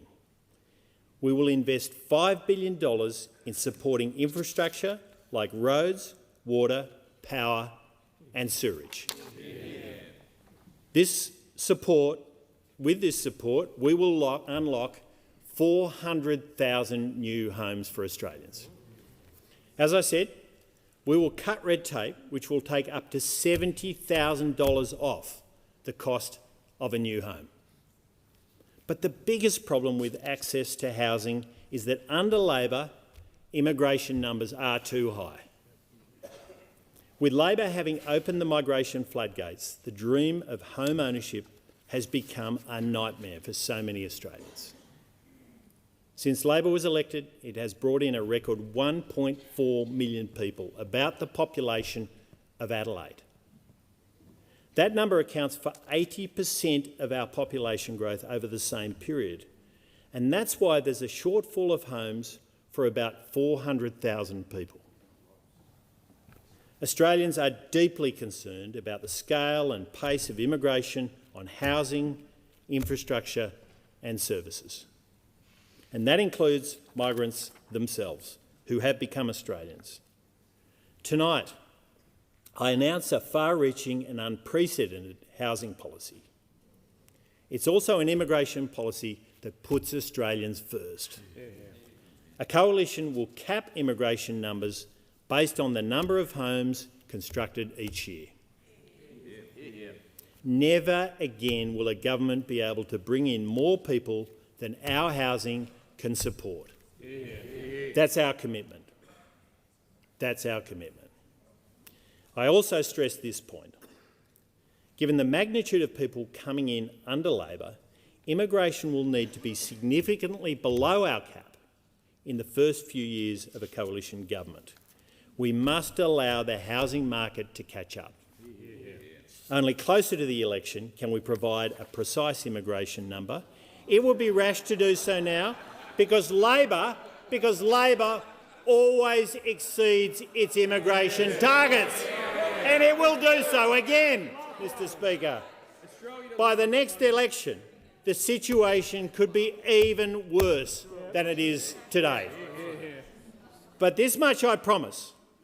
The coalition will deliver one of the biggest cuts to immigration in the history of this country.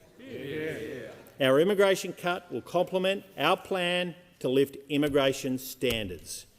We will make the existing Australian Values Statement an enforceable visa condition. We'll make it an obligation, not an option, for permanent visa holders to learn English. We'll enhance screening to stop radicals from entering our borders. We'll curtail frivolous protection claims by restoring temporary protection visas and establishing a list of safe countries deemed free from persecution. And we will process and deport 70,000 overstayers who have no legal right to stay. Those who criticise the law being enforced must explain why their sympathies lie with illegal overstayers instead of with migrants and Australians who abide by the law. In a dangerous world of coercion, crises and conflict, we need to address threats and risks comprehensively and get serious about our self-reliance. Tonight, I announce that a coalition government will develop a national security strategy and appoint a dedicated national security advisor. Central to that strategy will be defence. Unlike Labor, with its accounting trickery, the coalition will commit to spending at least 3% of GDP on defence. That is what is needed to bolster our ranks of warfighters in this country, to harden our bases, to deliver AUKUS, to build offensive and defensive drones and missiles at speed and scale in an age where such weapons are essential to deter a larger adversary. Energy security will also be a priority in this new strategy. While renewables have a role in our energy mix, especially rooftop solar and home batteries, they aren't a rapid replacement for fossil fuels. Fossil fuels still deliver most of our energy needs. Australia isn't undergoing a rapid, pain-free energy transition as Labor pretends. Australia's energy security requires energy abundance. That's the coalition's goal.